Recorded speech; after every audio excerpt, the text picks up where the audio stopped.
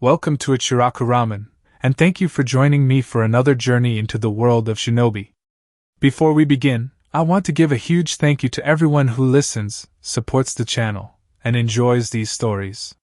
Today's story is part 1 of Remnant's Maelstrom Shinobi.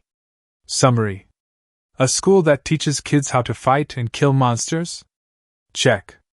People walking around with crazy, gravity-defying powers and customized weapons? Check. A shady group of villains operating in the shadows with an unknown, sinister goal? That's a check. As Naruto Uzumaki looks around this strange new world, he realizes one simple truth. Maybe this place isn't so different after all, Ichiraku?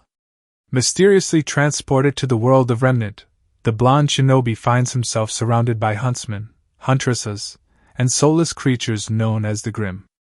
But as a storm brews just beyond the horizon, the world of Remnant is about to learn that fighting Grim is child's play compared to the tactical, lethal skills of a true shinobi.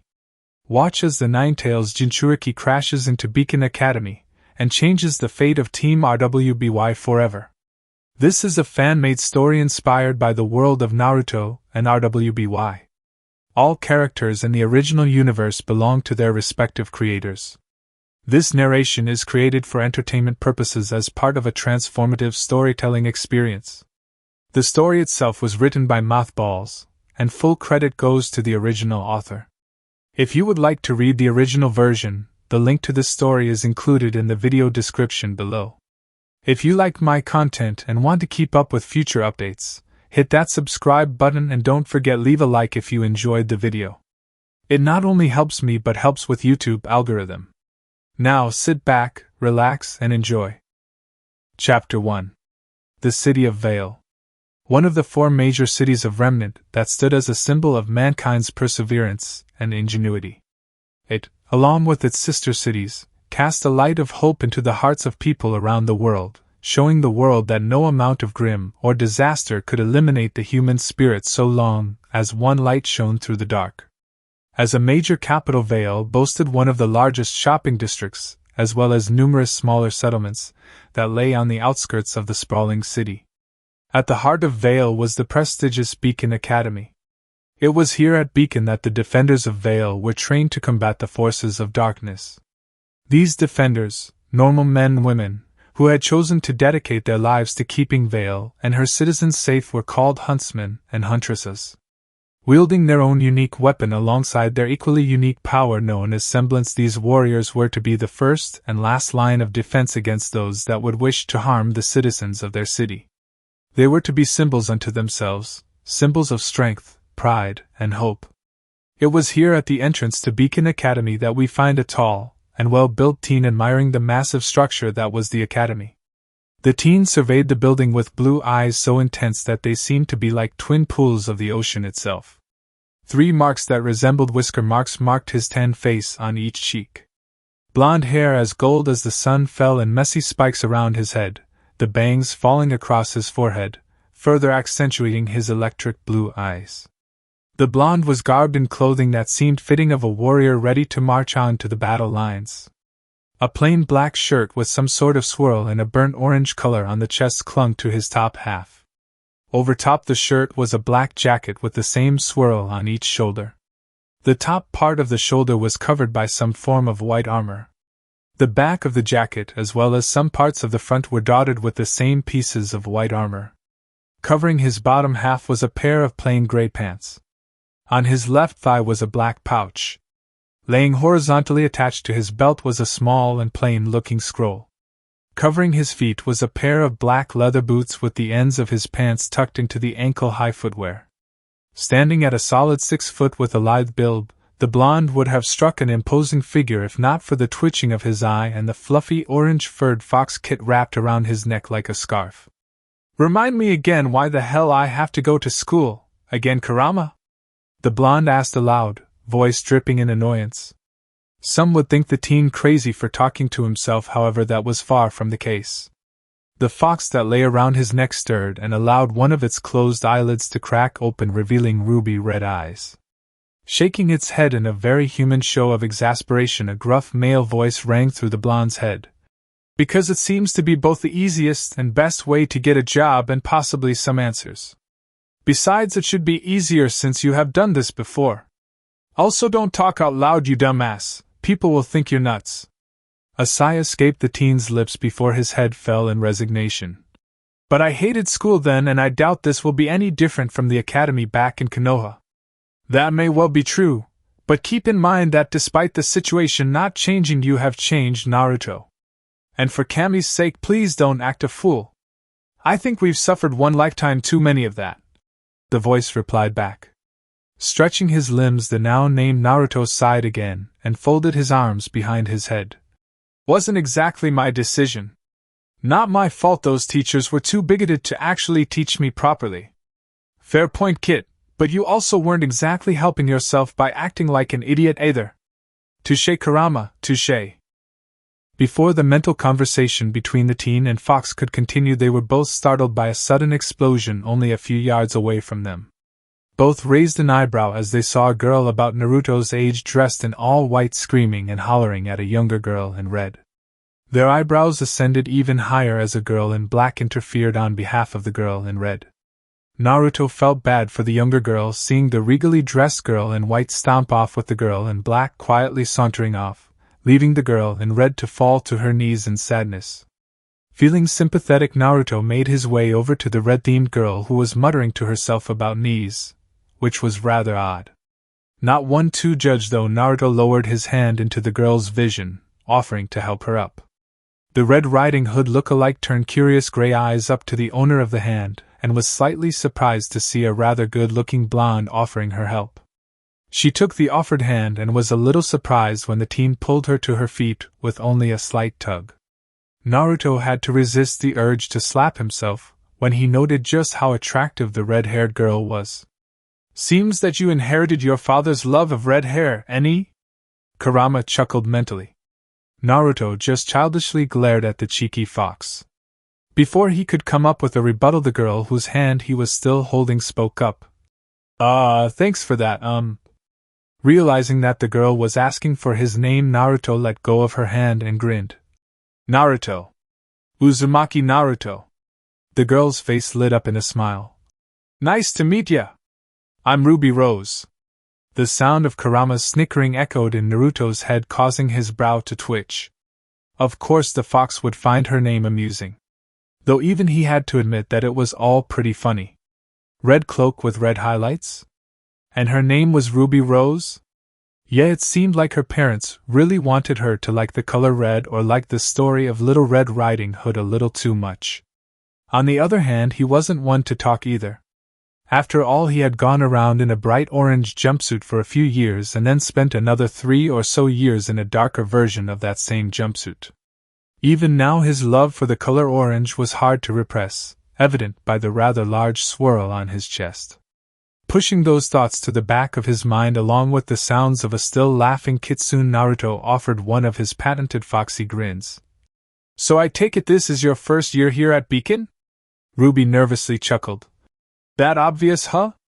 No, all the experienced hunters and huntresses are blowing themselves up with dust.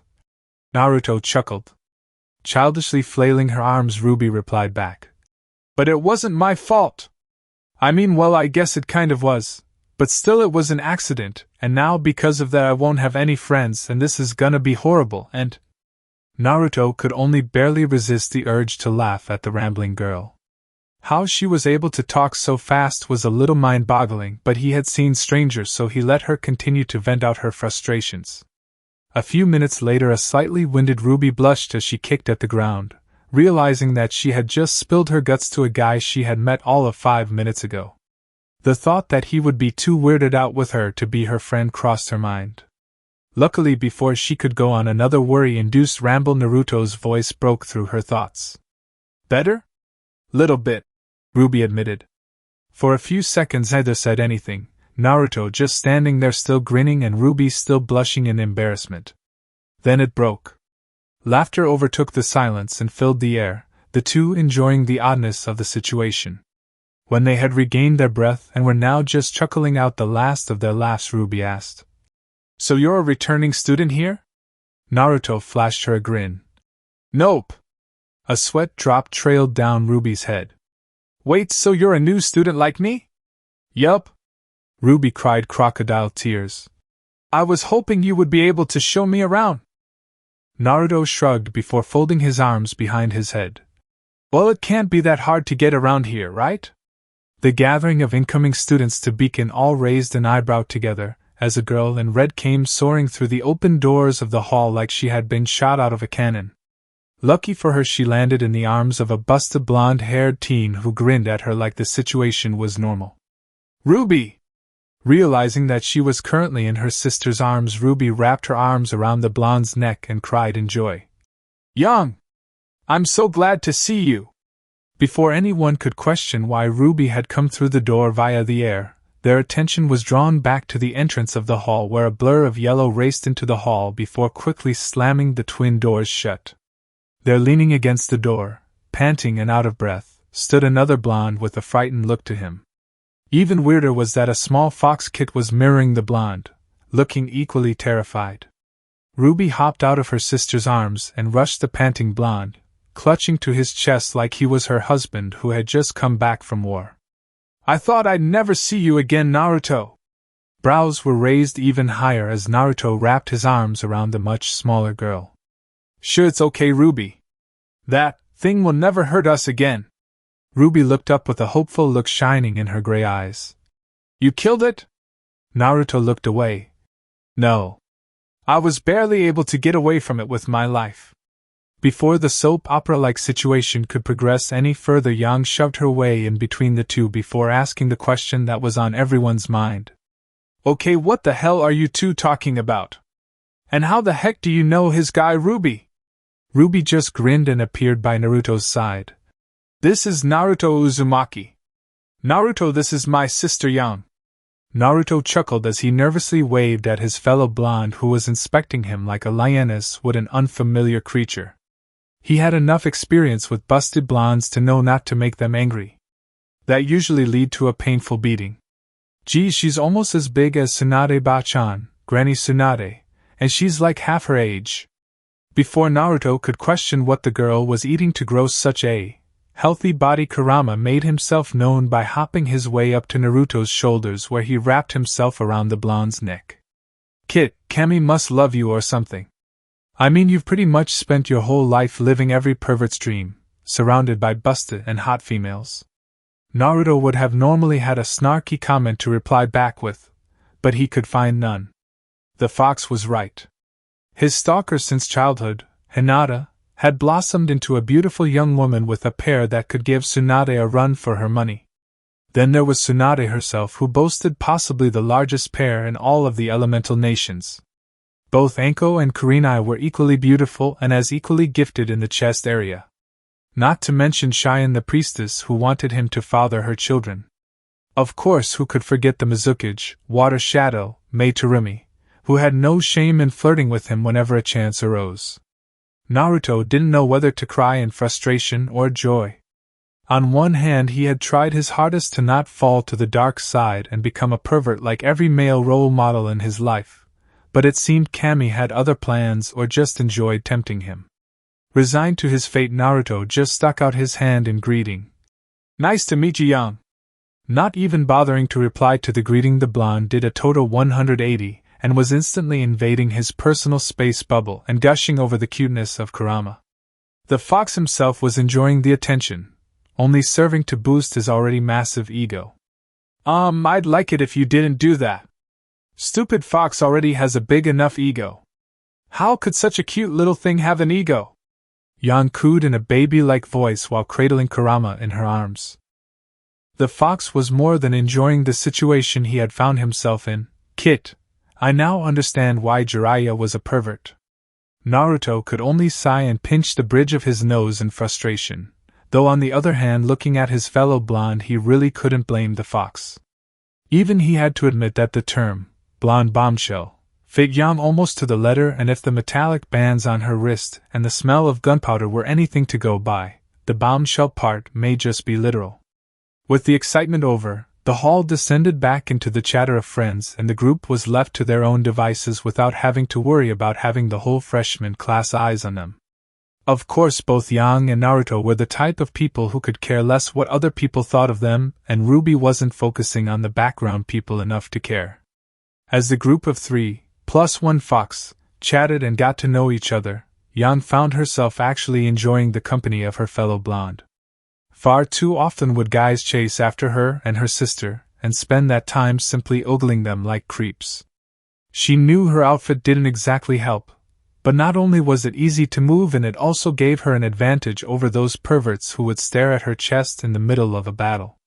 Naruto was different, and instead looked her straight in the eyes which, with his piercing blue eyes, unnerved her a little bit. It was like he could pierce straight through her without even trying. What made her a little more on edge was how comfortable she was with the guy. Not even a few minutes with the blonde, and she was joking with and teasing him, which she found incredibly fun to do because of how he reacted. Seeing the somewhat cocky blonde turn into a blushing, stuttering mess was just hilarious. Sure, she was known for teasing people, but to be this comfortable with someone so fast? It made her a little worried. You didn't see and do the things she had by trusting everyone you met. Before the little get-together could continue, a certain princess in white stomped her way to them and made her presence known by pointing her finger at RWBY whilst yelling, "You!"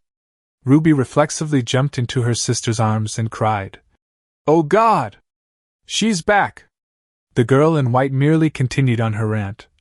"You're lucky you didn't blow us right off the cliff." Yang looked at her sister, who was still in her arms, in surprise. "Oh God, you really did explode. I told you it was an accident," RWBY exclaimed in an attempt to defend herself. "To be fair, you were kinda shaking those vials of dust around, so you are also to blame," Naruto butted in. RWBY gave Naruto a grateful smile, while the princess gave him a dirty look he was all too familiar with. "Hey Kurama, you think she's part Uchiha or something? I mean, only an Uchiha can sneer like that." "You got a good point there, Kit. But Uchihas are also known for the love of black, so," Kurama said as he pointed out Weiss' choice in clothing color. "And just who the heck are you?" Taking a page out of one of his teacher's books, Naruto gave the girl a lazy look and drawled out, "I'm sorry, did you say something, princess?" While the girl was turning red from anger, and not so silently fuming, both Yang and RWBY were just looking at the interaction between the two with barely surprised giggles. "I said, who the heck are you?" the girl all but screamed. Naruto just grinned lazily, and somehow managed to smile with his eyes.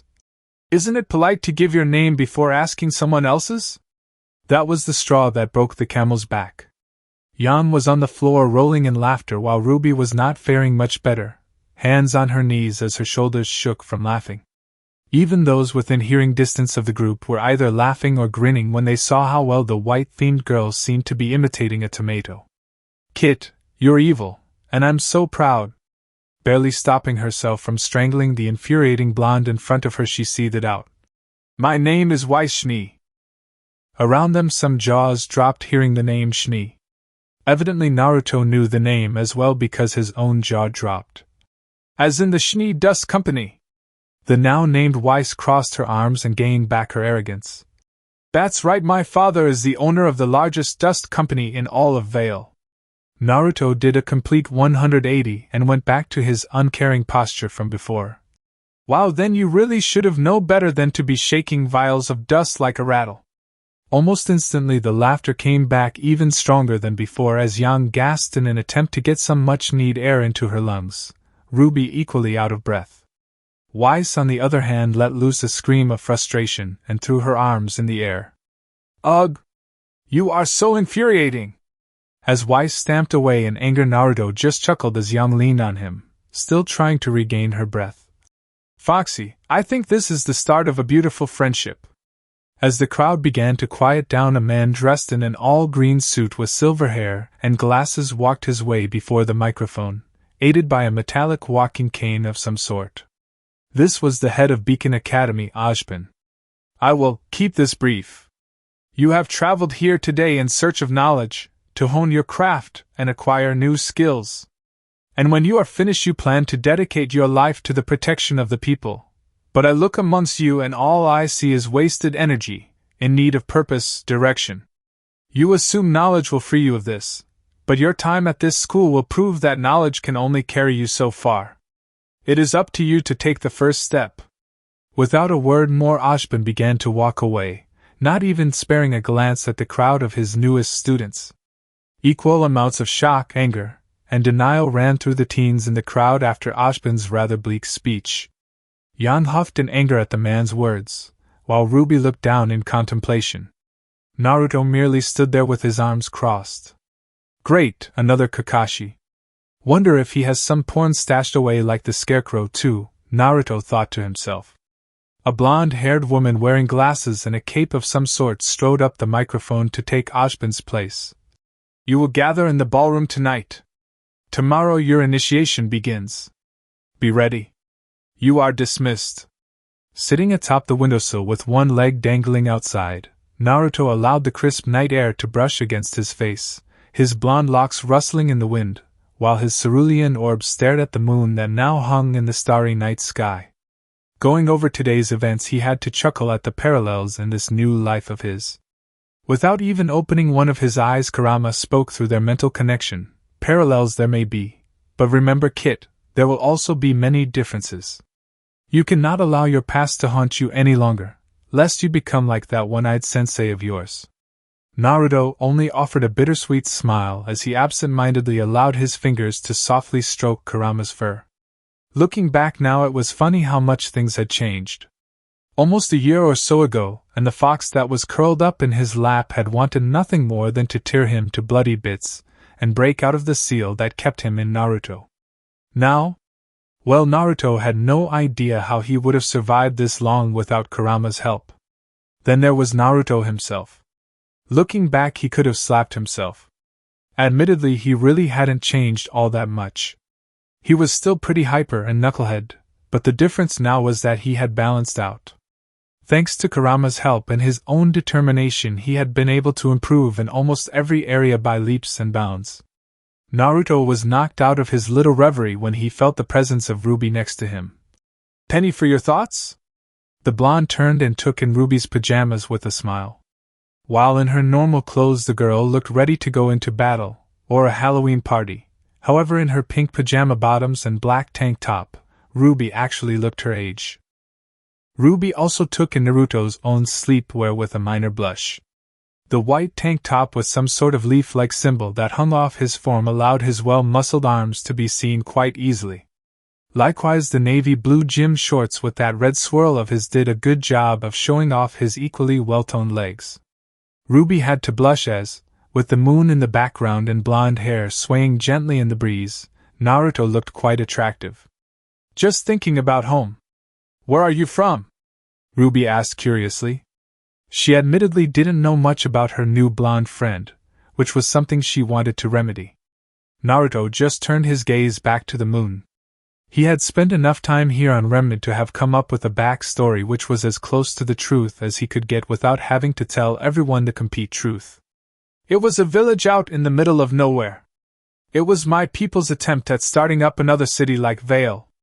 It had actually been around for a while, and thanks to the forests that surrounded it, it was named Konohagakure no Sato."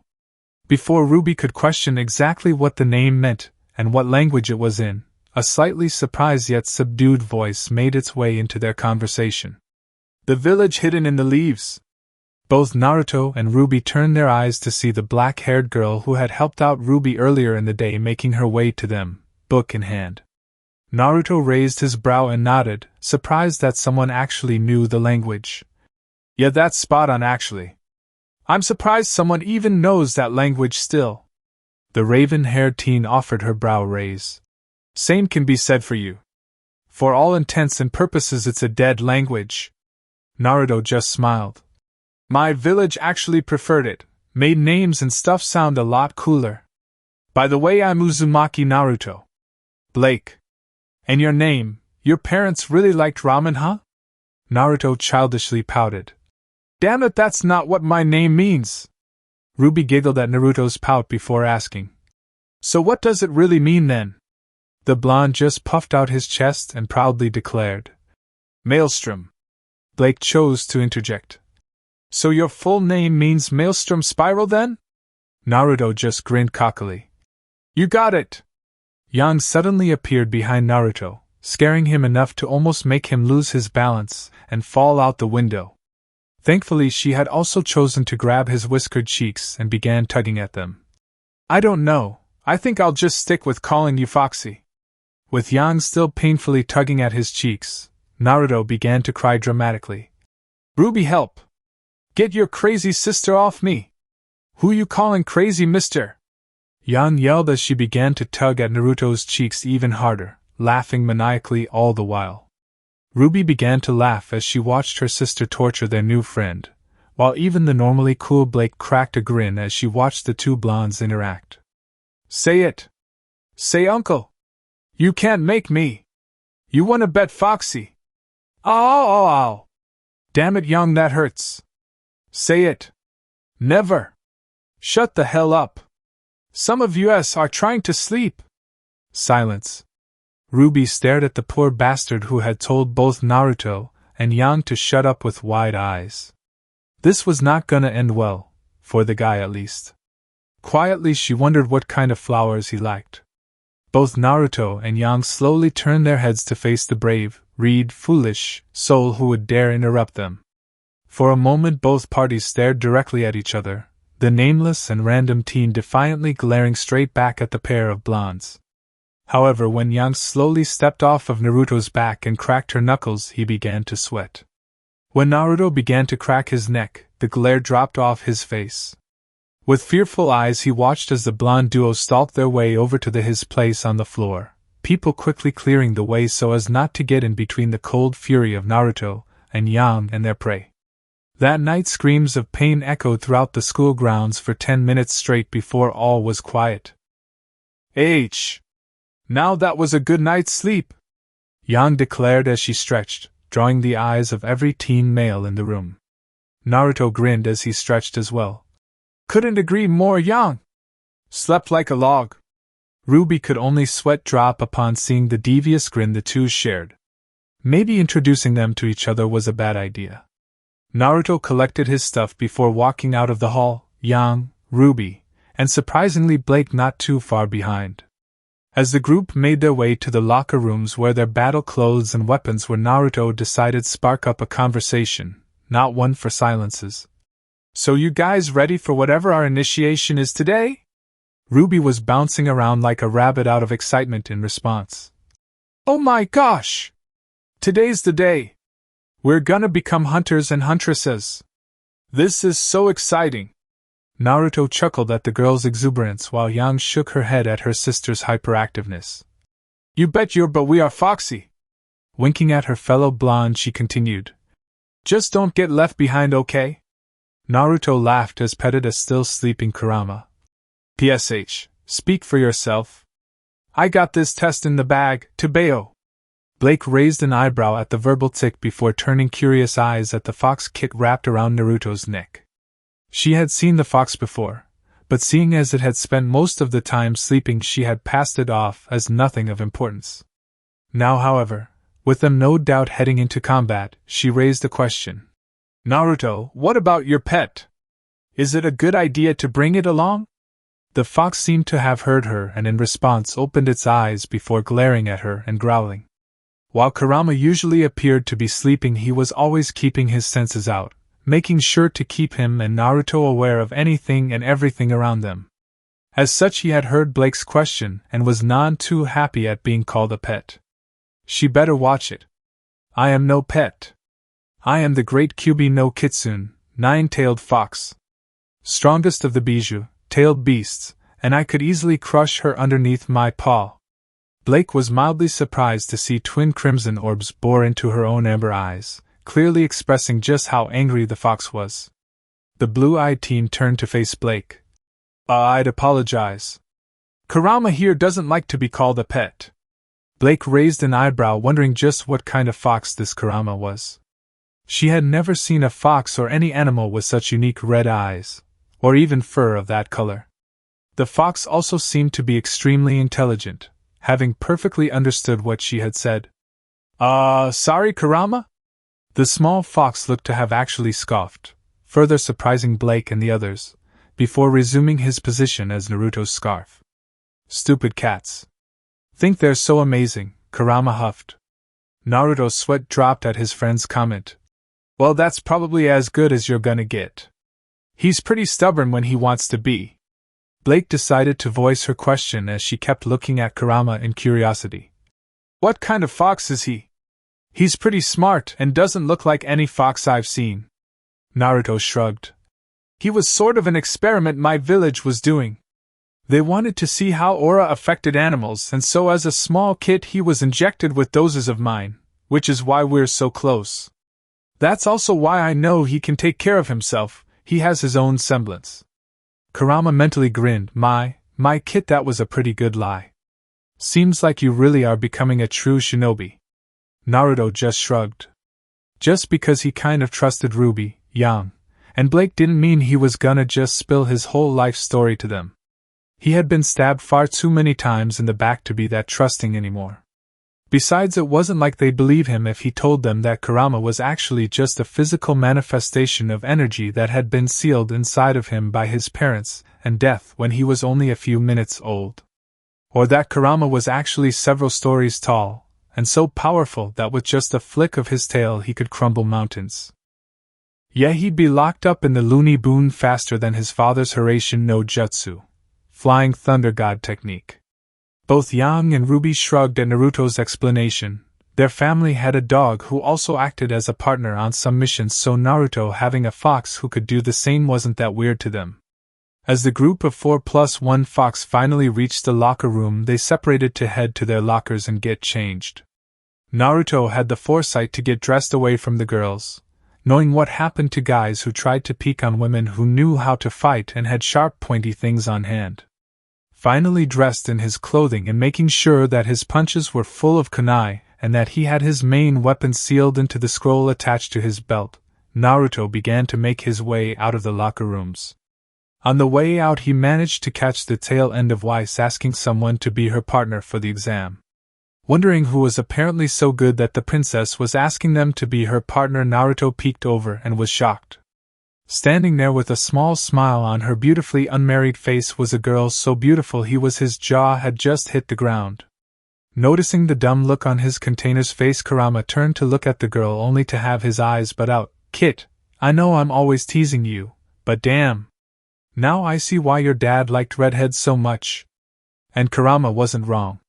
With hair as red as blood tied into a ponytail and garbed in bronze-looking armor and a battle skirt with boots, the girl looked as dangerous as she was beautiful.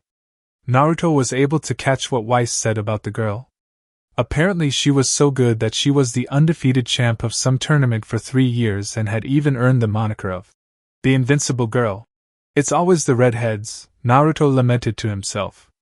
Unfortunately for him, Naruto knew very well just how he was around such women. Confident, strong, yet gentle and understanding. And the red hair? Yeah, he'd be lucky if he could throw a kunai straight with her around. He really had inherited his father's love of redheads.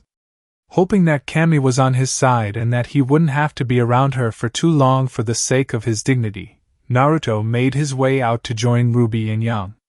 Had he looked back once more, he would have seen the redhead ignore Weiss in favor of turning to look at his retreating form. It's that blonde guy. His name was Naruto, I think. He's a little odd. Smiling to herself, she recalled his entrance at the freshman speech, and funny too. The current gathering of students consisting of a grinning Naruto, a hyperactive RWBY, a cocky Yang, calm Blake, haughty Weiss, an odd girl with short orange hair bugging a teen with long raven black hair, a serene redhead, and both Ashbin and his assistant Glinda, stood at the edge of cliff, below which stretched miles upon miles of wild untamed forest. Taking note that everyone who needed to be there was there, Ashbin began after taking a sip from his coffee cup. For years you have trained to be warriors, and today your abilities will be evaluated in the Emerald Forest. Glinda decided to step in and with some sort of tablet in hand continued for Ashbin. Now I'm sure many of you have heard rumors about the assignment of teams. Well, allow us to put an end to your confusion. Each of you will be given teammates, today. Naruto raised an eyebrow at the mention of teammates. Geez, can this get any more like Konoha? Though he did have to wonder why RWBY looked so down while Yang was giving her an I told you so. Look. These teammates will be with you for the rest of your time here at Beacon, so it is in your best interest to be paired with someone with whom you can work well. Ashbin lectured. RWBY turned to give Naruto a hopeful look, silently asking him if he would be her partner. Naruto guessed that Yan was attempting to get her little sister to meet new people, but he could see that RWBY would be more than comfortable only having a small handful of people she could trust, a sentiment he shared with her. As such, he just gave her a smile and shrugged, silently agreeing with her. As if to shatter any of RWBY's hopes at being paired with someone she knew, Ashbin continued with a small amount of pleasure in his voice. That being said, the first person you make eye contact with after landing will be your partner for the next 4 years. Naruto had to withhold a laugh as he saw RWBY's world begin crumbling down around her. Off to the side, the girl with orange hair happily turned to her friend. See? I told you! Not wanting to be interrupted any further, Ashbin continued his little speech. After you've partnered up, head to the north end of the forest. You will meet opposition along the way. Do not hesitate to destroy everything in your path, or you will die. At hearing that, a sudden grim look came across everyone's face. Our favorite blonde protagonist meanwhile had to resist the urge to sweat drop. Okay, this is getting freaky now. I mean, really? Another silver-haired teacher preaching the need to walk into a test with the intent to kill. You will be monitored and graded for the duration of your initiation, but our instructors will not intervene. Taking a sip of coffee, Ashbin paused in his speech, allowing the weight of his words to really sink in. After a few seconds, he continued. You will find an abandoned temple at the end of the path containing several relics. Each pair must choose one and return to the top of the cliff. You will guard that item as well as your standing and be graded appropriately. Any questions? The group nodded in the negative, everyone already clear on their instructions, simple as they were. Find a partner, get through the forest, grab a relic, and make it back to cliff, hopefully in one piece. Ashbin nodded, seemingly satisfied with the determination each of his prospective students was showing in the face of the obstacle before them. Good. Now take your positions. Already having seen the silver launch pads beneath their feet, each student prepared themselves. The first to be launched into the air was the Shiny heiress, who merely allowed herself to fly through the air with a bland look. One by one, each of the students was sent rocketing into the air by the pads beneath them. Soon only Yang, RWBY, and Naruto remained. Before Yang was launched into the air, she winked at Naruto before pulling out a pair of sunglasses from somewhere, and with a whoop of joy she too was sent flying. RWBY turned and offered a smirk at Naruto before she joined her sister and the others in the air. As the last one left to be launched, Naruto looked at both Ashbin and Glinda before offering them a cocky smirk as he rotated his neck, cracking it in the process. He bowed to the two and was launched off into the sky like a bullet. Yahoo! Ashbin turned and regarded his long-time friend and associate with a raised brow. He was an odd one. Glinda frowned, clearly unhappy with how nonchalant Naruto had seemed, almost like life or death situations were nothing new to him. The other students had looked just as excited to prove themselves, but it was clear they were also weary of the danger that called the forest home. The blonde did not. He had a look in his eye that she had only seen in veteran hunters and huntresses, the look of someone who had spilled blood and fought in battles their life on the line far too many times. It did not sit well with the strict woman and set her on edge. Wondering just who the blonde was, she instantly pulled up the video feed of him on her tablet and pulled up his record next to it. Naruto laughed to himself as he saw several of the others already begin to descend back towards terra firma. However, Naruto wasn't an adept user of futon, wind release, for nothing. Calling forth only a small portion of his massive chakra reserves, he allowed it to coat his form, creating a streamlined shield of wispy light green chakra. Now far more aerodynamic, he pushed only a smaller portion into his feet, propelling him further and faster than the others. Soon he was naught but a screaming blonde bullet tearing through the air like a knife through wet paper. As he passed the others who had been launched before him, he could hear the gasps of shock and one girl in red as she attempted to copy him by using the recoil from her weapon only to slice through a bird in the process. Birdie, no! Soon the others began to follow suit, using either their weapons or their semblance to propel themselves even further into the emerald forest. However, humans were not meant to fly, and eventually gravity began to show itself, bringing them all back down to the earth. Seeing that he was slowly making his way into the trees and wanting to avoid any injuries or broken limbs, he reached into the pouch on his thigh and pulled out 2 kunai knives. Holding the ninja knives in a reverse grip, he allowed his bubble of wind-natured chakra to pop, letting the winds slam into him, greatly slowing him down. With his speed slowed down, the blonde was able to weave through several of the trees, each time he did so bringing down his speed even more. Eventually Naruto had slowed to a decent enough speed to be able to stab his kunai into a large tree trunk. Curving his legs inwards, he swung his body around the tree, carving out a spiral into the trunk as he made his way to the forest floor. When he was close enough to the ground that he wouldn't break a bone from a fall, he let go of the blades and performed a flip whilst tucking into a ball.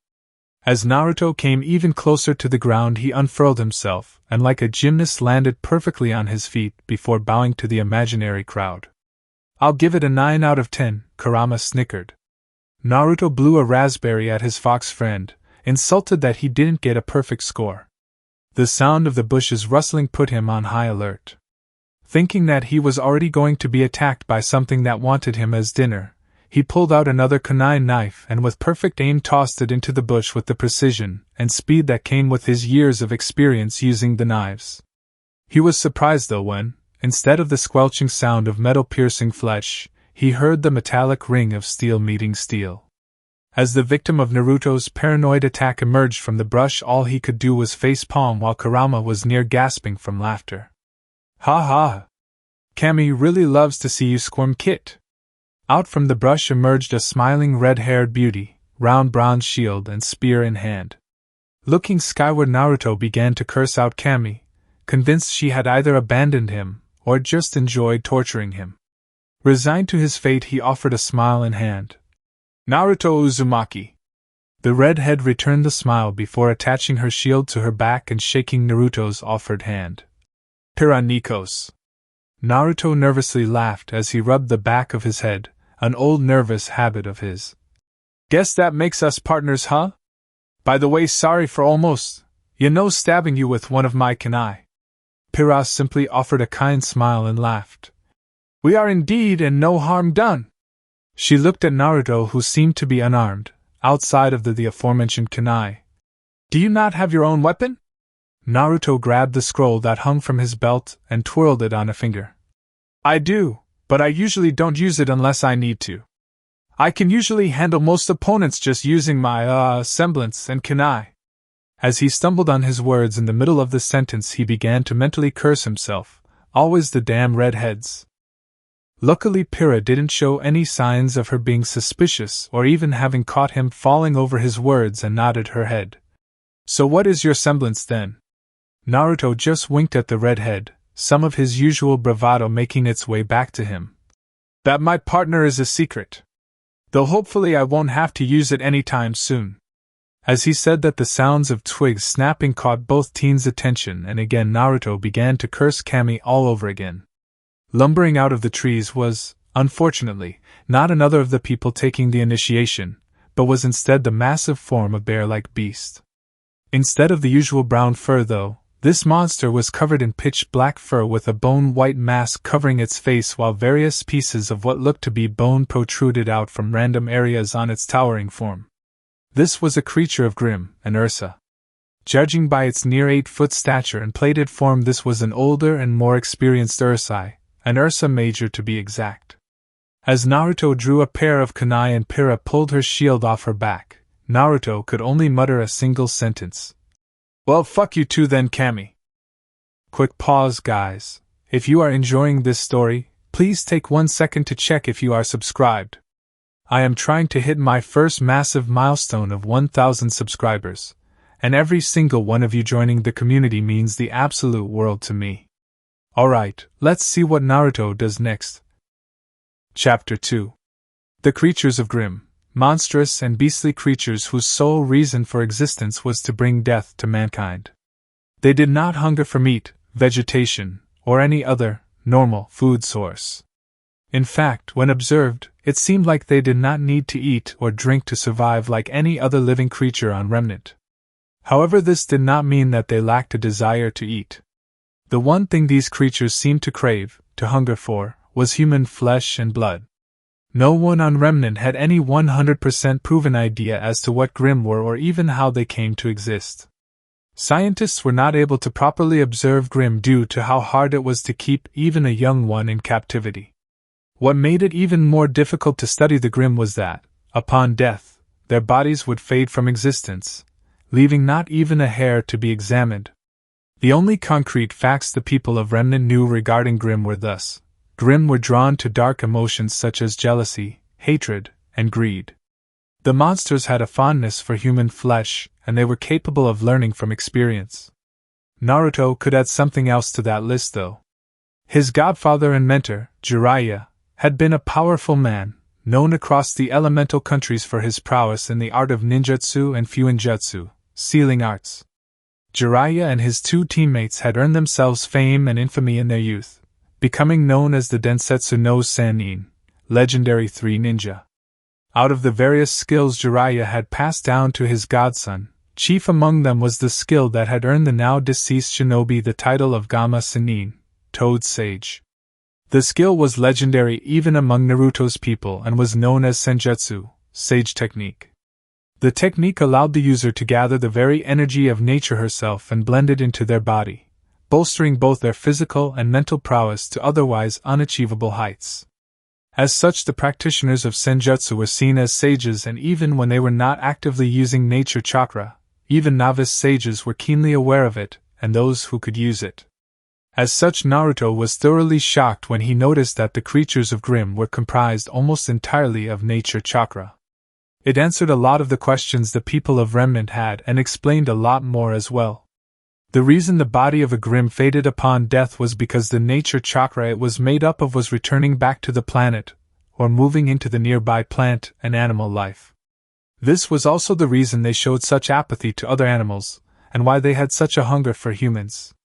Suffice it to say that mankind had somehow screwed up so badly in the past that Mother Nature had felt the need to fight back by giving birth to these monsters. Being a sage and, by proxy, being so in tune with the planet, Naruto always felt a little bad when he had to kill Grimm. Sure, they seemed mindless and all, but really they were just nature's anger at what humans had done to her planet. His only solace was knowing that, by killing Grimm, the plant life around them would grow all the more resilient and lively. So it was with a mental sigh that Naruto lodged a kunai knife into the jugular of the rather large ursai that had attempted to have him and Pira for dinner. In all honesty, the fight had been terribly one-sided. He was a well-trained shinobi with his fair share of experience, and it seemed that Pira's title of the Invincible Girl was well earned. Combined, the two had taken the large bear like Grimm down in record time. Naruto was also quite surprised to get a peek at Pira's battle prowess. She seemed to flow like water, changing between attacking and defending with ease while still managing to dish out her fair share of blows.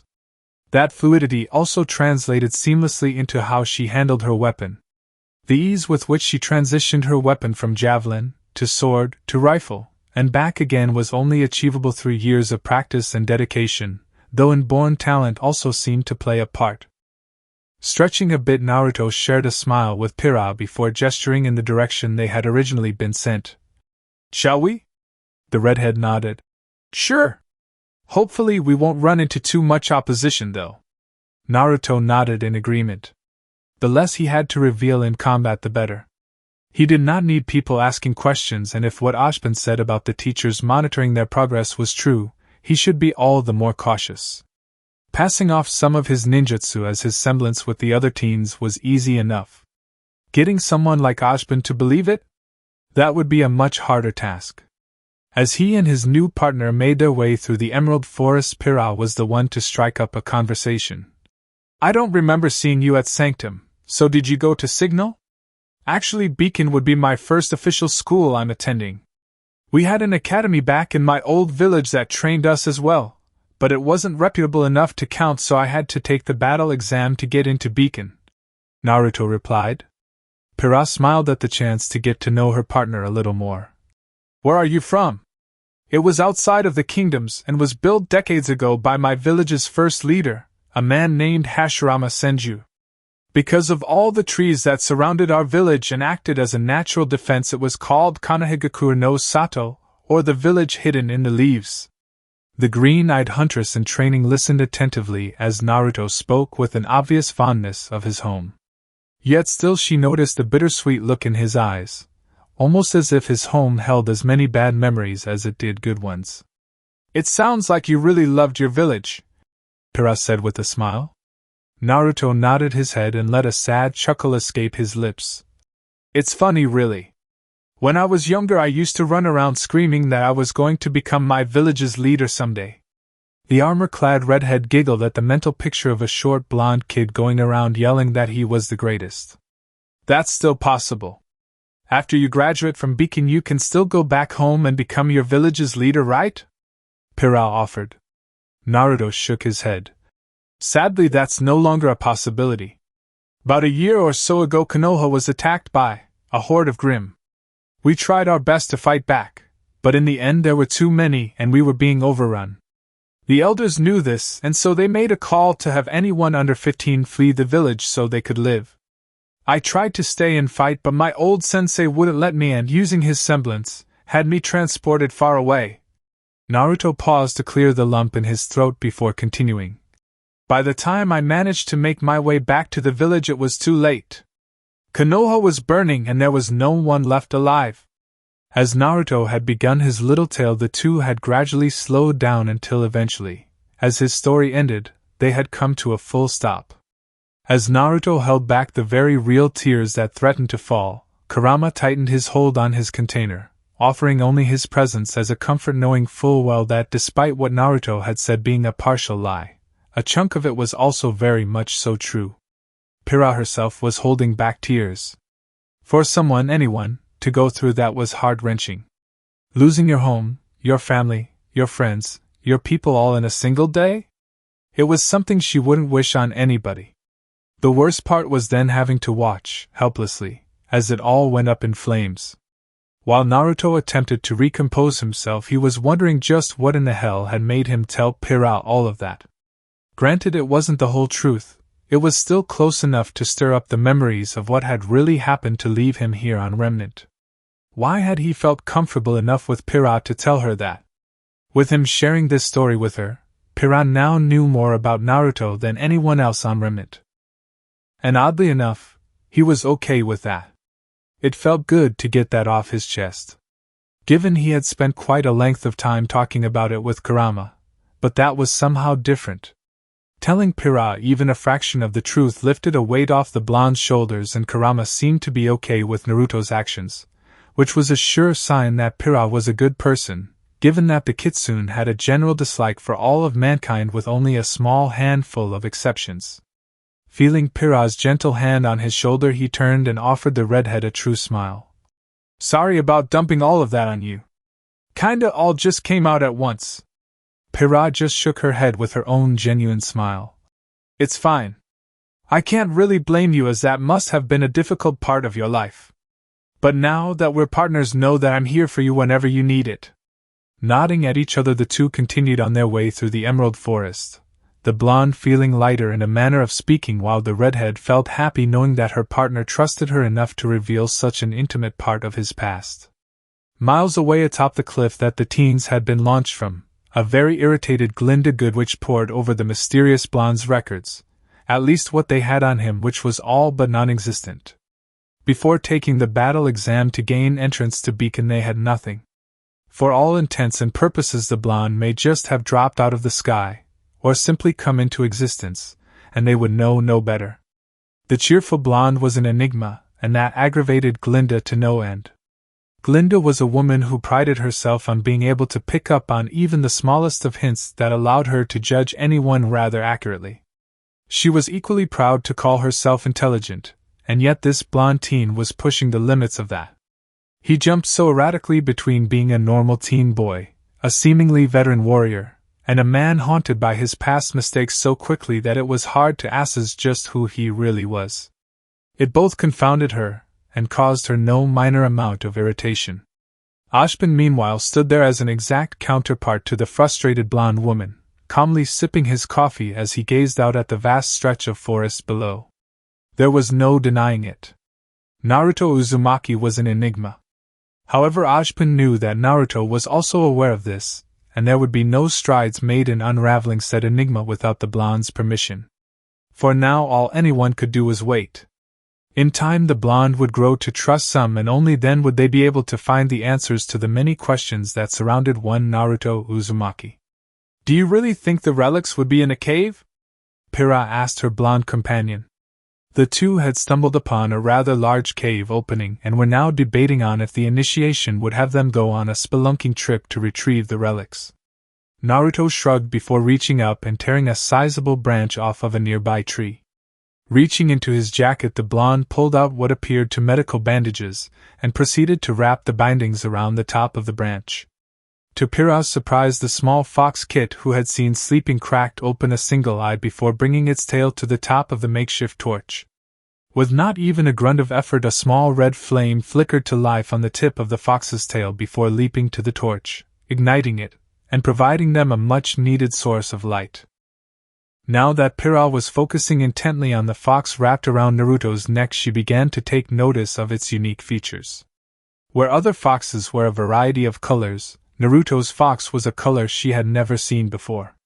Its fur was a burnt orange color bordering on a dark red. Even the fox's tail was unique as, instead of the normal short yet fluffy tail most fox were known for, this fox's tail was quite long enough to easily wrap around Naruto's neck and drop down to his chest somewhat. Then there was its face. Stretching from the area surrounding its eyes and reaching up to its ears was a patch of black fur, which was also seen outlining its lips. It also had a rather long and skinny body that gave it an almost human-like appearance. Then there were the eyes. A crimson so vibrant, and like blood, that it put her own red tresses to shame. All in all, Naruto's fox was different, and seemed to even be able to understand human speech and conjure flames on a whim. "What kind of fox is that, Naruto?" Pyrrha asked, the curiosity nagging at her. Kurama turned and regarded the teen, burning crimson eyes staring at her with such intensity that it felt like the fox was peering through her, judging her very being. It left Pyrrha feeling uncomfortable. Seemingly satisfied with its judgment of her, the fox let its head fall and its eyes close, apparently going back to its napping. Naruto spoke up, returning her attention back to the blonde as he motioned for her to follow him into the cave. "He's not so much a fox as he is a kitsune, a branch of the fox family, though far more intelligent and powerful, something he likes to brag about." Pyrrha just nodded her head at the vague reply, understanding that Naruto still had some secrets to keep. She didn't mind and was more than happy to wait and let Naruto tell her when he was ready. As it was, he had already told her about a rather significant part of his past. As the two ventured even deeper into the cave, they both began to grow anxious, either liking the dark enclosed space. As they trudged on and on, there was an odd sense that they shouldn't be there, a foreboding feeling that seemed to whisper into their ear to leave and go no further. Naruto, are you sure the relics are in here?" Pyrrha questioned. "Right now? Not really," Naruto admitted with a chuckle. Deciding to cut their losses, the pair turned around and began to make their way back out of the cave. However, both paused in their steps upon hearing something moving just behind them. "Kit, you need to go, now." Without even a second thought, Naruto tossed the torch to the ground and picked up Pyrrha bridal style before pushing chakra into his legs and powering forward in a dead sprint. Pyrrha didn't even bother to ask what was going on, having seen 5 pairs of burning red eyes peering at her and Naruto through the darkness. Instead of playing the damsel in distress, Pyrrha pulled out her spear and shifted it into its rifle form before firing off a full clip at whatever was chasing them. Clearly whatever it was had thick armor, as she could hear the bullets bouncing off of what she suspected to be a large grim. Not one to be so easily stumped in battle, Pyrrha reached down to her belt before pulling out a different clip, this one full of rounds imbued with fire dust, giving them that much more kick. Quickly swiveling her body, the redhead looked down her sights as she fired over Naruto's shoulder. This time the bullets seemed to pierce the Grim's armor just enough to cause it to slow down. None too soon either, as Naruto sped through the cave entrance, bringing them back into the bright light of day. Only seconds after, the cliff the cave had led into erupted into a shower of rumble as a massive scorpion-like grim burst through the opening, letting out a screech of hunger and power. With acidic stinger and pincers poised to tear them to shreds, Naruto and Pira shared a look before nodding. Turning on their heels, the pair began to book it as fast as they could, intent on putting space between them and the massive Death Stalker Grim that would like to have them for lunch. Why does everything I do have to end up going horribly wrong? Naruto lamented. Meanwhile, a certain busted blonde and her raven-haired partner managed to stumble on what looked to be the remains of a long-since-abandoned temple.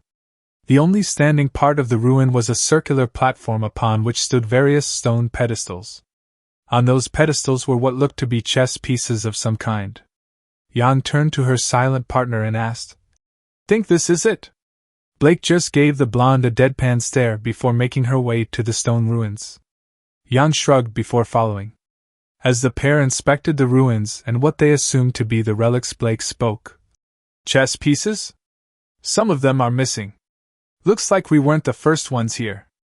"Well, I guess we should pick one," Blake replied in an unsure tone. When Ashbin had said relics, they had assumed it would be some ancient and valuable artifact, not chess pieces. "How about a cute little pony?" Yang cheered. Blake rolled her eyes, but it was easy to see the amusement on her face. "Sure. Well, that wasn't too hard." The raven-haired teen shrugged. "Well, it's not like this place is difficult to find."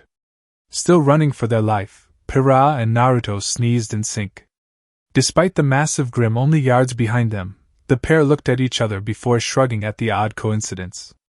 "Duck!" Pira called out as the Death Stalker attempted to skewer Naruto with its stinger. The blonde reacted quickly, curling himself into a ball and rolling to avoid the no-doubt toxic point of death. Pira tossed her shield like a frisbee, hoping to cause some damage, only for the scorpion on steroids to easily smack it aside with a pincer. Naruto quickly ducked and weaved through the pincers and grabbed the fallen shield before performing a short flip into the air. Just in the nick of time as well, seeing as the scorpion-like Grim had attempted to catch him in one of its pincers.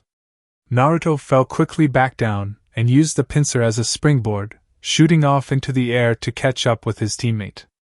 Landing with a roll, Naruto was quick to recover and popped up running alongside his red-haired partner. The two resumed their little run from the scary thing that wants to kill us exercise, Naruto handing Pira back her shield as they ran for all they were worth. "Did you hear that?" Yang asked, worry evident in her words. Blake just nodded, an equally worried look on her face. Within the span of a few seconds, the sounds of fights were erupting from everywhere in the forest. Of course, Yang was more worried about her sister than anyone else. Just as Yang was preparing to go out and look for her sister, the two heard a scream coming from close by. Looking up, both Blake and Yang's eyes widened when they saw a panicked RWBY falling from the sky, headed straight towards them. "Heads up!" For the second time in 2 days, RWBY found herself falling into the arms of her shocked sister. Their attention was diverted elsewhere, when a rather large Ursai Grim waltzed out of the tree lines, roaring in what seemed to be anger. Before the bear-like Grim could proceed any further, there was flash of pink and a childlike exclamation of "EHAW!" Rolling from the now more than likely dead Ursai's back was a pouting Nora Valkyrie. It's broken." Her partner and friend, Lyrin, clambered over the fallen form of the Grim, panting and looking quite exhausted. "Nora, don't ever do that again," the raven-haired teen said in between gasps for air. Looking up, he realized that he was only talking to himself, and that Nora had made her way to the ruins, clearly entertained by the shiny golden chess pieces. Grabbing a rook, she began to dance around, proclaiming, "I'm queen of the castle! I'm queen of the castle!" Tired and frustrated by the day's events, Ren barked out, "Nora!" The eccentric orange-haired girl immediately stopped her dance, the rook planted precariously on her head, and saluted her friend. "Coming, Ren!" Stunned, Blake was the one to voice the question on everyone's mind. "Did that girl just ride in on Ursa?" Both Yang and RWBY, who was still in her sister's arms, continued to gape at the very odd girl. Before any other questions could be asked, their attention was turned to the tree line where a running Naruto and Pira emerged. Following shortly behind them was a massive Death Stalker who looked intent on having the pair for lunch, tearing up trees as it did so. Again, Blake was the one to address the obvious. Did they seriously run all the way here with a Death Stalker on their tail? Obviously at her wit's end with all the odd occurrences happening, Yang exploded, literally. I can't take it anymore. Could everyone chill out for 2 seconds before something crazy happens again? As Yang seethed in frustration, Blake calmly stood there with her arms crossed. Ren finally caught up to the group, still slightly out of breath, while Nora acted like everything was normal and stood there fidgeting. Ruby was staring at the sky with a worried look before she tugged on her sister's sleeve like a small child. Yang. Yang let her head fall in frustration, not even wanting to know what else was going to happen. Still, she and the others looked up only to be shocked yet again. There was Weiss-Schnee, flying, by hanging onto the talon of a Nevermore, a very large Nevermore. How could you leave me? The Schnee heiress managed to cry over the howling winds. Ruby shrugged. I said jump. Blake decided to chime in with her usual monotone. She's gonna fall. She'll be fine. Ruby waved. Joining the conversation, Ren stated the obvious. She's falling. Meanwhile, the still running Naruto and Pira peered up at the sky, seeing the falling Weiss. Internally, Naruto sighed, damn my hero complex.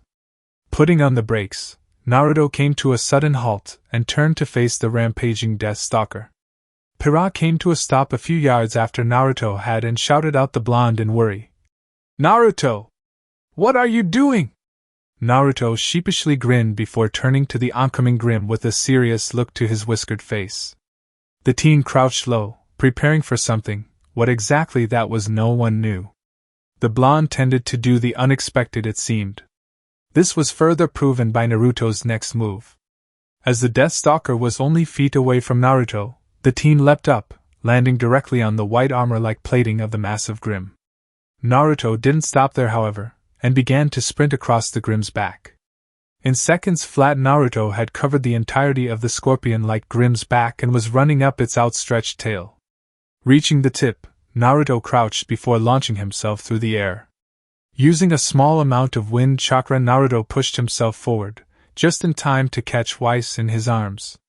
Fancy meeting you here, princess, was Naruto's cheeky comment. Weiss huffed in annoyance. Not that I'm ungrateful, but what now? We're both falling to the ground in case you didn't notice. Naruto took on a pensive look before shrugging casually, as if falling from 100 or so feet wasn't anything to worry about. Weiss face-palmed and angrily muttered to herself. Ugh! Boys! Without even batting an eye, the Schnee heiress reached to her side and pulled out the silver rapier sheath at her side. Pointing it below them, she called upon her semblance, creating a complex set of what looked to be runes below them. Naruto looked at the glyphs with a critical eye. The Uzumaki clan was known for two things: their incredible longevity and their innate prowess in the art of fuinjutsu. Their longevity allowed them to survive what most would consider mortal wounds and continue fighting. The Uzumaki talent for the sealing arts helped them earn infamy as one of the most powerful clans and villages around. They were so feared that during a previous war it had taken the power of 3 of the 5 great shinobi villages to take them down, and even then the villages only succeeded in forcing the Uzumaki clan to spread across the different countries.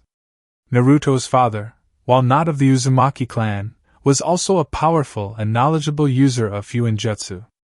The man's genius had allowed him to perfect the Hiraishin no Jutsu, Flying Thunder God technique, a jutsu that allowed the user to bend space and time so they could teleport instantaneously.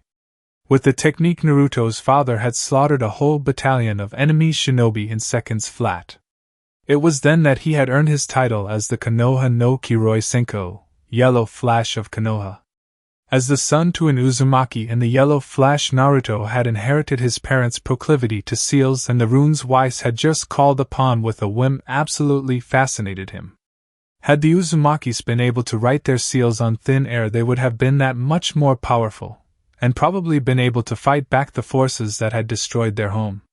Considering that despite Weiss taking care of the current situation, There was still a pissed-off Nevermore and Death Stalker to deal with. Naruto decided to push his fascination with Weiss' semblance to the back of his mind. Landing on the very solid rune formation, Naruto waited to see if Weiss was going to continue to help, considering they were still quite high in the air. Again Weiss huffed before creating several of the rune platforms, all of which descended in a manner that made them resemble a staircase. Naruto shrugged and proceeded to hop his way down using the aura-created platforms. As they touched back down on solid ground and Naruto placed the white-haired teen on her feet, he began to have flashbacks to a certain pink-haired teammate of his as Weiss chewed him out. "Some hero you are! I may as well have saved myself. Well, why didn't you?" Weiss sputtered to come up with a rebuttal, and when none came she resorted to her go-to maneuver of huffing and pouting. "I swear she's like Sasuke and Sakura rolled into one, except in white," Naruto quipped. Kurama was more than happy to throw in his own 2 cents, "Just be happy we don't have to deal with her. Kami knows I would end up either murdering her or myself, probably the former. In fact, no Kurama, we are not murdering Weiss. Remember, she's the heiress to a wealthy and powerful family? And you're a shinobi. You were trained for these kinds of missions. Okay, look, we have a giant-ass scorpion and an even bigger bird to deal with right now, not the time to be discussing the assassination of an heiress. You say that like these pests actually pose a problem. You and I both know that even the old dumbass you could handle these things with little difficulty. Yeah, well, I don't exactly want to just toss out a few jutsu and have people asking questions, not right now at least." Kurama grinned in satisfaction at his container's answer. My kid, you really are my Jinchuriki, power of the human sacrifice." Naruto chose to ignore the comment, already knowing what the fox meant by that. As he became more of a shinobi, he also became more like a fox, becoming trickier and more cunning. Funny how in the shinobi era he had been anything but. Now during this time of hunters and huntresses he was becoming more like a true shinobi. Shaking those thoughts off, Naruto felt Pira next to him, panting a bit with a slight sheen of sweat covering her, no doubt from the little marathon run they had been motivated to take part in. At seeing Pira's appearance, Yang chose to sarcastically cheer. "Great, the gang's all here! Now we can all die together!" Ruby piped up, intent on proving to everyone there that she was just as capable of a warrior as any of them. "Not if I can help it!" Before anyone could stop the young teen, Ruby was off in a dead sprint, charging towards the oncoming Death Stalker with her massive scythe trailing behind her and cloak fluttering in the wind. Obviously worried for her sister, Yang called out, "Ruby! Wait!" Naruto meanwhile could only sigh and facepalm, "Kami, damn it." With a cheeky grin on his face, Kurama piped in, "Remind you of anyone?" Naruto only responded with a glare, "Not a word." Kurama said nothing more, with only the sounds of his booming laughter echoing through Naruto's head as his response. Sighing, Naruto prepared himself for the more than likely inevitable rescuing he would have to do, again. It wasn't that he thought Ruby was weak, far from it. After all, she wielded that big-ass scythe of hers like it was a feather. However, she wasn't exactly thinking straight right now. Running towards a massive, grim, screaming bloody murder wasn't the brightest of ideas, no matter how skilled you were. He and the others winced in sync as they saw Ruby power herself forward with the help of the recoil from the gun portion of her scythe. Gun thing. Even still, she was too slow, as the Death Stalker was able to smack her aside like she was nothing but an annoying fly. Struggling to stand, no doubt dazed from the blow, Ruby yelled out in a strained voice, Don't worry! Totally fine!" Turning around, Ruby realized far too late that the Grim had taken the opportunity to close the distance between them, now staring at her hungrily. Panicking, she fired off a shot at its face, serving only to irritate it, and turned and began to run as fast her legs could carry her. Yang saw the obvious danger her sister was in and began to sprint her way to Ruby. Luck wasn't with them, as it seemed the Nevermore had decided to help its fellow Grim and circled around. With a mighty flap of its wings it unleashed a rain of its own feathers, the points of which were as sharp as any blade. Like gunfire they rained down onto the ground, embedding themselves deep into the earth. Murphy's Law decided to rear its head, and one of the feathers managed to catch up to Ruby and run straight through her cloak, pinning her to the ground. Several more of the feathers managed to find their way to Yang, causing her to stumble so that she could avoid being skewered to death. Racing to her feet, she saw Ruby frantically tugging at her pinned cloak in an attempt to free herself. "Ruby! Get out of there!" A very much so panicking Ruby answered back. "I'm trying!" Turning to look upwards as a shadow covered her, the red-haired teen turned wide gray eyes to see the Deathstalker prepping its massive stinger, aimed straight at her. Clenching her eyes, the young teen prepared for the worst. Seconds ticked by, and when there was no pain, she wearily opened her eyes to see a wall of ice holding the stinger of the Deathstalker back. The voice of Weiss came up as the Grimm struggled to free its tail. "Ugh, you are so childish!" "Weiss?" Standing from her crouched position, Weiss only continued on her mini-rant. "And dim-witted, and hyperactive, and don't even get me started on your fighting style. Though I suppose I can be a bit difficult, but if we're going to do this, we're going to have to do this together." Sighing in what appeared to be mock frustration, the white-haired teen continued. "So if you quit trying to show off, I'll be nicer." Ruby shook her head. "I'm not trying to show off. I want you to know I can do this. You're fine." As Weiss waltzed off, Ruby let out a breath she didn't even know she was holding. "Normal knees." As Yang raced to crush her sister to death in a hug, Naruto smiled. Guess Princess isn't as bad as we thought." Once the teens had all regrouped, Naruto decided to voice the obvious. "I doubt Princess Ice Prison is gonna hold that thing for long, and we also have a rather angry Nevermore circling back around." For once Weiss was the one to voice her opinion. "Look, there's no sense in dilly-dallying, our objective is right in front of us." Ruby chimed in with her agreement. "She's right, our mission is to grab an artifact and make it back to the cliffs. There's no point in fighting these things."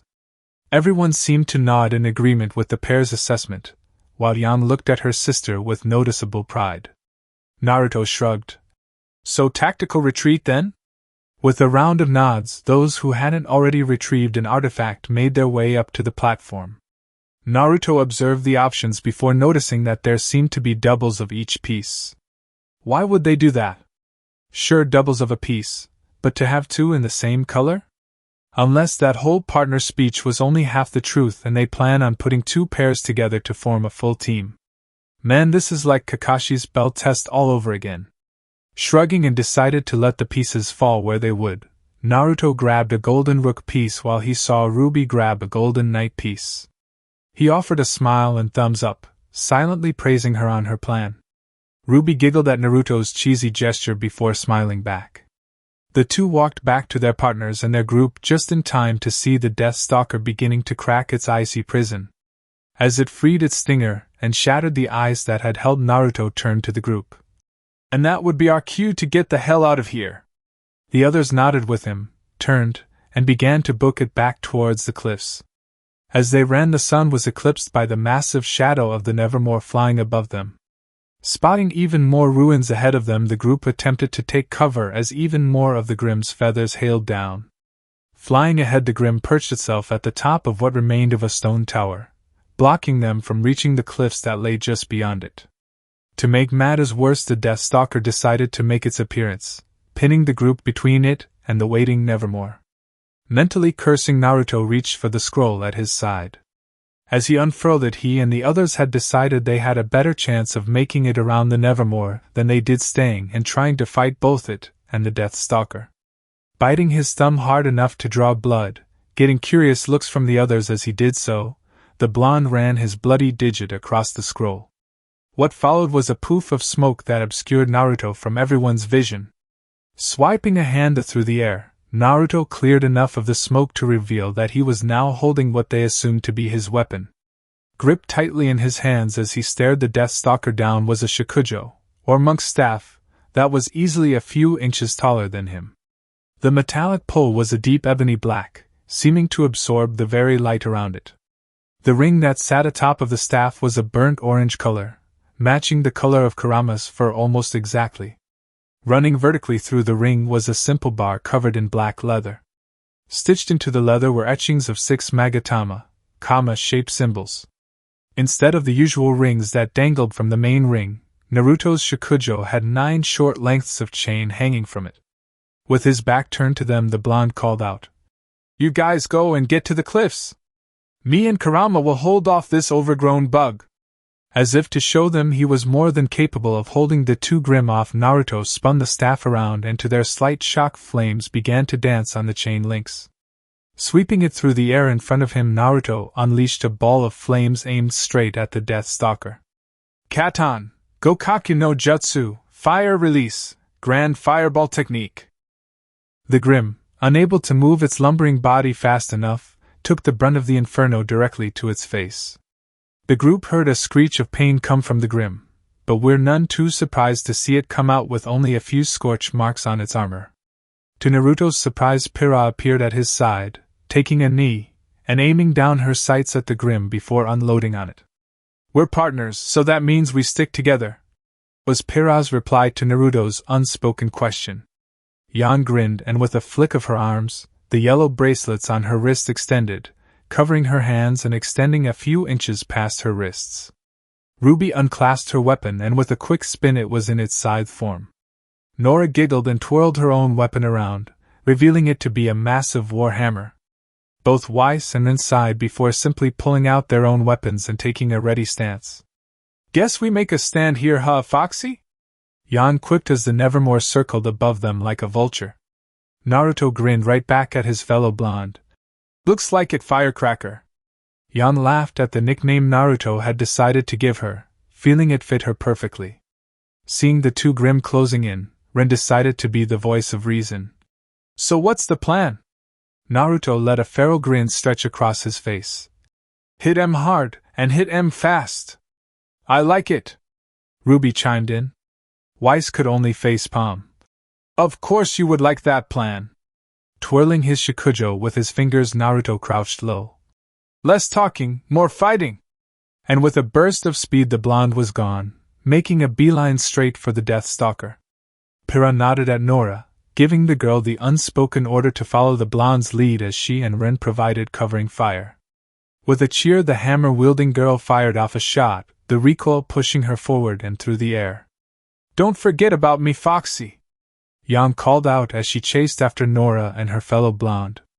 Taking a knee while Rin and Blake stood next to her, Pira and the two raven-haired teens began to unleash a hail of bullets, hoping to cause enough of an annoyance to the Death Stalker to give Yan, Nora, and Naruto an opening to use. Seeing that the group was more than capable of handling the Death Stalker, RWBY and Weiss turned their eyes skyward, watching the Nevermore as it circled around them. Nodding to Weiss, RWBY folded her scythe into its rifle form before taking a knee and aiming upwards. Weiss stood over her and used her semblance to create a circle of runes that burned a fiery shade of red.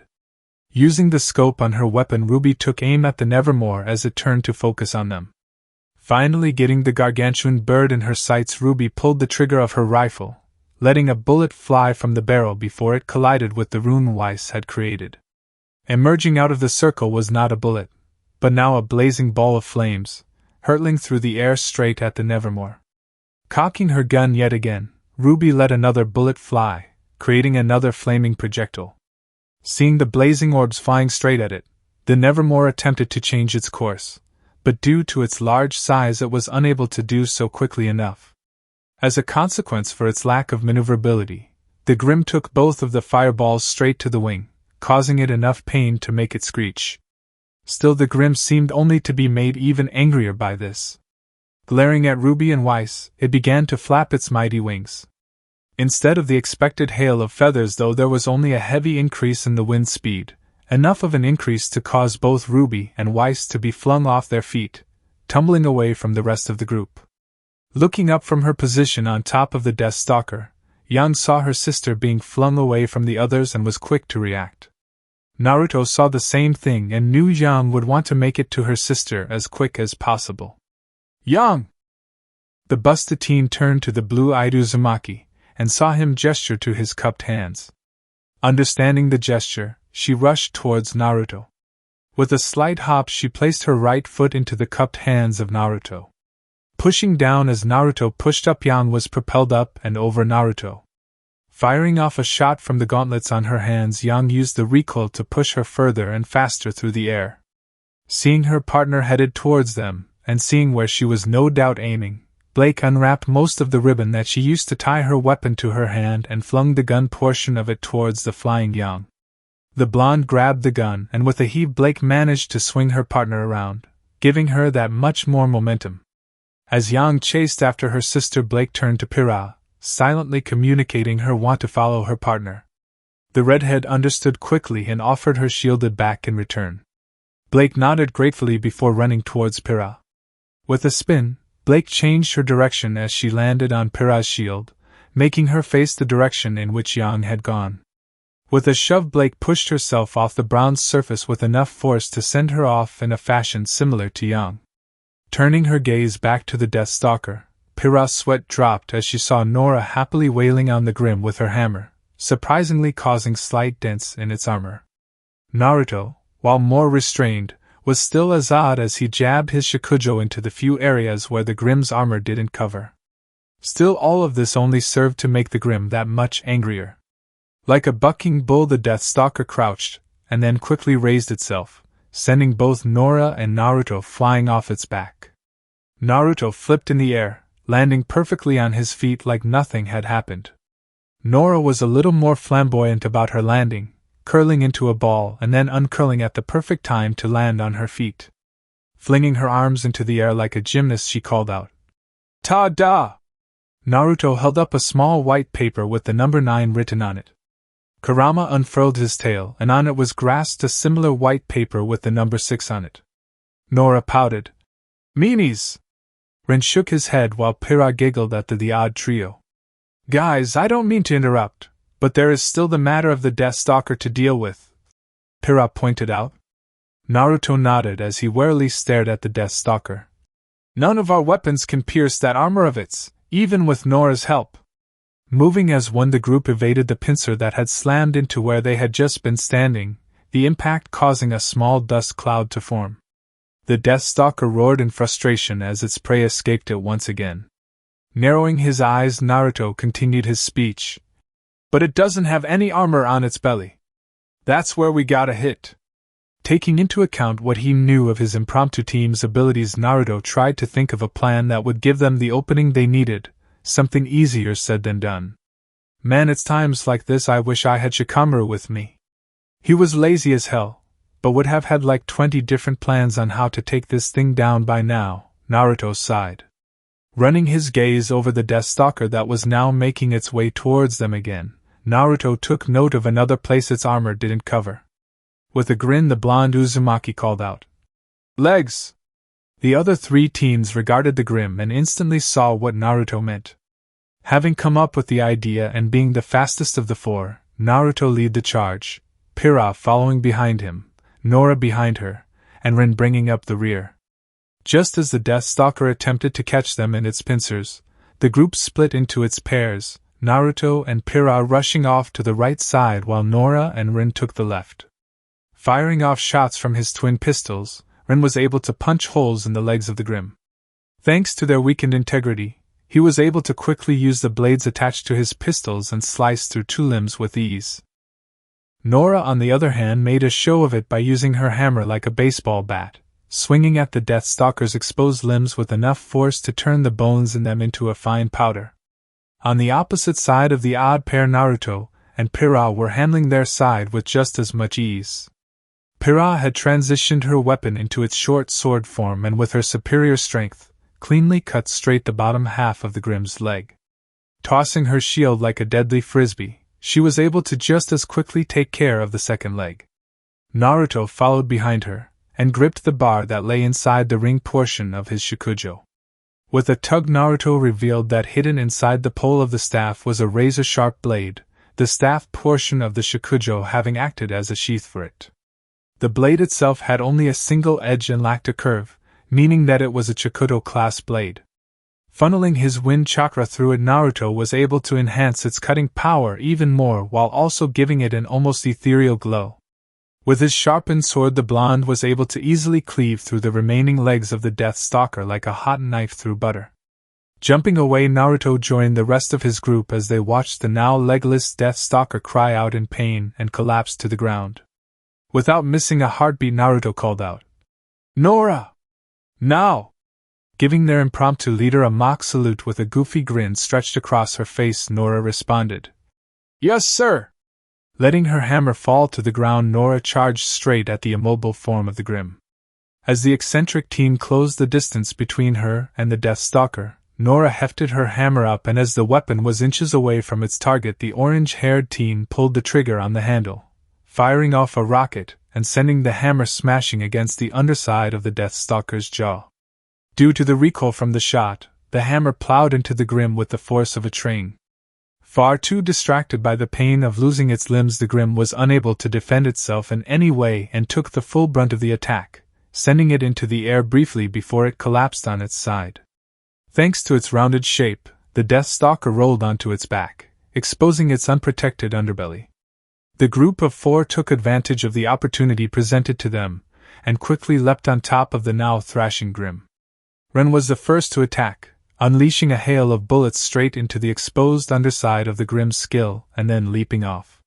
Using the new opening given to her by the long-haired male, Pyrrha was able to jab her spear further into the flesh of the Death Stalker. As she leapt off to join Ren, Naruto jammed his own weapon into the exposed flesh, his sword now standing perpendicular to Pyrrha's spear. With a mighty swing, Nora smashed her hammer against the bottoms of the 2 weapons simultaneously, sending both Naruto and Pyrrha's weapons tunneling through the skull of the Grim like a pair of railroad spikes. The 2 sharp weapons pierced straight through the Death Stalker's skull, coming out the other side and ending up in the ground below the now unmoving corpse. As the body of the Death Stalker began to fade into the wind, the 4 teens began celebrating their victory over the massive Grim. Nora let out a cheer of excitement, while Ren collapsed to the floor with a sigh and shake of his head. Pyrrha and Naruto shared a simple high-five and smile. Turning his head along with the others, Naruto let a grin stretch across his face as he witnessed RWBY coordinate her own group. The 4 worked in a surprisingly synchronized fashion for having only worked together for a few minutes, if that. Yang and Blake provided the distraction, with the Ravenette also providing her unusually long and elastic ribbon for RWBY, creating a makeshift slingshot. Weiss then created a circle of ruins that he assumed would speed up RWBY even more. Naruto was proven correct as RWBY soared through the air, the combination of the recoil from her scythe's gun half and Weiss glyphs pushing her to very impressive speeds. What happened next threw even Naruto for a loop. RWBY hooked her scythe around the throat of the Nevermore, her feet landing solidly against the cliff face. Weiss again created more runes, making a line of them that drove straight up the cliff. RWBY used the runes to stick herself to the sheer cliff wall and began to give gravity the finger by scaling up the rocky wall, dragging the Nevermore behind her. Firing off shots at a constant rate, RWBY was able to maintain her speed and quickly cover the entirety of the cliff in the matter of a few seconds. Reaching the cliff's plateau, the body of the Nevermore was stuck underneath the lip of said plateau. Another shot and a burst of speed from what he assumed to be her semblance, and RWBY's scythe cleaved straight through the Nevermore's neck, severing the head from the rest of its body. As the now headless corpse began to fall down the abyss at the bottom of the cliff, even Naruto had to admit what he had just seen was pretty damn awesome. To tie all together, there RWBY stood at the cliff top, scythe in hand, her cloak fluttering in the wind, while rose petals left over from her semblance fell around her. Grinning, Naruto let out a whistle of appreciation at the sight. "Impressive, for a Ningen human," Kurama groused. "Stubborn old fox," Naruto retorted. "Blonde-haired idiot. Furball. Stupid monkey." Everyone's sweat dropped when they turned to see Naruto choking his fox while said quadruped was clawing at his face. The sweat drops grew even larger when the duo fell to the floor, Naruto throwing punches while Kurama bit and scratched. "Take that back, you Baka Kitsune, idiot fox!" Naruto stood with his arms behind his head as he listened to Ashpin announce the names of the team that had finished before he and the others had. His suspicion about 2 pairs being placed together to make teams of 4 being proven correct. Him and Kurama had only raised an eyebrow at seeing another parallel between the military system of Remnant and the Shinobi villages. It seemed that the saying of, "If it ain't broke, then don't fix it," was a universal truth. When it came time for him, Pira, Nora, and Rin to step up, he did so with a grin on his face. Ashbin turned to regard the 4 teens that stood before him, though his gaze lingered on the blonde male of the team for a little bit longer than the others. Naruto Uzumaki. Nora Valkyrie. Pira Nikos. Lai Rin. The 4 of you retrieved the gold rook pieces. From this day forward you will work together as Team NNPR, Napier. Nora cheered and hugged Rin, who was attempting to hide his own smile. Naruto only grinned as he and Pira exchanged a congratulatory look. Ashbin coughed to gain their attention again and continued. The leader of which will be Naruto Uzumaki. Cheers and clapping came from the audience while Pira offered Naruto a smile and a pat on the back. Ren nodded at the blonde and Nora gave him a goofy salute. Naruto for his part looked neither shocked nor overly proud at hearing his being selected as the leader of the time. Instead he dropped his arms to his sides and bowed to Ashbin with a blank face, earning a raised brow from the headmaster. His teammates were just as shocked at seeing the usually smiling Uzumaki quickly become so serious. They were however relieved to see Naruto return to normal as he came up from the bow with a foxy grin on his tanned face. Walking off the stage, the now-named Team NNPR bumped into RWBY and her own little group. RWBY hugged Naruto and offered her own congratulations. The moment was ruined when Yang grabbed her fellow blonde in a headlock and began to give him a noogie. Escaping from Yang's grip, Naruto turned to look at Blake. In return, the quiet teen offered Naruto a small nod of respect as her congratulations. Weiss was the odd one out as she scoffed and rolled her eyes. Naruto, already used to Weiss' type, grinned before poking her in her side, getting a surprised yelp from the Schnee heiress and laughs from everyone else. Before Weiss could do anything to get revenge, Ashbin began calling out their names and Weiss stomped off with a still giggling RWBY. And finally, RWBY rose. Weiss Schnee. Blake Belladonna. Yan Xiaolong. You 4 retrieved the Black Knight pieces. From this day forward you will work together as Team RWBY, RWBY, led by RWBY rose. Once more cheers erupted from the audience. Yang rushed to crush her sister in another of her hugs while Weiss looked oddly offended. Blake meanwhile stood there stoically, taking the news with her usual brand of apathy. As both teams RWBY and NNPR celebrated their successfully initiation and team assignments, Ashbin looked on with a small smile. Looks like things are shaping up to be an interesting year, Ashbin muttered quietly to himself. Chapter 3. Naruto was a little surprised when he saw his team's reactions, or lack thereof, when they found out that they'd all be sharing a room together. Although thinking about it, Nora was far too bubbly and innocent to really care about stuff like that, and Rin was generally apathetic to most things in life. Pira didn't look at all bothered by it either, which he guessed was due to her being more focused on other things like actually training and getting to know her new friends. Of course Naruto could care less. Having Jiraiya as a godfather and mentor meant that he was pretty familiar with the female form.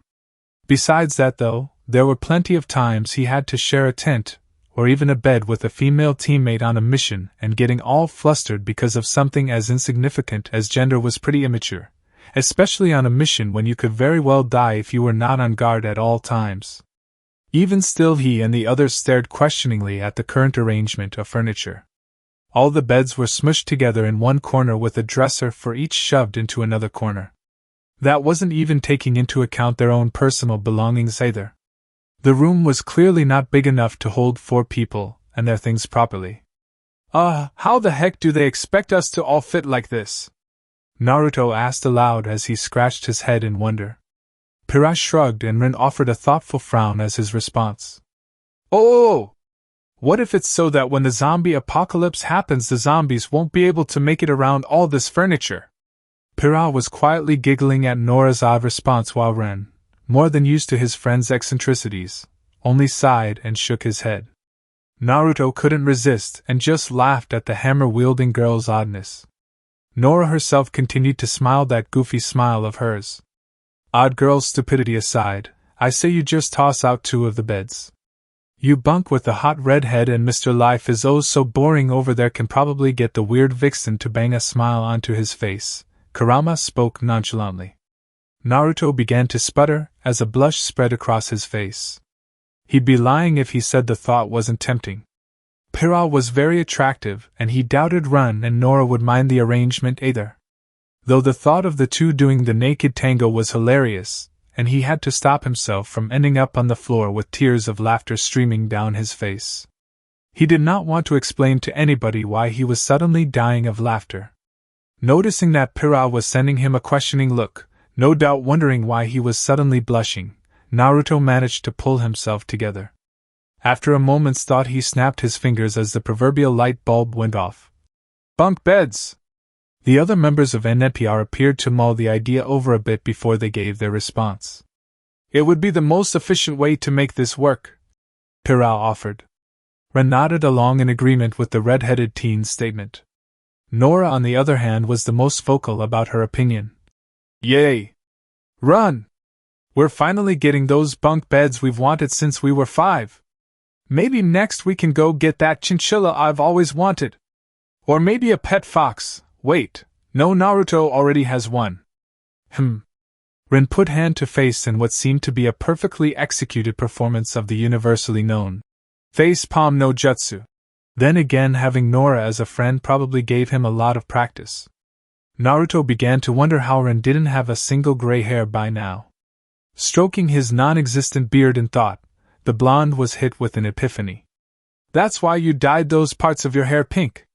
To hide your gray hairs. Take that back. Rin does not have a single gray hair. I should know, I was the one who dyed his hair. Nora huffed in an effort to defend her long-time friend. As Nora and Naruto began a heated debate on hair color of all things, Pira was torn between laughing her butt off or feeling sorry for Rin, who looked to be close to smacking his head on a wall. Before much else could happen, the familiar voice of a certain scythe-wielding girl's voice rang throughout the halls. To class! The 4 members of Team NPR turned to look at the clock at the wall, and seeing that they only had 5 minutes to make it to class on time, began to hurriedly grab their school supplies before rushing out the door, feet behind the members of an equally rushing Team RWBY. As the two teams kept pace with each other in their mad dash to get to class on time, Naruto casually struck up a conversation with his fellow team leader. So is your room as cramped as ours? Ruby smiled upon seeing her blonde friend and shook her head. Nope. Not anymore. Naruto chuckled at the bubbly girl's response and replied. What did you do, toss out your beds? Again Ruby shook her head as they veered around a corner, narrowly avoiding a random passerby as they did so. Nope. We just made bunk beds. I guess what they say is true, great minds think alike. Naruto replied back with a grin. Our blonde protagonist could faintly hear Wise scoff from behind them and mutter something about them being nuts. In response, Naruto just turned back and childishly stuck his tongue out at the white-haired Shinobis. However, his attention was diverted when he heard Pira's voice call out to him. Naruto! Look out! Turning around, the blonde Uzumaki cursed under his breath as he realized he was on a collision course with a random female student who didn't realize that she had a group of 8 speeding teens headed towards her.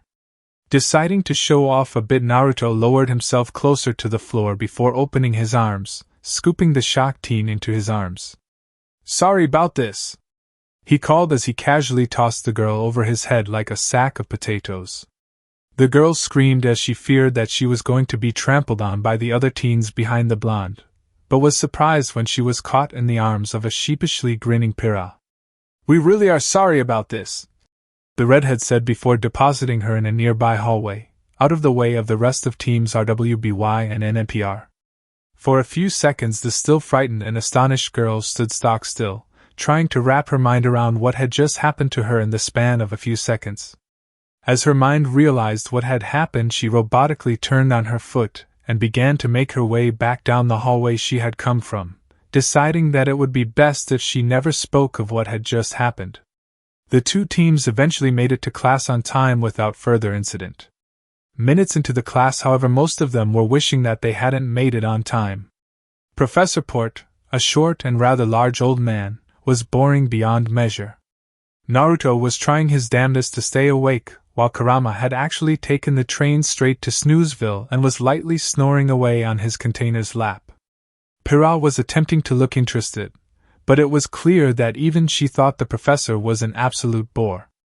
Nora was not even trying to look interested and was instead doodling away inside her notebook.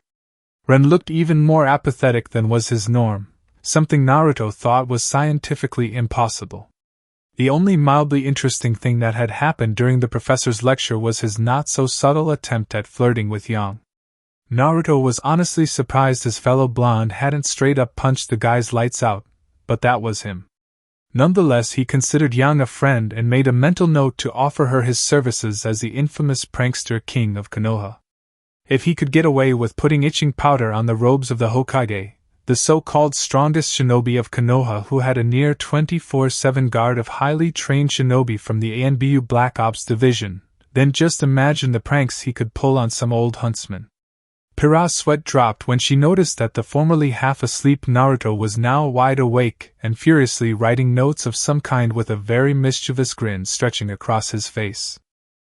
Everyone's attention was drawn to Weiss though when the professor asked who thought themselves to have the traits of a true huntsman, or huntress, with the Schnee heiress promptly raising her hand. The professor took this in stride and had Weiss go and retrieve her battle gear.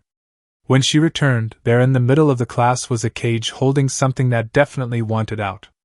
As Naruto watched the rest of Weiss' team cheer her on, his eyes narrowed when he saw the rapier wielder grow frustrated. Naruto began to pay even more attention as Weiss faced down the Borbatus that Professor Port had released from the cage. While he hadn't known the Schnee heiress for long, he knew her style of fighting very well.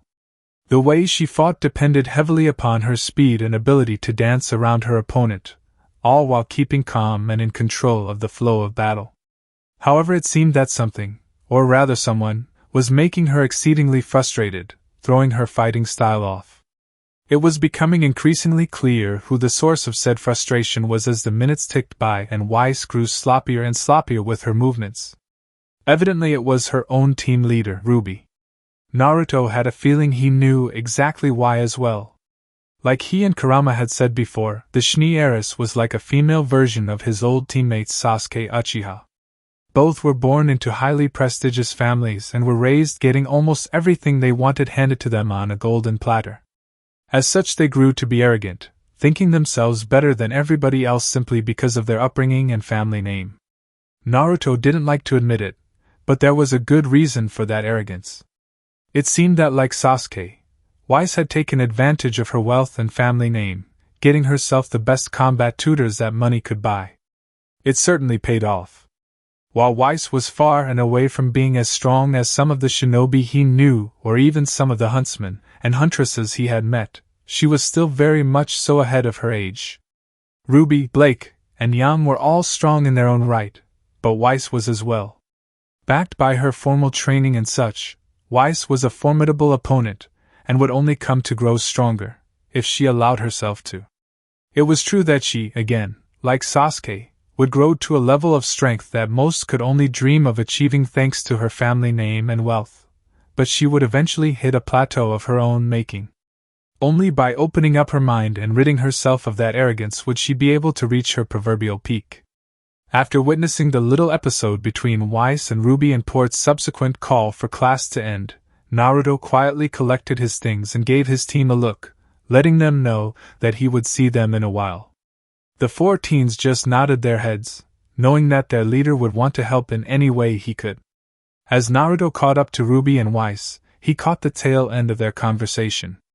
Hearing what Weiss said, Naruto had to resist the urge to go up to Weiss and physically knock some sense into her. Ashbin made a mistake. Naruto could see just how much that hurt RWBY to hear from Weiss, someone she considered a friend, and he was sorely tempted to go up to RWBY and console her.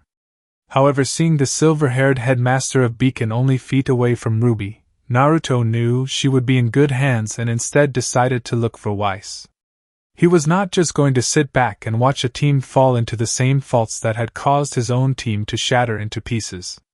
Weiss sighed to herself and began to contemplate what she had said to RWBY.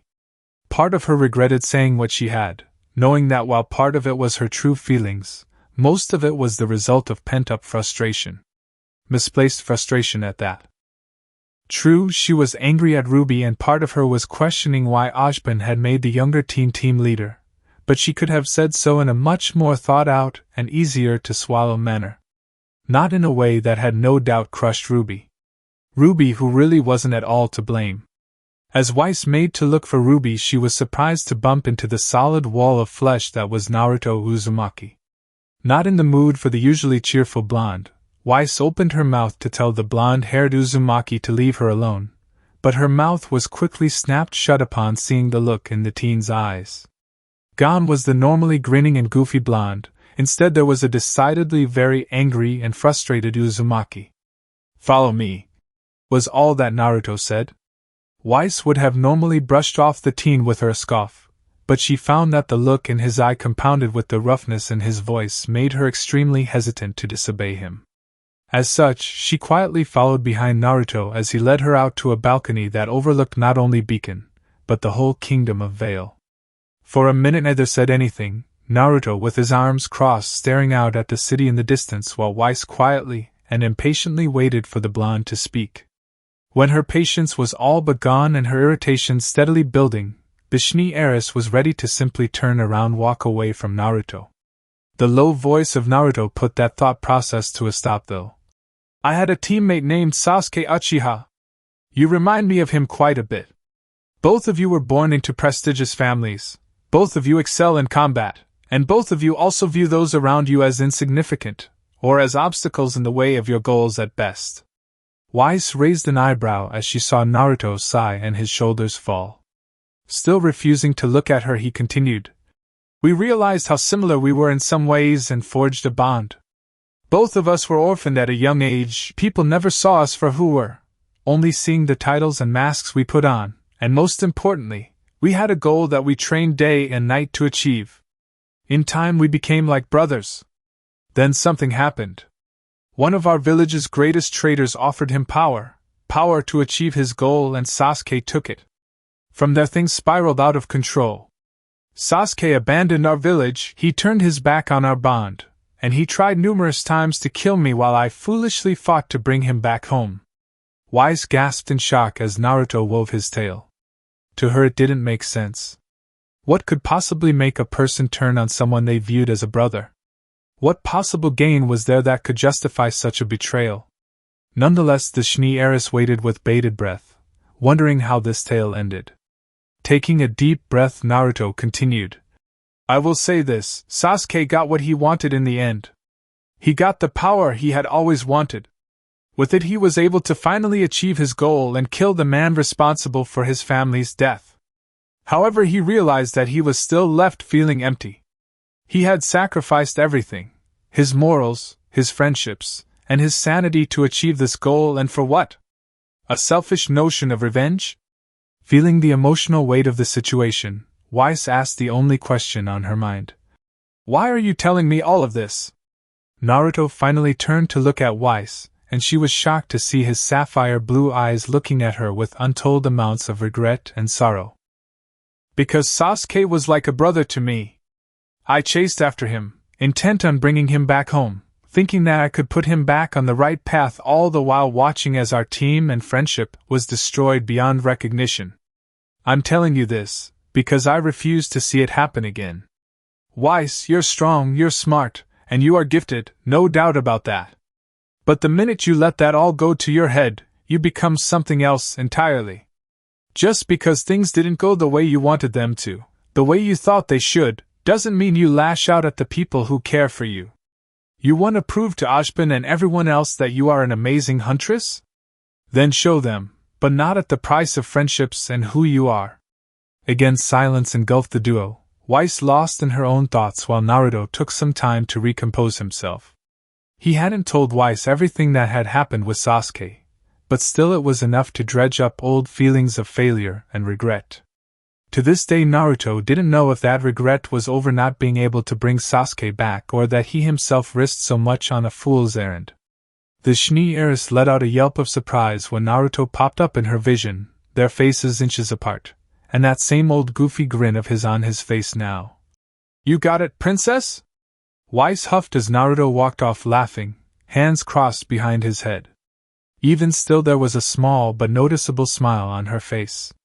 As Naruto disappeared around the corner, the Shinee heiress spared the setting sun one last look before venturing off, an apology working its way through her mind.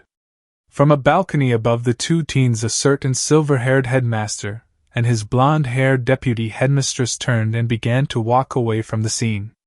Ashbin, you have to realize that we can't just let this boy continue without finding out more about him. He has too many secrets to allow him to be around the students. Glinda spoke in an urgent voice. Ashbin seemed unperturbed by the day's events, calmly sipping his coffee. He hides no more secrets than you or I do, and yet we are responsible for molding these young ones more than he is.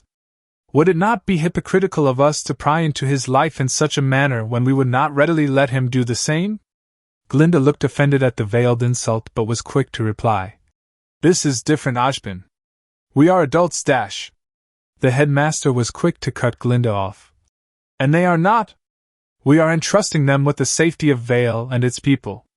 We allow them to waltz around carrying weapons of unbelievable danger, and we trust them not to misuse them. It is only fair that we also trust them, and specifically young Naruto, to know when it is appropriate to keep secrets. Glinda was quiet, finding no response to Ashbin's small speech. As the two walked back to their own offices, either saw a shadow part from the walls, falling to show a certain blonde-haired teen. It's funny, Ashbin reminds me not only of Kakashi-sensei but Sarutobi Gigi, old man/grandpa Sarutobi, as well. Yes, I get it, Kit, there are so many parallels between here and Konoha. Enough now. I'm tired and would like to lay on a comfortable bed for once, Kurama huffed. Naruto just stuck his tongue at Kurama. Yeah, whatever, you lazy ball of fur.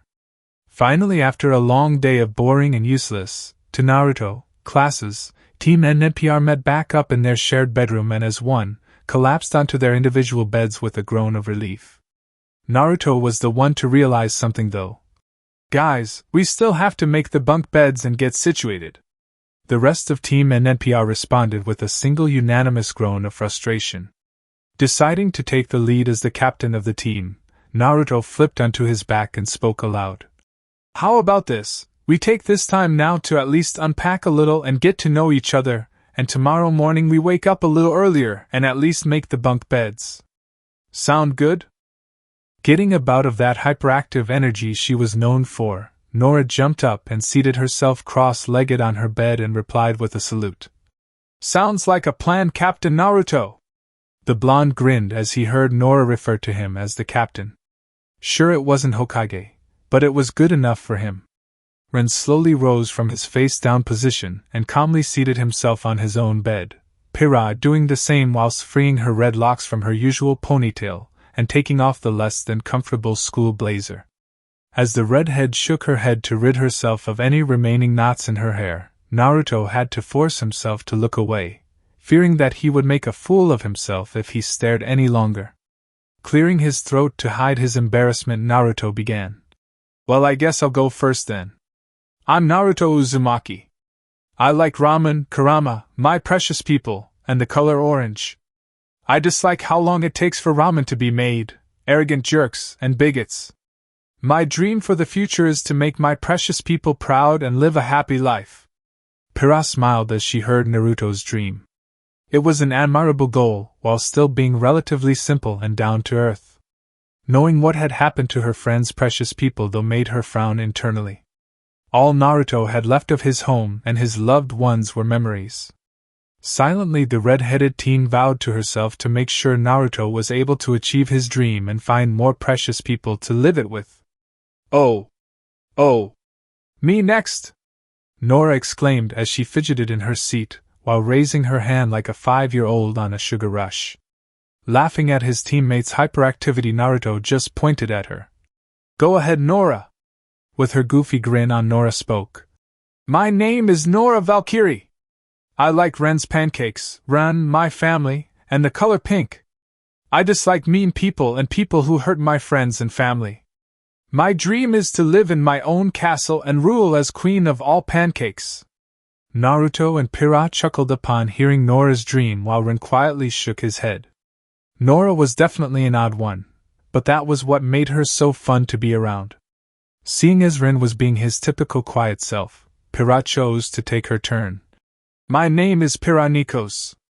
I like baklava, my family, making new friends, and the color red. I dislike people who would commit atrocious acts like bullying, and people who only see others as tools for their own benefit. My dream is to become a teacher and maybe have a family of my own. Naruto, meet Pira, your perfect match, Kurama joked. Naruto coughed to hide his blush. As much as he hated to admit it, the fox was right. Pira was damn close to being his dream girl. In a weird way, she also sounded a lot like his own mother, minus the whole short temper thing. In that regard, Pira was the total opposite to his mother, who was infamous for her short fuse and subsequent violent outbursts.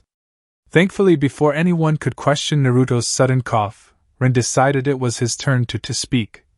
My name is Lyran. I enjoy jasmine tea, meditating, and certain people. I dislike those who interrupt my meditation time. My dream is to simply live my life as best I can. Yup, definitely needs to get laid, Naruto nodded to himself. Couldn't agree more, Kit. The weird vixen would probably do it if you worded it the right way, Kurama chimed in. The other members of Team NPR were left with questions when they saw Naruto and Kurama share a look, the same mischievous smirk on their faces. For some reason, Rin felt that he was somehow going to have to sleep with one eye open around them from now on. Letting out a yawn that spread around the room's occupants, Naruto stretched and said, Well, I say we let the girls shower first. Whoever isn't showering starts unpacking their things, at least the essentials like clothes. Since tomorrow is a short day, we'll head out to one of the training fields and get to know each other's fighting style and such. As Naruto and Rin got to unpacking some of their things, Nora and Pira reached an agreement that Pira would shower first, then Nora would. The bubbly teen joked that maybe Rin should take her spot though, what with him having much longer hair than her. Everyone had a good laugh at Ren's expense while the raven-haired teen simply sighed to himself. Soon, though, the room was quiet, with the exception of Nora humming to herself something that sounded vaguely like, I'm queen of the castle. A few minutes later, and Naruto had already unsealed some of his belongings from the scrolls he had on him, making sure that he did so as discreetly as possible. He was probably going to tell them about his fuinjutsu after classes the next day, but he didn't really want to surprise them by pulling clothes and such out of a seal on a scroll. Even he knew it was a little odd to see. However, he had stumbled upon a book that he had forgotten was sealed into one of his scrolls, and was soon absorbed in his own little world. Kurama had long since claimed a pillow and was curled into a ball snoozing away. Being so into the book, Naruto jumped a little when he felt a soft hand touch his arm. Turning, he saw Pira smiling at him and was his usual around the red head. He began to blush. No one could really blame him either. With her hair let down and looking especially silky after her shower and clothed in a simple red tank top and black gym shorts, Pira was looking especially beautiful. That wasn't to say that she didn't always look extremely attractive, but even in her school clothes she seemed to exude this air of formality. Clad in only her pajamas and with a soft smile on her face, Pira looked less like the invincible girl, and more like Pira Nikos the girl. Given she could probably still kick someone's ass 6 ways to Sunday even in her pajamas, but that was just Pira. You look great, Pira, Naruto muttered more to himself. As per the laws of the universe, however, Pira heard it loud and clear, causing a blush to spring up on her face. Thanks, she shyly replied. Normally she would be able to simply brush compliments like that off, being more than used to getting them thanks to her fame, but with Naruto it was a little different. She knew that despite his secrets, he was an honest and good guy who always put the needs of his friends above his own. She also knew that Naruto never said anything with an ulterior motive, at least to those he trusted. That was the usual case with most of the people who complimented her. They always wanted something from her in return, like them complimenting her meant she owed them. But Naruto said it simply to say it with no other motive, albeit he probably didn't mean for her to hear it. After a few moments of awkward silence, the two teens still blushing, Pira cleared her throat and pointed at Naruto's book. What were you reading? Thankful for having something else to talk about, Naruto picked up the book with a small nostalgic smile. It's called The Tale of the Utterly Gutsy Shinobi. It's the first book that my godfather ever wrote. Pira smiled upon seeing how much joy the book brought the blonde and decided to seat herself at the edge of his bed, Naruto moving to accommodate his guest. What's it about? Naruto looked down at the book and slowly thumbed through the pages as he answered. It's about a ninja who never gives up and vows that he'll break an evil curse that plagues his world. Not knowing just how similar the book's plot was to Naruto's own life, Pira continued. Sounds like he's a hero. What's his name? The redhead was a little surprised when the blonde began to chuckle softly before he looked her in the eye, still chuckling. His name's Naruto. Finally understanding why her friend was chuckling, Pira also began to laugh softly. So your godfather named the character after you? Shaking his head, Naruto answered. No, he wrote the book long before my parents were even together. My parents actually named me after the character in the book, hoping that I would grow up to be just like the Naruto in the story. Pira placed a hand on top of Naruto's, drawing his attention to her. Well, I'd say they got their wish. It wasn't long till both realized that Pira's hand was still touching Naruto's, and almost as if being burned by a fire, they both recoiled. Blushing heavily, Pira stood up and nervously said, I came to tell you the shower is free for you to use. Naruto just rubbed the back of his head. Thanks, Pira. A few minutes later, a very relieved and tired Naruto stepped out of the shower to find his other teammates sleeping away. Throwing his dirty clothes into a hamper by the door, he allowed himself to collapse onto his own bed, ready for Morpheus to take him into his realm. As he began to drift off, he heard the soft voice of Pira. Good night, Naruto. Smiling, he whispered back. Night, Pira. The next afternoon found a battle-ready team and NPR occupying one of the high-tech training facilities that Beacon boasted, Naruto having reserved them a 2-hour time slot earlier that morning. All of them ran through basic stretches together before they separated to go through their own unique warm-ups, which was something Naruto was happy to see. Jiraiya had all but pounded the importance of a good warm-up into his head during their little training trip together. Of course, for Shinobi, warm-ups were a luxury. The enemy wasn't gonna let you get a couple stretches in so you could properly be warmed up. Still, it was interesting to see each of his teammates' unique warm-ups. Pira's stretches and whatnot were more or less centered around her arms, which, given her weapon, made the most sense. Of course, that wasn't to say she wasn't working out her long legs either. Naruto admitted that Pira's height was odd to him, seeing as how most girls he had ever known peaked at around the 5-foot-something mark. Even the guys he knew were relatively short, Jiraiya being rather unique with his 6-foot stature. Once upon a time he himself had been woefully short, mostly due to his malnutrition. Thanks to his godmother Tsunade, another member of the Sannin, who was a world-renowned medic said to be capable of healing almost any wound, Naruto was forced to eat healthier. Thanks to his change in diet, Naruto was able to put on a healthy amount of muscle and even began to grow quite tall. What was odd was that he continued to grow tall. At the age of 17 he stood at a solid 6 foot, 5 inches. Considering that his father topped out at 5-foot-something and his mother was even shorter than that, Naruto's height was something of a mystery. Both he and Tsunade had chalked it up to his massive chakra reserves and having Kurama sealed in his body. With his increase in height, Naruto was more than happy to brag about his towering height. Seeing as how even Yang was a head or so shorter than him, Naruto was sure that he could continue to do so. Pira put a stop to that. Sure, she was still shorter than him, but not enough so that he had to look down to look her in the eye. Shrugging, Naruto just chalked it up to it being another quality that made Pira different than most girls. Turning to observe the other two members of the team, Naruto was none too surprised to see Rin meditating. He was a little surprised to see Nora actually carefully and tediously going through her own stretches and lifts. Then again, he was the poster boy for the saying, "Looks can be deceiving." And besides that, he knew very well that despite her deceptively foolish demeanor, the girl could pack a wallop. After all, she was the only one who was actually able to at least dent the armor of that Death Stalker on her own. Admittedly, she was only capable of doing so after numerous aura-empowered hits, but it still showed just how much power her hits held.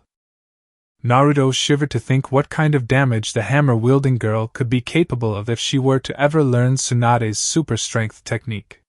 Tsunade herself was capable of creating fissures in the earth with a simple punch, and that was on her worst days. Naruto had to resist the urge to scream in terror when he imagined what Tsunade would have been capable of with Nora's hammer. Seeing the rest of his team ready to go for whatever he had in mind for them, Naruto stopped his own stretches before joining his teammates at the center of the training field. Alright, now that we're all warmed up, it's time to get some actual training. From what I've seen, you guys already know your own strengths and already have things you guys want to improve on. As such, the best thing for us to do right now is to train on working as a team. Naruto paused to turn to Nora and Rin before continuing. I already know you two know how to work together well, so, for now, me and Pira will team up and see how we fare against you two. Sound good? Rin nodded, agreeing with Naruto's assessment, while Nora was Nora. Yes, sir! Come on, Rin, time to show him the power of friendship. Chuckling, Naruto turned to address Pira as they walked to the other half of the field. Alright, so I already know you're pretty good at both long and short-range combat. You have any preferences? Well, if I had to pick, I'd say close range, mostly because it takes me less time to prepare for, which I doubt those two will give us. Pira replied. Nodding his head, Naruto agreed. Rin was agile and quick-footed, but lacked stamina. As such, he and Nora were likely to go with the hit hard and hit fast tactic. That was a very bad idea for them, though. Naruto was a stamina monster, and could take hits that could kill most people and shrug them off like nothing, ready to keep going. He knew that Pira, while not as much of a stamina monster like him, could hold her own. Add to that the fact that both he and Pira were able to quickly analyze their opponents, and come up with plans on the fly. They were the worst duo for Rin and Nora to go up against. He and Pira could outlast them and use their fatigue as an advantage. Of course, that all sounded nice on paper. Naruto knew well enough that plans did not survive contact with an enemy, much less one as unpredictable as Nora. She was the unknown element. Naruto had fought so many agile and speedy opponents like Rin that he pretty much had a formula on how to beat them. Nora was like him, though strong, durable, a heavy hitter, and unpredictable. Well, I guess we hit him as hard as we can and see if we can't tire him out. Just watch out for Nora, who knows what she'll pull out. Pira nodded as she pulled her shield and sword from her back, taking on a ready stance. Naruto unraveled the scroll that held his own weapon, unsealing it in a poof of smoke. Across the field, Nora and Rin had pulled out their respective weapons, looking just as ready as their teammates. Calling out across the field, Naruto spoke. Alright. So Team Red Storm versus Team, Pancake. Right. Team Red Storm versus Team Pancake. Ready, go! In a burst of speed, both Rin and Nora took off, heading straight for Naruto and Pira. More than prepared for this, Naruto stuck his staff into the ground before reaching into the pouches on his thighs. Pulling his hands out, kunai knives were grasped in each of the open spaces between his fingers. Before he tossed the blades, Naruto made a quick mental thank you to the people responsible for Remnant's technology. Normally, he would have to carefully aim for non-vital spots lest he wanted to end up killing someone. Thankfully, though, each of Beacon's training grounds were outfitted with some mechanism or other that layered the people in it with a barrier of sorts that blunted most damage. Where his knives would normally pierce, they would now only bruise and sting. Pira seemed to take advantage of this as well, swiftly situating her shield on her back before shifting her sword into its rifle form, taking aim, and letting loose a hail of bullets. Despite knowing about the protection the training fields offered, Nora nor Rin were too keen on getting hit by any of the projectiles headed for them. The two childhood friends shared an almost imperceptible nod before Nora took point. Heaving her hammer into the air, Nora drove the massive weapon into the ground in front of them, sending chunks of the ground flying into the air, providing Team Pancake with a suitable cover from Red Storm's rain of projectiles. Rin, however, put the chunks of rock to further use, using them as platforms that allowed him to swiftly hop his into the air over the rain of kunai and bullets. Showing off his control over his body, Ren twisted himself in midair, his twin pistols aimed straight at Naruto and Pira. Applying the necessary force, Ren pulled the triggers and let fly his own hail of bullets. Pira and Naruto adjusted to the onslaught with relative ease. The redhead grabbed her shield off her back, crouched low, and hid behind the round bronze item. Using the curved groove in the shield, Pira situated her rifle and began to answer Ren's bullets with her own. Naruto meanwhile applied chakra to his palm, sticking his staff to it, and using a plentiful amount of futon chakra, began to spin his shikujo at high speeds. Moving at the speeds it was, the staff was naught but a circular blur shielding Naruto from Ren's bullets. Even with Ren finally coming down from his brief venture into the air, Pira and Naruto were being kept pinned down by his non-stop hail of bullets, something Naruto had to question. Didn't this guy ever run out of ammo? Before Naruto could pursue any theories on Ren and his endless supply of bullets, Nora finally decided to make her appearance, the recoil of her weapon propelling her straight for him. Cursing to himself, the blonde was prepared to pull out a Kawarimi no Jutsu, body replacement technique, when, to his shock, Pira appeared in front of him in burst of speed, shield raised to take the hit. To his further surprise, not only was his red-headed teammate able to take the brunt of the blow, but she quickly followed it up by stomping down on the head of Nora's hammer, keeping it and its wielder pinned there. Continuing her assault, Pira tossed her shield like a deadly frisbee with Ren as its intended target. Deciding to ask his teammate just how in the hell she was keeping the no doubt physically stronger Nora and her hammer at bay after the battle, Naruto instead took advantage of the opening she had presented to him, and with a twirl of his staff and a spin of his own to get some momentum, Naruto spun out from behind Pira and slammed his shikujo into a still struggling Nora. While strength wasn't exactly Naruto's forte, that didn't mean he was a slouch either. He was by no means anywhere near Tsunade, or maybe even Nora's level of strength, but he could still pack a shallow when he needed to. Having near an ocean's worth of chakra to empower his strikes also helped. Still, Pira and even Nora were a little surprised when the hammer-wielding girl was not only hit with enough force to send her away from her weapon, but also send her flying through the air. Ren had managed to dodge Pira's thrown shield with relative ease, although to do so he had to sacrifice his ability to provide cover fire for Nora. Still, he could resume doing so and possibly aid her when he landed on the floor in a few seconds. That plan was promptly thrown out the window when, with wide eyes, he saw Naruto smack Nora like a baseball and sent her flying straight towards him. Seeing as Naruto and Pira had the better hand with Nora now without her weapon, Ren decided to toss his twin pistols to the side and catch his childhood friend in his arms. Both Naruto and Pira winced when Ren painfully collided with the ground with Nora in his arms. Thankfully, he wouldn't suffer more than a bruise and some soreness thanks to his timely use of aura and the fact that he had only been a few yards high by the time he had caught Nora. A few minutes later, a dazed Nora and a sore Ren were seated opposite to Naruto and Pira in the stands of the training field, taking a much-deserved break. While the two childhood friends looked a little worse for wear, they still looked ready for another round. Pira meanwhile had only worked up a slight sweat, while Naruto wasn't even winded.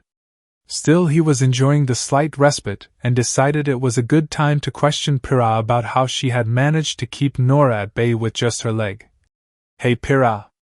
I know you're strong, but how in the world were you able to keep Nora and her hammer down like that?" Nora only turned to give her female teammate a curious look, just as curious as Naruto was. "Yeah. It was like Magenhild had grown like 1,000 times heavier or something."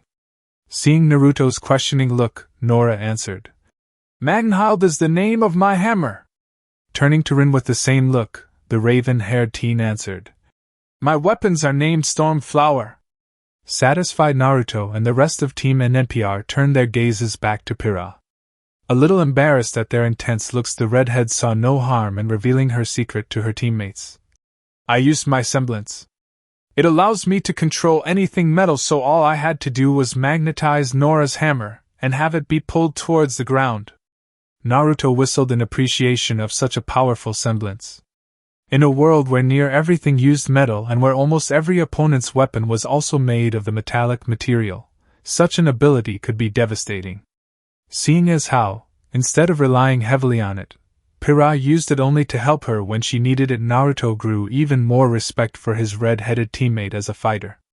Most shinobi, hell most warriors in general, would far too often rely on a skill or ability that made them unique.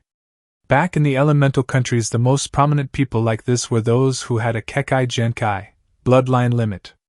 Sure, having something like the Sharingan, copy will I, the Kekkei Genkai of the Uchiha clan, which allowed the user to predict an opponent's movements, entrance them with a single moment of eye contact, or even copy their own moves after only seeing it once, was a great tool, but take it away and most Uchiha were practically useless. Pira, on the other hand, knew very well how to fight without her semblance, which made her all the more deadly when she did decide to use it. Naruto was taken from his thoughts though when Pira turned the tables on him and asked her a question that had been bugging her and a lot of other people as well. By the way, Naruto, how is it that you're able to pull your weapon out of plain scroll? Sheepishly chuckling, Naruto knew he was even for a long chat. Then again, all he had to do was pass it off as a sort of byproduct of his semblance. Right? Chapter 4. Last chapter. By the way, Naruto, how is it that you're able to pull your weapon out of a plain scroll? Sheepishly chuckling, Naruto knew he was in for a long chat. Then again, all he had to do was pass it off as a sort of byproduct of his semblance. Right? This chapter. Well, that has to do with my semblance, actually. Naruto replied with his goofy grin, attempting to brush off his teammate's inquisitive states. Still not satisfied with the vague answer given, Pira decided to push the issue. I remember you mentioning your semblance in the forest. You also said that your semblance was what let you shoot out that fireball. What kind of semblance do you have that it lets you do all of that? Ren and Nora decided to stay quiet, just as curious as Pira was to find out what exactly their leader's unique semblance was. After all, a semblance that let you shoot fireballs out of your mouth and store a weapon in a simple scroll was just unheard of. Naruto's nervously rubbed the back of his head as he chuckled. Well, my semblance is actually pretty simple. It pretty much lets me control energy in its purest form. The silent raven-haired teen of the group was surprisingly the one to speak up. That sounds like my semblance. Mine lets me have almost perfect control over my aura. The blonde team captain shook his head as he leaned back and folded his arms behind his head. No, mine goes a step further than that and lets me mold my aura in any way I want. From there I can either use it in my body or let it out in elemental attacks or whatever else I want it to do. While it seemed like Naruto was perfectly calm explaining/lying to his teammates, inwardly he was sweating up a storm. Where the hell is Kurama when I need him the most? While Naruto was being questioned by his curious teammates, a certain Kitsune was partaking in one of his favorite pastimes, that of course being napping. Naruto was a big boy and could take care of himself, and the thousands of years old chakra construct was sure that his blonde Jinchuriki could handle anything this new world could throw at him. Besides that, if a situation did arise in which Naruto needed him, Kurama could easily teleport to his container thanks to their connection. With that in mind, Kurama had decided to stay in the room Naruto shared with his new teammates, and snooze the day away. Just because the blonde had to suffer through those boring lessons didn't mean he, the mightiest of the Bijou, had to. Such tasks were below a being of his stature and prestige after all. However, the universe seemed to take as much joy in torturing the fox as it did his blonde container. Foxy! The door to Team Nedpr's room was violently thrown open with enough force to crack the wall it slammed into. With an irritated scowl spreading across his furry face, Kurama saw the ones who had the audacity to interrupt his precious napping. Standing proudly in the doorway with fists on hips was the blonde bombshell Yang, obviously the one who had opened the door in such a harsh manner. Peeking out from behind the statuesque team member of RWBY was the youngest member, and said team's leader, RWBY. Yang, I don't think Naruto and his team would appreciate having their door torn off its hinges, the red-themed teen said. Poking her head over Yang's shoulder, Blake spoke in her usual monotone. I'd normally agree, but remember this is Naruto and Nora we're talking about. The three were pushed onto the floor in a tangle of limbs as Weiss shoved her way into the doorway with her arms crossed and her signature holier-than-thou look on her face. I still don't get why you two think that idiot will be able to help us. As the rest of Team RWBY stood to their feet and straightened out their clothes, they all took notice of a very irritated-looking fox kit glaring at them almost like it was barely restraining itself from killing them, which wasn't too far off from the truth, not that they knew that. Can't kill vixens.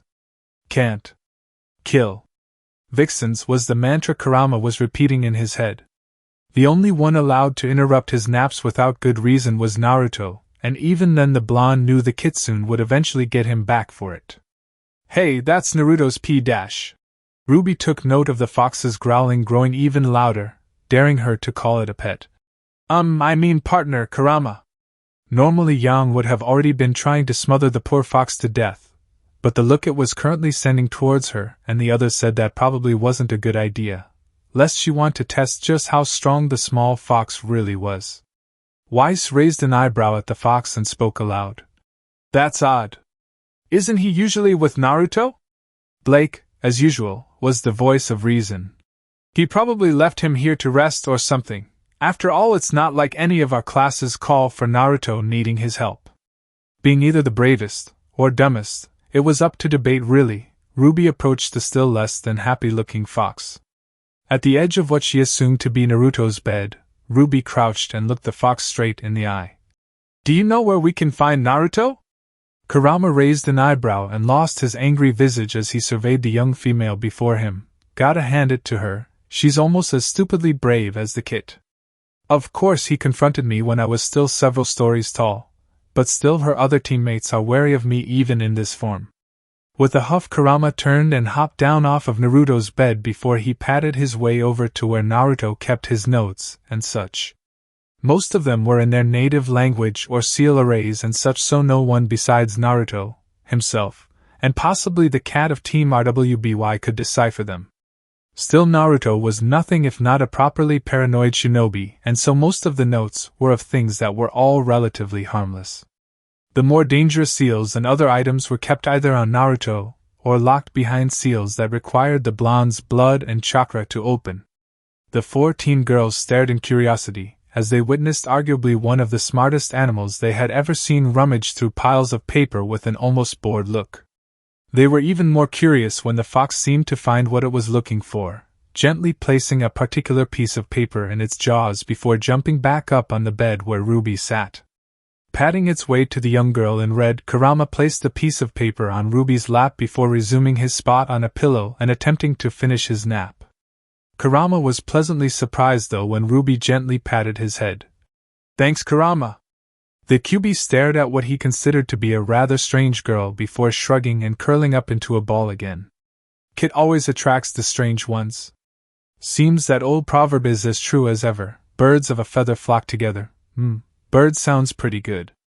RWBY joined the rest of her team with paper in hand and was greeted by her grinning sister. So what's it say, little sis?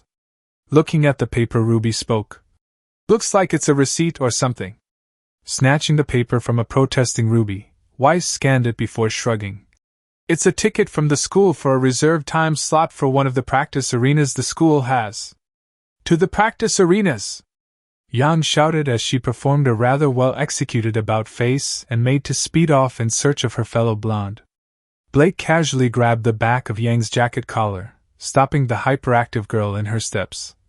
Beacon has quite a few arenas spread out around the campus, and we don't know which one Naruto and his team are in. I don't care to spend the better part of my day searching for it either. Nonplussed by her raven-haired teammate's actions, Yang just turned to Weiss and pointed a finger at the Schneeris. Weiss! Hit me with the arena number! Rubbing the bridge of her nose in frustration, Weiss nonetheless read through the paper before shaking her head. Doesn't say for which arena this is. Kurama's ears twitched as he listened in on Team RWBY attempting to hash out a plan to find Naruto before day's end. An idea popped into his head as he continued to listen. Soon that idea became something that had the fox grinning from ear to ear as his eyes glinted mischievously. Coming out of his attempted nap, the strongest of the bijou casually padded to the end of the bed before making a leap and landing softly on Ruby's shoulder, surprising the other members of the team. As far as they knew, Naruto was the only one the fox would allow to carry him, or even like to be around. Using his tail, Kurama pointed at the piece of paper he had previously handed to Ruby, then back to himself. The gesture's meaning wasn't lost on the members of Team RWBY. Of course, Kurama was more than capable of human speech, even in this form. He is the fearsome and insanely powerful Kyuubi after all. But no one besides his container knew that, and as far as he and said blonde Uzumaki were concerned, they were the only ones who needed to know. Are we really gonna let a fox be our GPS system? Weiss asked incredulously. To most normal people, the idea of letting a fox of all things, no matter how intelligent it seemed, lead them was a rather ridiculous idea. Of course, the word normal wasn't exactly in Ruby or Yang's vocabulary, and Blake didn't seem too bothered by the idea either. Throwing her hands up in frustration, Weiss conceded to letting Kurama lead them as their pseudo-navigator. As Team RWBY cheered, they missed the mischievous smirk that spread across Kurama's snout. No one interrupts one of my naps and gets away with it. So by molding your aura in certain areas of your body or molding it in a specific way, you can do pretty much anything thanks to your semblance? Pira inquired. Shrugging casually, Naruto responded. Yeah, that about sums it up. Wait, but how does that explain the whole scroll thingy? Is it like a magic trick? Like pulling a rabbit out of a hat? Nora paused as a look of realization dawned on her face. That's it, isn't it? You're a magician! Even Naruto found himself sweat dropping at the oddness that had just come out of his childish teammate's mouth. He had heard and seen some weird stuff, a good chunk of which was thanks to the snake mistress of Konoha, but Nora was quickly climbing his list of odd people. No, Nora, I'm not a magician. The orange-haired hammer wielder pouted impudently like a child who had been told she couldn't get candy or a toy from the store while they shopped. Getting over the giggles that had come due to her teammate's previous statement, and the mental picture of Naruto in a top hat, Pira added, Nora is right though, how does your semblance let you do that? Scratching his head, Naruto decided that he could trust his team with at least a half-lie. Well, actually, my semblance only plays a small part in that. See, back in my village we were taught from a young age how to use our aura and then how to better control it before we were ever taught how to use our semblance. Because of that, some people were able to figure out how to use that control to use our aura in a different way. Those ways soon branched out and became what we called Nishu, or the Shinobi sect. What I do with scrolls is a branch of Nishu called Fuinjutsu, or sealing techniques. The closest thing I can compare it to is Weiss and her glyphs, but even then that is only a small part of what Fuinjutsu can do. The intrigue and awe the other members of Team NNPR felt as Naruto divulged what could possibly be considered village secrets was clearly visible on each of their faces. Even Nora, who could barely sit still for 2 seconds, looked to be enraptured by her blonde captain and his lecture. Wanting to hear even more, the redhead of the team voiced her curiosity. What do you mean? What else could this Fuin? Taking note of Naruto's nod at her proper pronunciation of the foreign word, Pira continued. What else can it do? The blonde Uzumaki let out a sigh as he leaned back and stared at the ceiling that stretched above him. Fuinjutsu is actually unique, because unlike the other branches of Nishu that have some sort of set of requirements, anyone can learn Fuinjutsu. It just takes patience, perfect handwriting, and imagination. Because of this, Fuinjutsu is both the most accessible and most varied and powerful branch of Nishu. A master of Fuinjutsu could do anything from simply sealing away a weapon to distorting time and space itself. The possibilities are pretty much endless. Pira couldn't help herself and blurted out the first thought that had popped into her mind. Are you a master? Naruto laughed, not only at Pira's curiosity, but also at the dumbfounded looks that both Nora and even the normally stoic Rin wore. Sadly, no. I never got to fully finish my apprenticeship, but I am only about 2 levels away from being able to call myself a master. Getting up and stretching, Naruto grinned at his teammates. So I think we've wasted enough time sitting around. One more little spar and we call it a day? Nora was the first to her feet, having leapt up into the air and cheered. Yay! Ren was the opposite to his friend and calmly rose, showing all of the grace he possibly could in such a simple action. Gathering his twin pistols that Naruto now knew were called Stormflower, the calm raven-haired teen nodded at his fellow male teammate. Pyrrha gathered her own weapons and strapped her shield onto her back before offering Naruto a smile and confident nod. Feeling a little more comfortable around his team after his explanation on one of his specialties, Naruto decided to show off a little bit by performing a perfect backflip over the railing of the stands, landing perfectly on his feet. Nora, the ever-hyper teen she was, happily followed suit by leaping over the railing, Magnahild sitting on her shoulder and a cry of excitement escaping her lips. Seeing the smiles and laughs that Naruto and Nora were having down below, Pyrrha decided to join in on the little bit of fun by performing a single-handed handstand on the railing, tilting her body in such a way that soon after she was gracefully falling to the ground below, feet first. With her ponytail fluttering in the wind and spear in hand, Pyrrha managed to look simultaneously beautiful and deadly, a thought that had Naruto blushing. As the red-headed beauty landed in a crouch, both fists on the ground and her head held down, it gave Pyrrha the look of not a teen girl still training but of a full-fledged warrior ready for battle. While Pyrrha rose to her feet, Ren leapt down to meet with his teammates in a much more subdued manner, merely vaulting over the railing of the stands and landing without a sound. Nodding at the raven-haired teen, Naruto addressed his fellow teammates. Well, I guess the only combination left for us to try out is me and Nora against you two. While Naruto smirked at being paired up with his fellow hyperactive team member, both Ren and Pyrrha looked noticeably put out by the inevitable matchup. Honestly, the blonde couldn't blame them. Nothing against Pyrrha and Ren as warriors, but them winning was just not all that likely. Both Nora and Naruto operated on the same principle and style of fighting: go in and fuck shit up.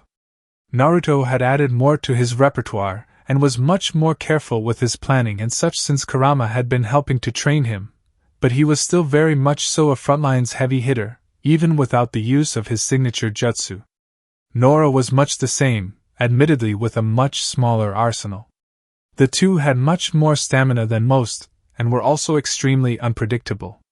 Ren and Pyrrha relied too heavily on a more rigid style of fighting than Nora and Naruto, and that would be a detriment to them. Still, Naruto knew that neither Ren or Pyrrha would simply give up. No, the two were going to try and make their hyperactive teammates work for their victory. Scratching his head, Naruto raised a question that had been bugging him for a while. Hey Pyrrha! The redhead in question turned to silently acknowledge her captain's call. I know Ren and Nora's weapon names, but what's yours? Smiling at what she knew to be her blonde captain's curious face, marked by Naruto squinting his eyes and crossing his arms, Pyrrha answered. My shield is named Ikuo and my main weapon is Milo. Nodding his head and with his curiosity satiated, Naruto made to make his way to where Nora was already getting ready for the spar. However, Pyrrha decided to ask a question of her own. What about your weapon, Naruto? Naruto stopped in his tracks and stared at his staff for a scant few seconds, seemingly lost in his own memories, before snapping out of it and twirling the shakujo casually as he answered. I know Ishii.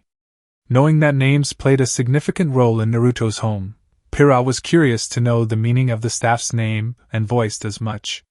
The blonde gave one last reminiscent smile at his weapon before answering.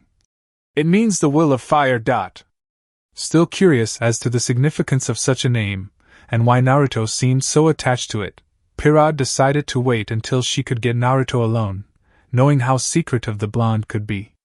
Besides that, it looked like Nora was growing even more impatient by the second, noted by her increased fidgeting.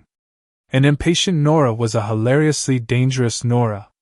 Finally, as each pair stared the other down from opposite sides of the field, the air of battle began to permeate the air. Of course, the feel of it was far different from the battles Naruto had gone through.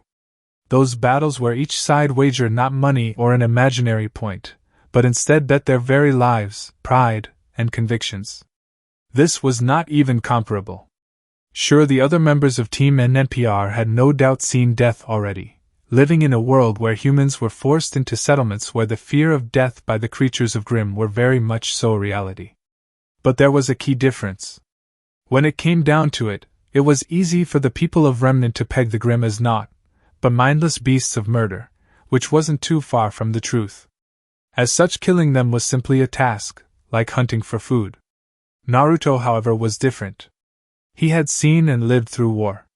He knew the difference in battle when your enemy was not some beast or some other quarry, but a human with emotions, feelings, dreams, and aspirations just like you. This spar was not even close to that feeling of knowing that with the slightest misstep your very existence would cease to be. And for that Naruto smiled. As he felt his chakra begin to course through his body in that familiar warmth, as he heard Nora yell in excitement, Naruto smiled. Maybe coming here wasn't a bad thing after all. Sharing a look with Nora, Naruto's smile went from being just that, a simple smile, and instead became the cocky grin he was known for back in his youth. Let's do this to Bayo! All of Team NNPR sighed in relief as they turned down the hallway that housed their room. All members, even the stamina monster Naruto, were tired and bruised all over and could not wait to embrace the soft comfort of their beds. Of course, their relief became raised eyebrows as they entered the room and saw that the wall behind the door bore slight cracks in the dry wall, as if someone had slammed the door open in a fit of fury. Shrugging off the oddity of the cracked wall, the four teens decided that their fatigue and need for a shower far outweighed any curiosity they held about said mystery. Despite it being just a few minutes into sundown, the team had managed to cram as much as they could into the 2-hour slot that Naruto had reserved for them. Thanks to the intense pace Naruto had set for them, the team was able to get a better handle on how to not only work as a group of 4, but also pairs. The pairing of Nora and Naruto, aptly nicknamed Disaster, was obviously the frontlines duo responsible for either taking out numerous enemies or providing a distraction for the backup pair of Pira and Ren, which was named Rose. What surprised the rest of Team NNPR was how devastating of a combo Ren and Naruto made. The two male teens could work perfectly as a stealth unit, what with Naruto's shinobi training and Ren's own grace and agility, or a quick strike unit capable of unleashing untold amounts of destruction before disappearing. Thanks to this, the duo were nicknamed Bolt Flower. The two females of NNPR were the backup to Bolt Flower and worked as a solid all-around unit by themselves, capable of either fighting on the front lines or providing covering fire. That in mind, the two girls had decided to name their formation simply Queen. Of course, all of the battle strategy that they had spent the past 2 hours going over was the furthest thing from any of the teens' mind, instead being replaced by thoughts of food, showers, and sleep. As an unspoken agreement, Naruto, Ren, and Nora collapsed onto their beds while Pira took the first shower. As the sounds of the shower being turned on became the only background noise in the room, Nora having already decided to take a nap and Ren quietly being Ren, Naruto rolled over and sat up, scratching his head as he realized that a certain Kitsune was oddly absent. The blonde Uzumaki wasn't particularly worried about Kurama himself, being more concerned for anybody with the unfortunate luck of being stuck with the troublesome Bijou-tailed beast. After having spent the literal entirety of his 17 years of life with the fox, Naruto knew that wherever the Kitsune was, trouble was not too far off, if the sentient chakra construct was already causing it. Shrugging it off, Naruto decided that food would be a good idea to have when his team was showered and ready to either finish whatever homework they had or sleep like he planned. That in mind, the blonde rolled off his bed and decided to venture off to the cafeteria to see what was available. Hopefully Remnant's advanced technology extended into the food area as well, and he could just simply grab his teammates' favorite foods without any fuss. Having ramen would just be a huge plus, really.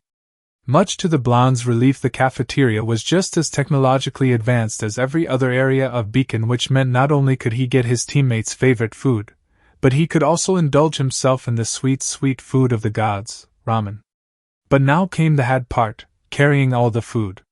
Normally the solution to such a situation would be easily solved by the quick use of a jutsu that he had abused as a preteen. However, seeing two of the same people walking the halls would be weird and would raise questions Naruto didn't want to answer. If Naruto were in the right state of mind, he would realize that he had plenty of other jutsu to help to keep his identity as a shinobi hidden.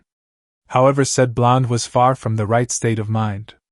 Tired, hungry, And with the worry that his precious ramen was getting colder with each passing second, Naruto's higher-thinking faculties were otherwise preoccupied.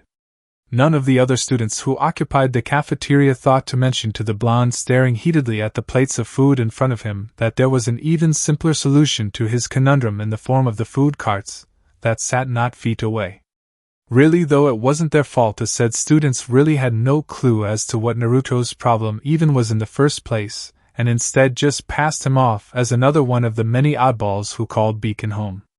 The importance of this was to not only illustrate the level of Naruto's fatigue and love of ramen, but to also allow for the perfect timing of a certain kitsune to come bursting through the doors of the cafeteria with a less than happy-looking Team RWBY hot on his tail.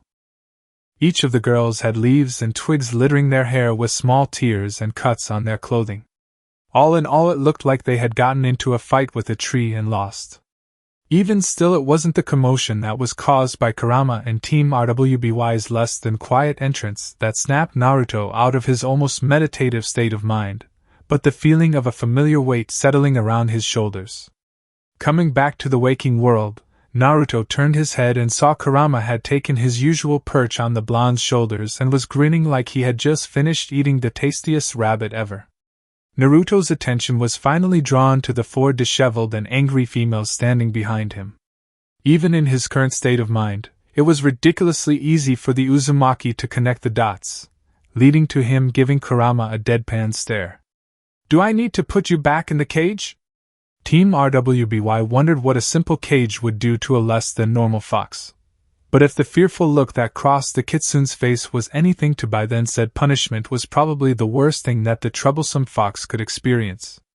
Of course, while the girls thought Naruto meant a normal cage, Kurama knew full well that his container was talking about putting his furry ass back inside the seal that had kept him behind bars for 16 years. Not only was the space behind said bars small, but Naruto's mindscape hadn't changed in the slightest and was still the dimly lit, damp sewer it had always been. Admittedly, it was far better than the seal his previous container, Naruto's own mother, had used. Kurama had very much so grown used to having a vast majority of his freedom back. The past year was the first in near 100 years that the fox was able to freely roam and stretch. He had been stuck inside his first Jinchuriki, Mito Uzumaki, for close to 100 years, where said Uzumaki had kept him immobile with the use of seals. That wasn't so bad, but she didn't even let him scratch any itches that popped up, and that shit is not fun. Then there was Naruto's mother, Kushina, who had kept him chained to a massive fucking slab of rock with her chakra chains. Not only was he still unable to scratch any itches, she had the nerve to crucify him, pinning his limbs and tails down to the slab, and there he had stayed for almost 20 years. While severely pissed when he found himself sealed into yet another Uzumaki, Kurama was grateful that at least Naruto's seal let him scratch any itches he had and didn't involve having sharp pointing things stabbed into his body. But Kurama was nothing if not vain, and as such he took pride in his lustrous fur. The moisture in the sewer that was Naruto's mind was hell on his fur, and it had taken months to remedy the damage done to it. There was no way in hell Kurama was voluntarily going back in that cramped hellhole. Naruto knew all of this and enjoyed using the threat of the seal on the normally high and mighty kitsune. However, Team RWBY had gone through things they didn't want to discuss in pursuit of the fox, and so were not satisfied with just scaring Kurama. Stalking over to her fellow blonde, Yang invaded Naruto's personal space bubble and vehemently spoke. "Foxy, if you know what's good for you, you'll hand over that evil ball of fur." "Right. Now." Naruto looked between the angry visage of Yang and Kurama, trying to be as cute as was possible, and weighed his options. On one hand, Kurama was an important part of his life, and had grown to become something of a close friend within the past year or so. On the other hand, Yang was a girl he had known for only a few days. However, if there was one thing Naruto had learned in his 17 years of life, it was this. When a girl is angry, and you have a way to make her happy or appease that anger, you better damn well do it if you want to live. Shrugging, Naruto spoke. "Sorry, buddy, Yang scares me more than you do." Grabbing Kurama by the scruff of his neck, Naruto tossed the crying fox to a maliciously grinning Ruby and Weiss. Yang's once angry face became her usual cheeky grin, and she addressed Naruto. Ah, you know just what to say to a girl. The buxom blonde offered Naruto a flirtatious wink before walking off to join the rest of her team in exacting revenge. Naruto offered a quick prayer to Kami, asking that Kurama retain his sanity and the willpower to survive the wrath of 4 angry teen females. The blonde male was surprised when he turned around to see Pyrrha standing just behind him with a curious look on her face. No doubt she had just seen the last of the exchange between Naruto and Team RWBY and was wondering what had happened to lead up to the odd scene she had walked in on. Naruto just shook his head and patted the red head on her shoulder. It's best if you don't know. That only raised more questions in Pyrrha's mind, but looking at the way the normally stoic Blake was grinning like the cat who had caught the canary as she and the others left, the deadly beauty of Team NPR agreed that maybe it was best she didn't know. Switching topics, Naruto decided to ask the question of why Pyrrha was in the cafeteria as well. The redhead smiled and replied, "Well, Rin said you had come to get us some food, but that was a half-hour ago, so I figured you might need some help carrying up all the food." Naruto chuckled nervously, only now realizing how long he had been standing there, concentrating. "Whoops!" Pyrrha giggled at her friend and captain before gesturing at the carts that sat in the corner. "It's fine, but let's grab a cart and head up to the room. I don't think Nora can go any longer without her pancakes." Knowing that denying Nora her pancakes was like denying him his ramen, Naruto agreed and grabbed a cart before helping Pyrrha to pile the food on top of it. As the 2 teens made their way back to their room, Pyrrha decided to sate her curiosity over Naruto and his weapon. "Hey Naruto?" Hearing his name, the blonde turned and acknowledged Pyrrha with a nod, wondering what she was going to ask him now. Part of him already knew she was going to ask him some question that had to do with his past or something with how frequently they had those kind of conversations. It wasn't a bad thing really, and they often talked about other random things on the way to class or during their downtime. But any time Pyrrha saw him fight, or he vaguely mentioned something about his home, the redhead would eventually come to him with questions. Not that he minded at all. It felt good to talk about Konoha and his friends with someone who was genuinely interested in him, and what he had to say. "Well, I know you said that names meant a lot back in your home village, so I was wondering why you named your weapon the Will of Fire." Naruto smiled as he almost immediately lost himself in memories at hearing the phrase that had shaped and given birth to his childhood dream, a dream he had before he even truly understood what it meant. "In my home village we had this philosophy that each of our warriors fought and died for, the belief that their sacrifices were not in vain. Our leader, the Hokage, was supposed to be the epitome of this. They were to see the entire village as one big family, their family. Growing up in Oprin, well, the one thing I always wanted was a family, and what better family could you have than your entire home village?" Pyrrha couldn't help but to grow even more respect for Naruto. He had aspired to become the leader of his home, not out of an attempt for more power or authority, but because he wanted to have a family, he wanted to have a reason to fight. Of course, it was hard to miss the almost factual manner in which Naruto admitted to his having grown up in Oprin. It seemed that because of this will of fire, Naruto understood what it meant to be a great and compassionate leader. She was surprised though when Naruto continued further, delving deeper into his past. "But my godfather taught me a different part to the will of fire. He believed that not only could it make Konoha a safe and amazing place for all people, but that by spreading the will of fire, through loving each other, peace would be possible." It was this statement that made Pyrrha pause in her steps, shocked at not just what her blonde friend said, but also the conviction with which he said it. Turning to look at Naruto, Pyrrha was awed by not only the sheer belief Naruto put into those words, but also at her own thoughts that maybe this young man who was brash, unpredictable, and most often a goofball could pull it off. Peace was something that almost all hunters and huntresses strove for, in some small capacity, whether that peace be peace with oneself or with those around you. Pyrrha was no different. However, it was clear that Naruto wasn't aiming for something like that. No, he was aiming for something on a much larger scale. And some small part of her actually believed Naruto was fully capable of achieving that. Coming back to her senses, Pyrrha realized that they had managed to make it back to their room without anything odd occurring. She giggled though when she saw how childishly excited Naruto looked as he hurriedly opened the door and plopped himself down with his several bowls of ramen.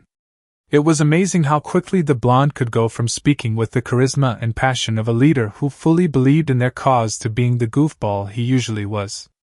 Grabbing her own plate of food, Pyrrha joined the rest of her team as they chatted, a smile on her face as she allowed her mind to have one last thought on the topic, and I wouldn't want it any other way. Chapter 5. When Naruto had first come to Remnant, he had no idea that there would be an almost entirely different form of human life that coexisted alongside the normal humans. Said race of humans were called faunas. For the most part, these faunas looked and functioned like any other human, except the fact that they bore animalistic features. These features ranged from being a simple pair of cat ears to having the claws, eyes, and tail of a dog. However, the differences between human and faunas were not merely cosmetic. Faunas exhibited traits similar to the animal they looked like. Those with canine features had a sharper sense of smell and hearing, while those of the feline family had enhanced eyesight and agility. Coming from the elemental countries where there were families of people who could use their own bones as weapons, expand any portion of their body at will, or had a colony of bugs literally living inside of them, well, needless to say, Naruto wasn't impressed. Naruto himself bore some animalistic features due to being in the womb of his mother while she housed the soul of Kurama, and then having said bijou-tailed beast, trapped inside his own body. Of course, his features were hardly noticeable, with the whisker marks that marred his cheeks being the only immediately visible difference. It was when Naruto channeled Kurama's chakra that the features became more noticeable. With the influence of the kitsune's unique energy flowing through him, Naruto's normally blue eyes would become a bloody crimson, with his pupils becoming slits like that of a fox's. His nails would sharpen and grow in length, becoming knife-like claws. To top it all off, the whisker marks on his cheeks would thicken and become even more noticeable. Being the container for a bijou marked Naruto as a Jinchuriki, power of the human sacrifice, and to some this meant he wasn't exactly human himself. Years ago he had struggled with this concept, refusing to believe that he was different from the normal people. Of course, in the shinobi world, where walking on water and giving the laws of nature and psychics the finger was a daily occurrence, normal was a loose term. Still, the civilians of Konoha who had seen the fearsome and destructive power that was an angered bijou feared and hated Naruto, not being able to look past his title of Jinchuriki to see the lonely orphan who only sought the love and warmth of family and friends. Many lesser people would have crumbled under the weight of such emotions, but Naruto had only turned around and sought to make the world a better place, a place where no other person would have to go through the prejudice and hate that he had as a child. As such, it was no surprise that Naruto deeply sympathized with the faunas of Remnant. They were like him, treated harshly because of something they had no control over. Normally, Naruto was a fun-loving person and very easy to get along with. There were few things that could truly anger him. The sight in front of him was one of those things. A fellow first-year student, a guy named Carden, from what he gathered from the whispers in the cafeteria, was publicly bullying and humiliating an older student, simply because she was a faunus. Nothing angered the blonde more than seeing someone pick on another simply because they looked different. What only angered him more was seeing that nobody, not even a professor, was going to stop it. He wasn't the only one, though. The normally calm Pyrrha was tightly clutching her food tray while Nora was frowning and seemed to be debating on grabbing her hammer. Even the stoic Rin looked visibly angered by the scene. Team RWBY was no better. Yan was clenching her fists tight enough that her knuckles were turning white, and Ruby was glaring heatedly at Carden. Weiss looked indifferent for the most part, but if one looked closely they could see her own abject disgust with the male. Blake was the most visibly angered. Her amber eyes had become slit, and you could hear her almost hissing while her hair bow twitched in agitation. As Carden shoved the teen faunus, causing her to fall and spill her lunch, Naruto stood up, shocking those around him from their own thoughts. Before anyone from his team could stop him, the blonde was gone in a blur of speed. The next second he appeared, and the series of events that followed shocked everyone watching. There Naruto was, suspended in midair, his fist inches away from Carden's face, while Carden himself was being held with his hands behind his back. The sharp sound of heels hitting the floor echoed throughout the cafeteria as Glinda Goodwitch stalked through the now silent building. It was now clear to everyone what had happened. The female professor and huntress had intervened at the perfect time and stopped the blonde teen from giving Carden what both teams NNPR and RWBY thought he deserved. Naruto himself was angered deeply by the appearance of his fellow blonde. TCH, of course she happens to intervene right when this teen was gonna get what he deserves. I hope you know that we do not condone fighting amongst students outside of the arena, Mr. Uzumaki.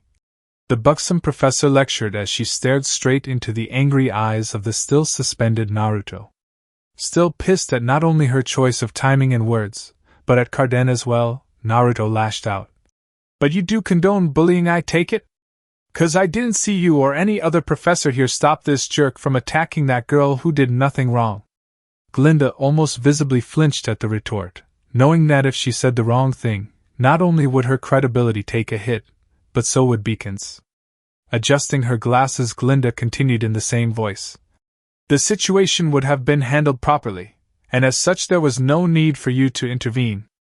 Naruto narrowed his eyes at the blonde woman before he scoffed, and, shocking everyone Glinda included, flared his chakra quickly, breaking him of whatever the female professor had done to stop him. Without even glancing back, Naruto stormed out of the cafeteria, clearly less than happy about how the situation was handled. Shaking herself from her thoughts of the enigmatic blonde, Glinda turned to Carden and released him from her hold. Mr. Winchester, you will be coming with me to see Mr. Osborne to address your actions here and your subsequent punishment. Outraged for being punished, Carden retorted with a yell.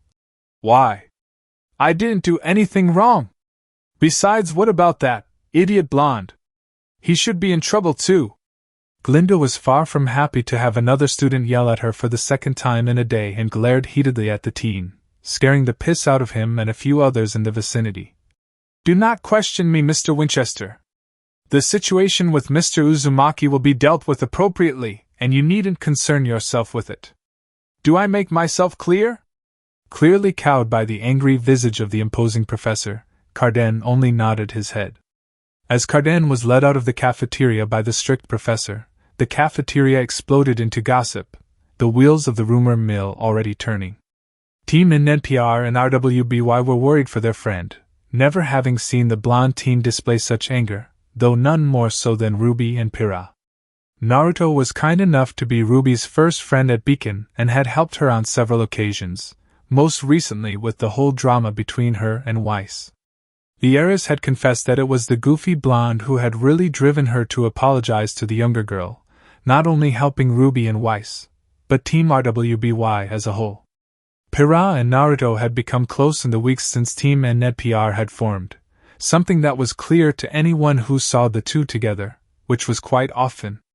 The two were often seen sparring or training together, eating together, and generally looking like a couple, something the gossips of Beacon had taken great pleasure in talking about.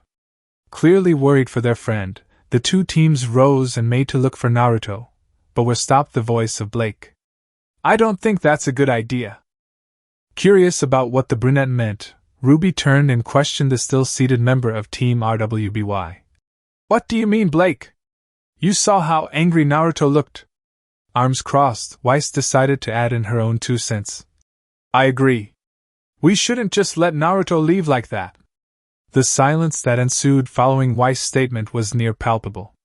Noticing that the group of people had gone completely silent, and were all staring at her while RWBY poked her like she was some sort of freak, Weiss swatted RWBY away from her and called out. What? Why are you all staring at me like that? Sorry, but we've never heard you call Naruto by his actual name, RWBY sheepishly responded. The Shinee heiress' brow began to twitch in anger. I'm not that mean, am I? Not wanting to anger the glyph user anymore, the others instead opted to turn their attention back to Blake, also choosing to ignore Weiss' indignant cry as no one answered her question. What I mean is that, seeing how angry he is, Naruto probably wouldn't like having so many people crowd and interrogate him. Blake continued. The others remained silent, none having any sort of rebuttal to the distant member of Team RWBY.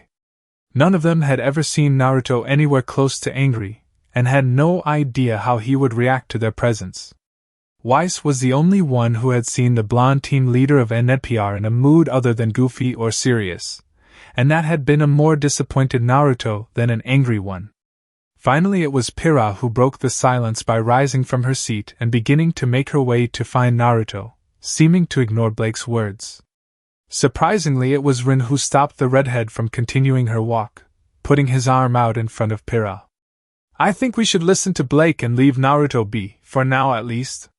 Pyrrha actually seemed lightly annoyed, and it showed in her tone of voice. "I'm sorry, but Blake doesn't know Naruto like I do, and I think he needs his friends right now."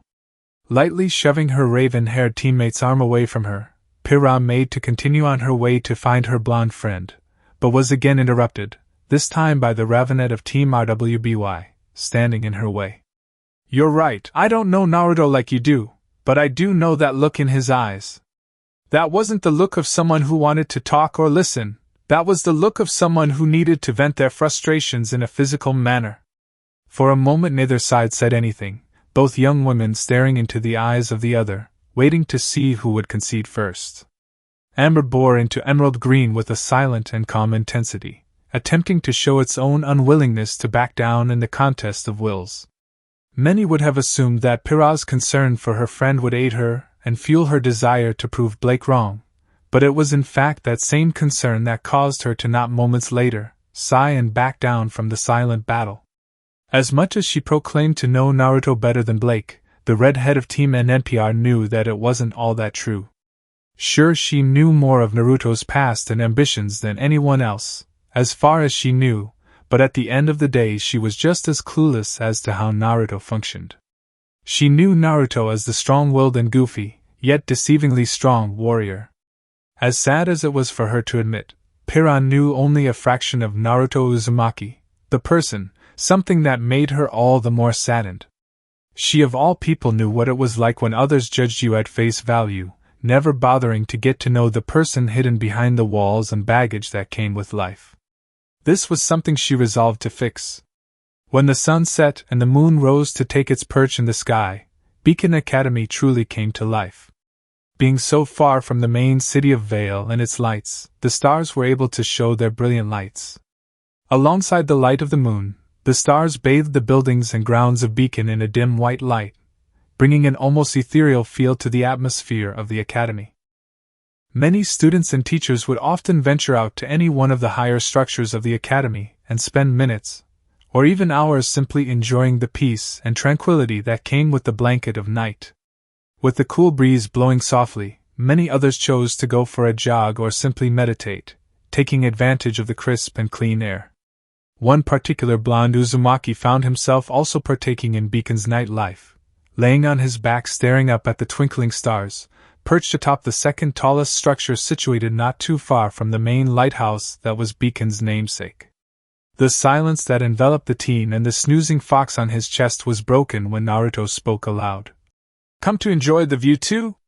While most would think him odd for seemingly talking to himself, the figure that emerged from the shadows of the nearby stairwell entrance broke that notion.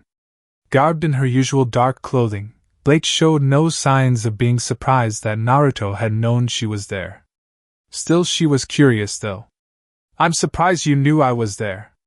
Still not tearing his gaze from the star-filled sky, Naruto grinned and replied, "And I'm surprised at how quiet you could be with those heels on." Blake huffed at the jab at her clothing choice, causing Naruto to chuckle. Shaking his head, the blonde rose to his feet, dusted his clothes off, and moved Kurama to his usual spot around his neck. "So what brings you out here at this time of night?" Naruto asked, donning his usual carefree grin. Blake sauntered over to the edge of the building and situated herself on it, crossing her legs and leaning back as her gaze focused in on Naruto. Naruto seemed to take it in stride and sat himself back down on the floor, meeting Blake's intense gaze with his own nonchalant one. Neither side spoke for a moment before the raven-haired female broke the little staring contest and turned her head to the side, casting her sights on the front of Beacon Academy. "Everybody began to worry about where you had gone off to after what happened in the lunch hall. I was lucky enough to be the first to find you." Naruto nodded his head. "So are you gonna bring them here or take me to them?" The dark-themed huntress-to-be turned her eyes back on her blonde companion before speaking. I'll let them know where I found you and that you were alright as well, after I get some questions answered. Deciding to have some fun with the stoic girl, Naruto grinned and spoke. Curiosity killed the cat, you know. Blake's gaze went from curious to cold and deadly in the blink of an eye. Does he know? Deciding that it was better if she played it off, Blake continued. Not many people would have interfered in that fight, let alone react in such an angry manner.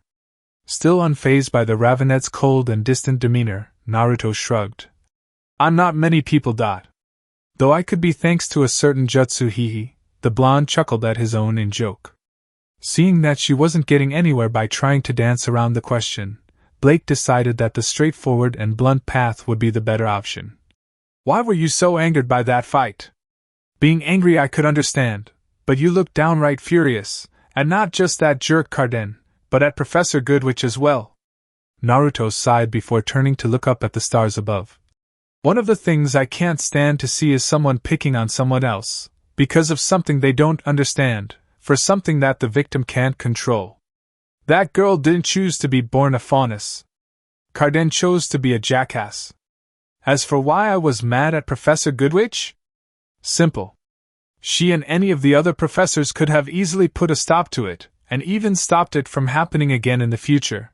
But they chose not to simply because if they interfered it would have looked like they sided with the faunus.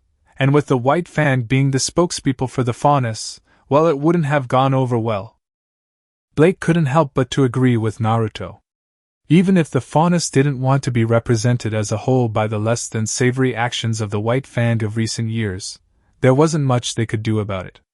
The White Fang had once been a group of faunus who fought, peacefully, for equal rights for their fellow faunus and fought to put an end to the years of discrimination against said group.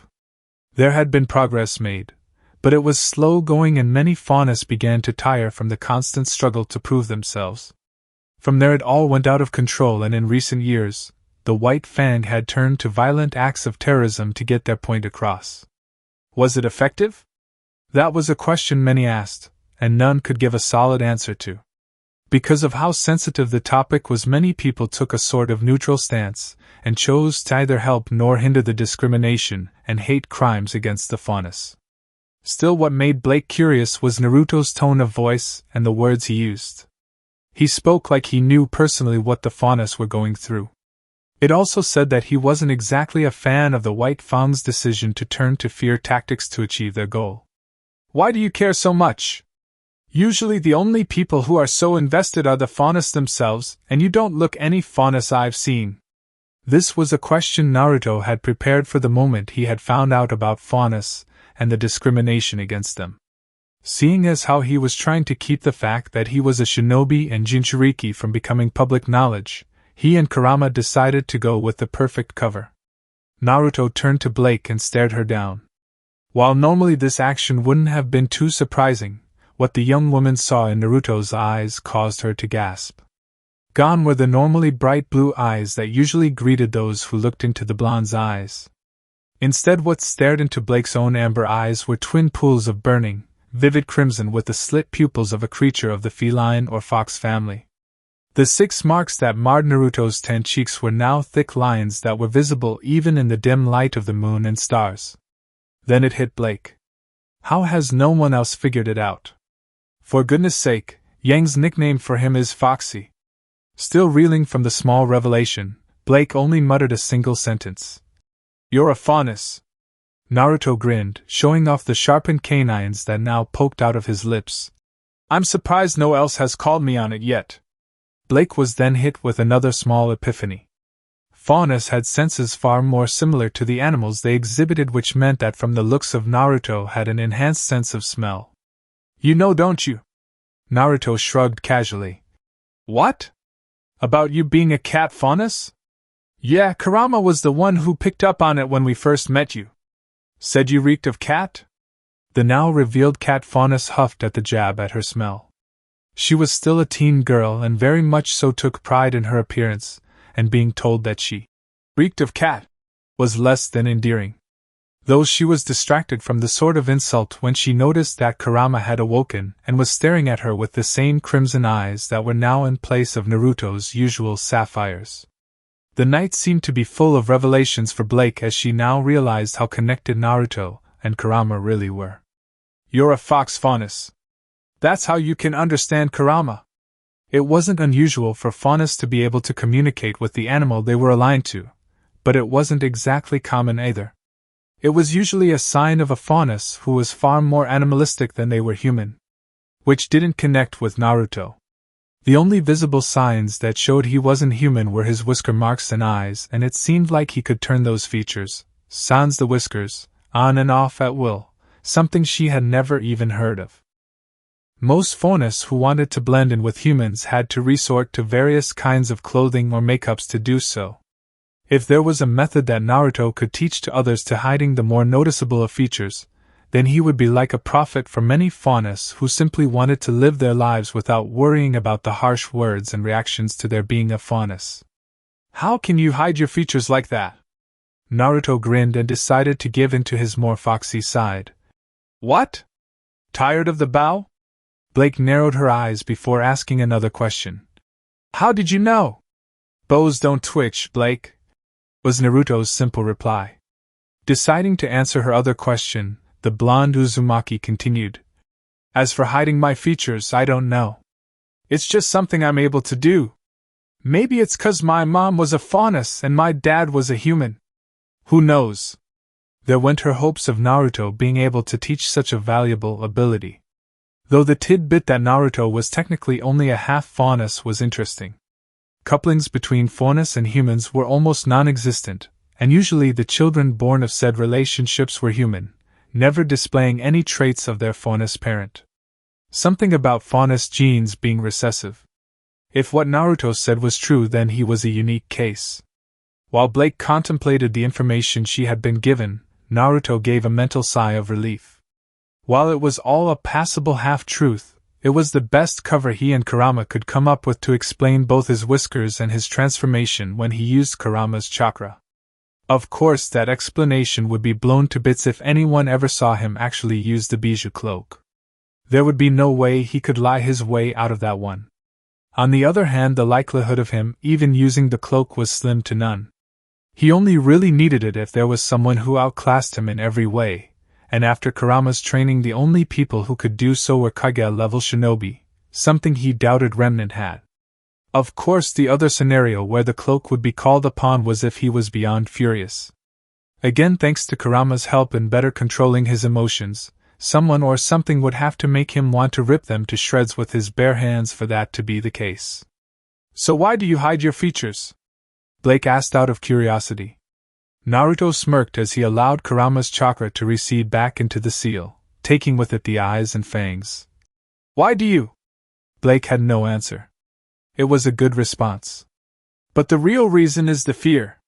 Most faunus features don't look all that threatening. Your cat ears and eye color aren't all that scary. Glowing red eyes and fangs? That's something out of a nightmare, and the last thing I want is for people to run screaming, because I smiled." The amber-eyed teen nodded in agreement. First seeing those burning red eyes staring at her had sent a shiver of fear down her spine, like her instincts were telling her to run as far away as possible. "So then I take it you don't want me to tell anyone else?" Naruto shrugged as he stretched. "I don't really care if people know I'm a faunus. If they look at me differently because of it, then oh well, not much I can do. Though I will probably tell my team just because I trust them and don't think they'd care."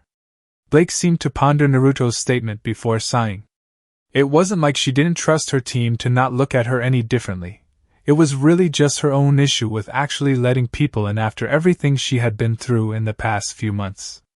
She had left one life behind and was trying so hard to build a new one away from the lifestyle that had caused her to leave a certain group.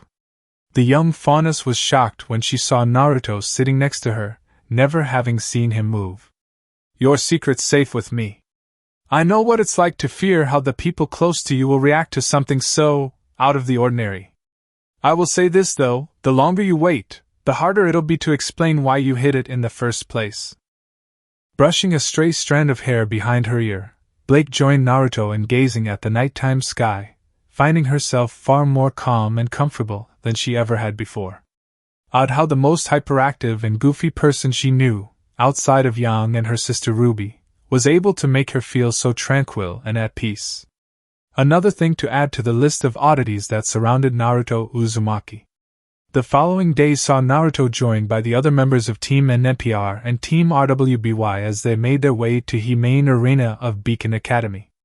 The night before had been surprisingly uneventful despite the revelations it held. Naruto had gone ahead and told his team about his being a faunus, and their reactions were less than surprising.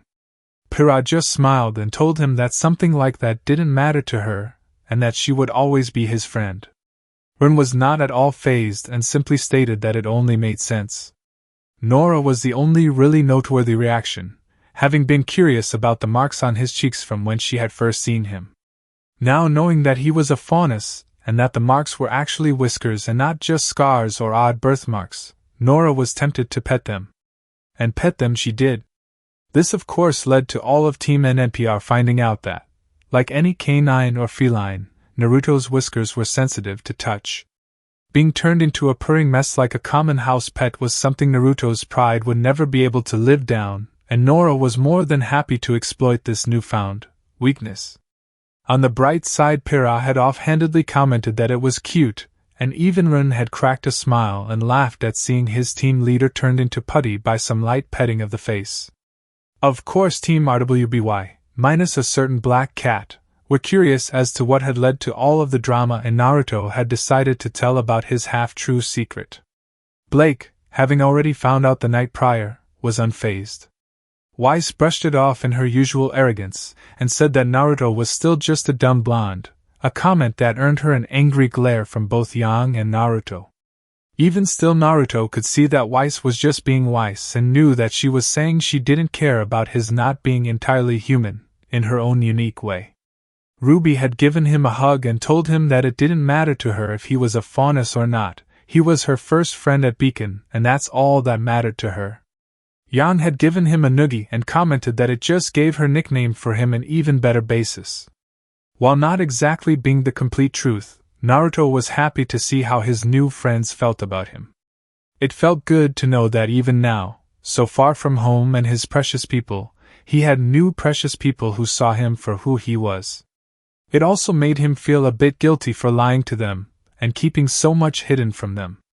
Kurama was swift to remind him of the consequences that would follow if Naruto allowed that guilt to force him to spill his entire backstory. It was not a matter of trust, but a matter of protecting them from not only those who would no doubt come for Naruto for whatever reason they may choose, as well as protecting them from Naruto himself. Knowing that he couldn't just toss Justo around like they were going out of style kept Naruto at a level that seemed more fitting for someone of his age, at least in Remnant. Sure, there were still plenty of people who could no doubt defeat him, both Ashbin and Glinda being on that list, but to do so would no doubt force them to a level they hadn't fought at since their youth. Bottom line was that by not spilling his guts, Naruto was making sure his friends were kept safe, well, as safe as they could be with the whole career choice of being a hunter/huntress. Needless to say, the previous day had been quite eventful, for Naruto at least. Today was panning out to be another eventful day as well. Ashbin had caught wind of the would-have-been fight in the cafeteria and had decided a fitting punishment for both Naruto and Carden. Seeing as how Beacon was training future soldiers, what better way to settle a dispute than with combat? Obviously it wouldn't be a no-holds-bar fight. The match would be something more of a regulated spar with one of the professors acting as referee, and the shields all of Beacon's arenas were outfitted with turn-on to ensure that there was no serious injuries. This would allow Carden and Naruto to settle their beef with each other in a relatively safe and monitored environment. The prize for the winner of this impromptu exhibition? Getting away scot-free. Well, for Naruto at least. Carden would be penalized for bullying another student regardless of if he won or not. By winning, though, he would have his sentence lightened to some degree.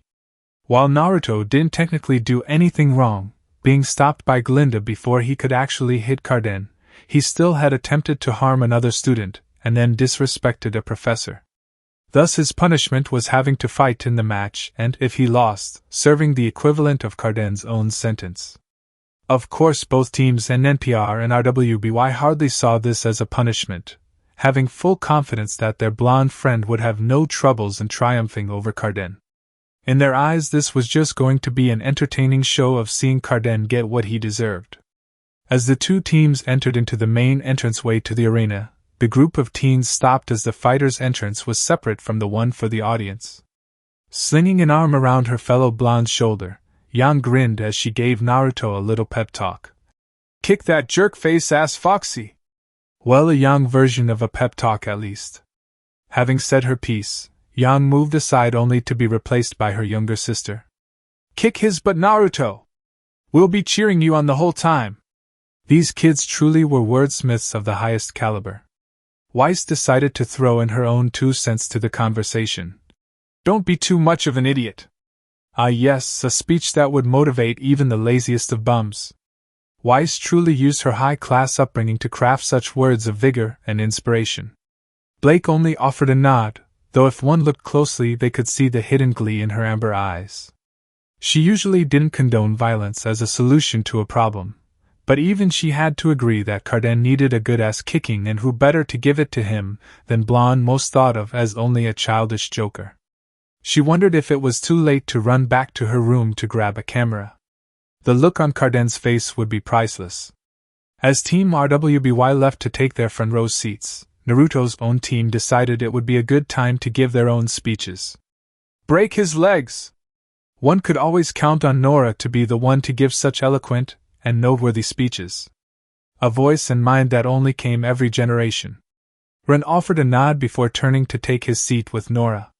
Left alone, Naruto and Pira were silent for a few moments, Naruto still trying to understand how he ended up with the strange ones as friends, and Pira trying to think of what to say to her captain and close friend to really motivate him. Of course most people would agree that with Pira being as attractive as she was and Naruto being a teen male, such a task wasn't really that hard and may not even require words if done right. Then again, for comedy's sake, we must drag as many awkward and hilarious moments out of Naruto and Pira's relationship as was possible before moving to such a stage. Nonetheless, it wasn't long before the attractive red head of Team NNPR decided on a course of action. Naruto was caught off guard when Pira hugged him, saying a quick, "Good luck," before letting go and smiling at him. Naruto offered his own smile before replying with a "Thanks." It was Pira's turn to be surprised when Kurama leapt from Naruto's shoulders to hers. "I won't need his help, and the lazy bum would rather just sit and watch the fight," Naruto explained. "Please, that shy Hyuga girl could have beaten that fool with little problems. Me staying with you would only disturb my nap time. Wake me when you're done toying with that pitiful Nigen human." Pira laughed before reaching her hand to Kurama's head, running her fingers gently through the soft fur around his ears and brow. With one last wave, the redhead left to join the rest of their friends in the stands. As Naruto made his way to finally enter the arena and start his fight, he was once more stopped from doing so, this time by a group of 4 that he had never seen before.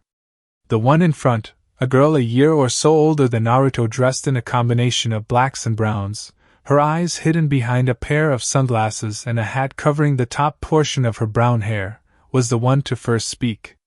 "Hey! You're Naruto Uzumaki, right?" Despite being a little put off by the appearance of these random, to Naruto, people, the blonde-haired Uzumaki nodded. The apparent leader of the team continued her speech. "We're Team CFVY Coffee, and this is Velvet." Here the young woman gestured to the only other female member of the team, a shy-looking thing with rabbit ears that marked her as a fauness.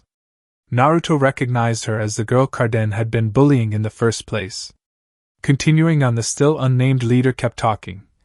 "We just wanted to say thanks. Velvet usually doesn't like to stand up for herself, and so we usually are there to make sure people like that asshat Winchester don't mess with her. Unfortunately, we weren't there, but we heard that you at least tried to step in to help her, and for that we'd like to thank you, Whiskers." Naruto chuckled as he rubbed the back of his head. "It was no big deal. I hate people like Carden, and I thought he needed some help with taking that stick out of his ass." The older teen laughed while the other members of her team cracked a smile, Velvet trying and failing to hide her giggles behind her hand. You know what? I like you, Whiskers. You actually got a pair on you, unlike most of these pansies. Give that bastard Carden a good one for us, yeah? Without a word more, Team CFVY made their exit, leaving Naruto to ponder on the strange events and people that seemed to gravitate towards him.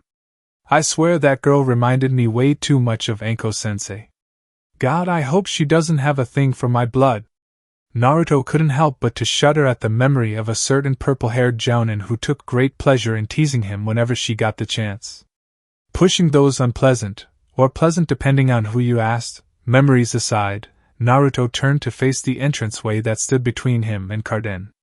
With a vulpine grin stretching across his whiskered face, Naruto began to walk, confidently striding towards his target.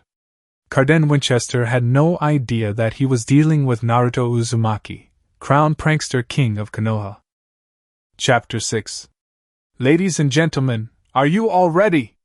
The question that boomed out from the sound system that was built into each of Beacon Academy's arenas was answered by a roar of applause and general noise-making. Very few of the people watching took any stake in either of the competitors, only being there to see what would no doubt be an entertaining fight, and knowing who was fighting, how could it not be? On one side was Naruto Uzumaki, who had begun to make a name for himself at the prestigious academic institution. Many knew him as the carefree and goofy blonde who could make a joke out of most anything. There was also a large portion of the male populace, and some of the female students, who envied him for being so close with Pira Nikos. Despite all that though, many also knew the blonde was not one to be messed with. It was proven time and time again in the various battle-oriented classes that the blonde was a surprisingly genius strategist, and was more than capable of holding his own against both Grimm and fellow huntsmen. Carden, while not as seemingly intelligent as his blonde opponent, was still the captain of his team, and such a position was not so easily gained, with people like Ashpin and Glinda being the deciding factors on how teams were formed. Regardless of who won, the ensuing fight was sure to be entertaining. The announcer, a nondescript older male student who had volunteered for the job, rallied the crowd of teens with another booming call. I said, "Are you ready?" The arena nears shook from the volume of the applause and shouting the crowd let loose in response. In the observation deck that looked down on both the audience and the actual battlefield, the professors of Beacon sat, watching as their students let out their inner teenager. Glinda Goodwitch, the stern woman that she was, held a displeased frown on her face. She had been against Ashpin's decision to turn the young Uzumaki and Winchester's punishment into a sporting event, but loath as she was to admit it, Ashpin was her boss and held final say in all matters regarding Beacon and its students, within reason of course. Ashpin himself stood, leaning against his ever-present cane, sipping on his mug of coffee. His face betrayed nothing, his silver orbs trained intently on the, as of now, empty field below. Many of his staff had questioned his decision to allow something like this to take place, none more vocal in their protests than his old friend and vice principal, Glinda. Of course many took this as Ashpin's eccentricities rearing their head, but this was far from the truth. Ashpin was many things, but foolish was not one of them. He was keenly aware of the delicate situation that had consumed the Faunus people. Personally, he would love to see the illogical discrimination against Faunus gone, but as the head of Beacon and a key player in Vale and her politics, he knew he could not make his opinions vocal. Not with the White Fang being so prominent, at least. Still, he was less than happy with one of his students, a bright and strong huntress to be at that, being treated in such a manner. He was also less than pleased with the manner in which his own staff members handled the situation, but that was a talk for another time. If he could, he would have actually liked to give young Naruto a pat on the back for acting in defense of a fellow student. Unfortunately, due to his position, he could not do so, and so Ashpin decided to settle for the next best thing, giving the blonde enigma the chance to finish what Glinda had stopped. In this way, not only would he allow those who wished to see Carden get his comeuppance, himself included, see just that, but it would also make it seem like he didn't condone the young Uzumaki's brash actions without actually having to punish said teen. A win-win situation for all, really. Well, except for Carden, but he deserved what was coming to him, so that didn't matter really. First up is Carden Winchester, captain of Team CRDL, Cardinal.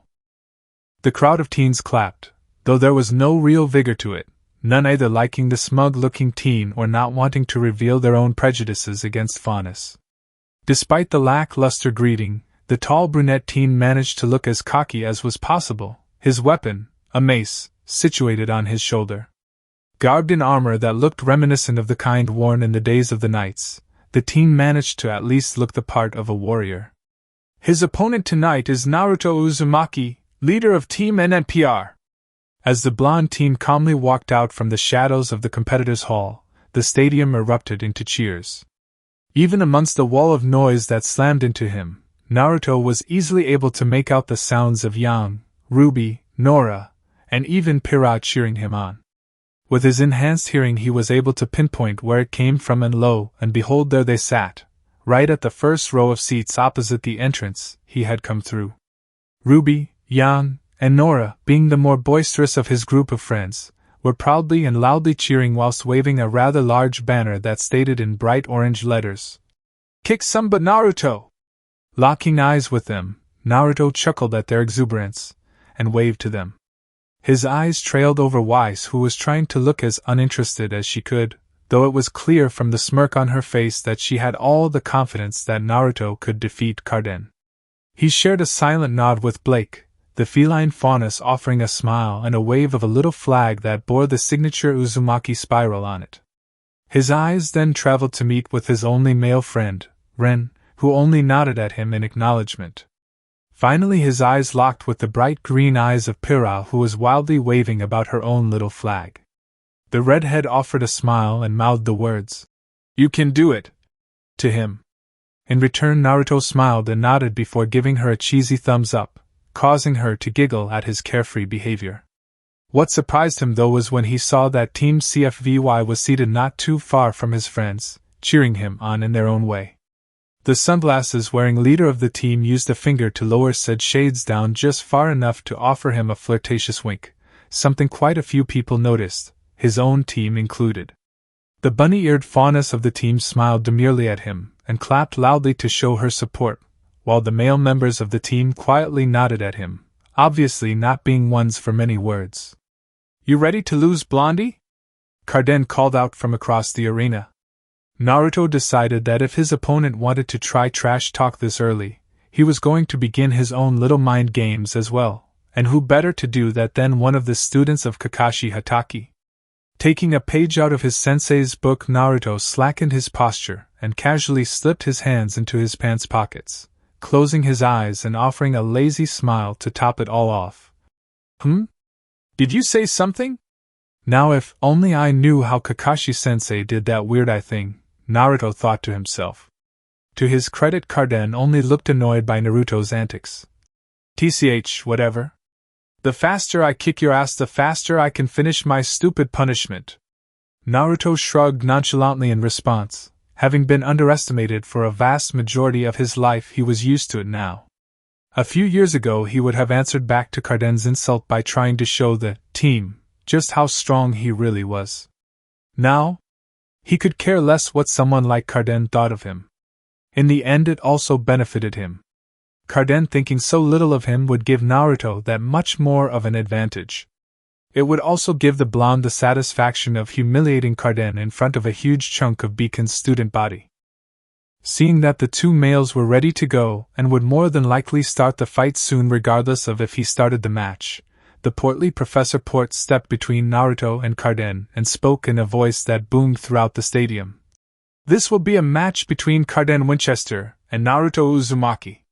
The terms of the match have been set before this and these two young lads have already agreed to them. The aura shields are up, so feel free to let loose, but I will intervene if I feel it is getting out of hand." Naruto and Carden nodded at the rules of the fight, having already heard from both Professor Goodwitch and Ashpin about the rules earlier that morning. "Ready? Begin!" With speed belying his body's shape and size, Professor Port jumped away from what would no doubt become a miniature war zone. Carden was quick to rush in, speeding towards Naruto with his mace poised to strike. Naruto seemed to be unfazed by this and stood there, looking as lazy as was possible. With a heave, Carden gave a mighty horizontal swing of his weapon, intent on slamming it into Naruto's ribs which, even with the shields up, would no doubt crack some bones if it hit. And Naruto may have an abnormally fast healing factor thanks to his mother, but that didn't mean he couldn't feel pain. He just had a higher tolerance for it than most. Still, with that same lazy posture, the blonde ducked underneath the swing. With the balance and agility that came with being a trained shinobi, Naruto answered back with a swift side kick, throwing Carden's feet out from under him and putting said teen flat on his ass with a surprised expression on his face. Naruto simply hopped away, creating space between himself and the still dazed Carden. Deciding to add insult to injury, the blonde Jinchuriki let out a yawn, causing the crowd to erupt into laughs at the dumbstruck look on Carden's face. Clearly getting progressively angrier due to his opponent not taking him seriously, and with the sounds of derisive laughter aimed at him not helping that, Carden leapt to his feet and was racing towards Naruto yet again. Our blonde protagonist for his part looked as carefree as if he was taking a stroll through the park.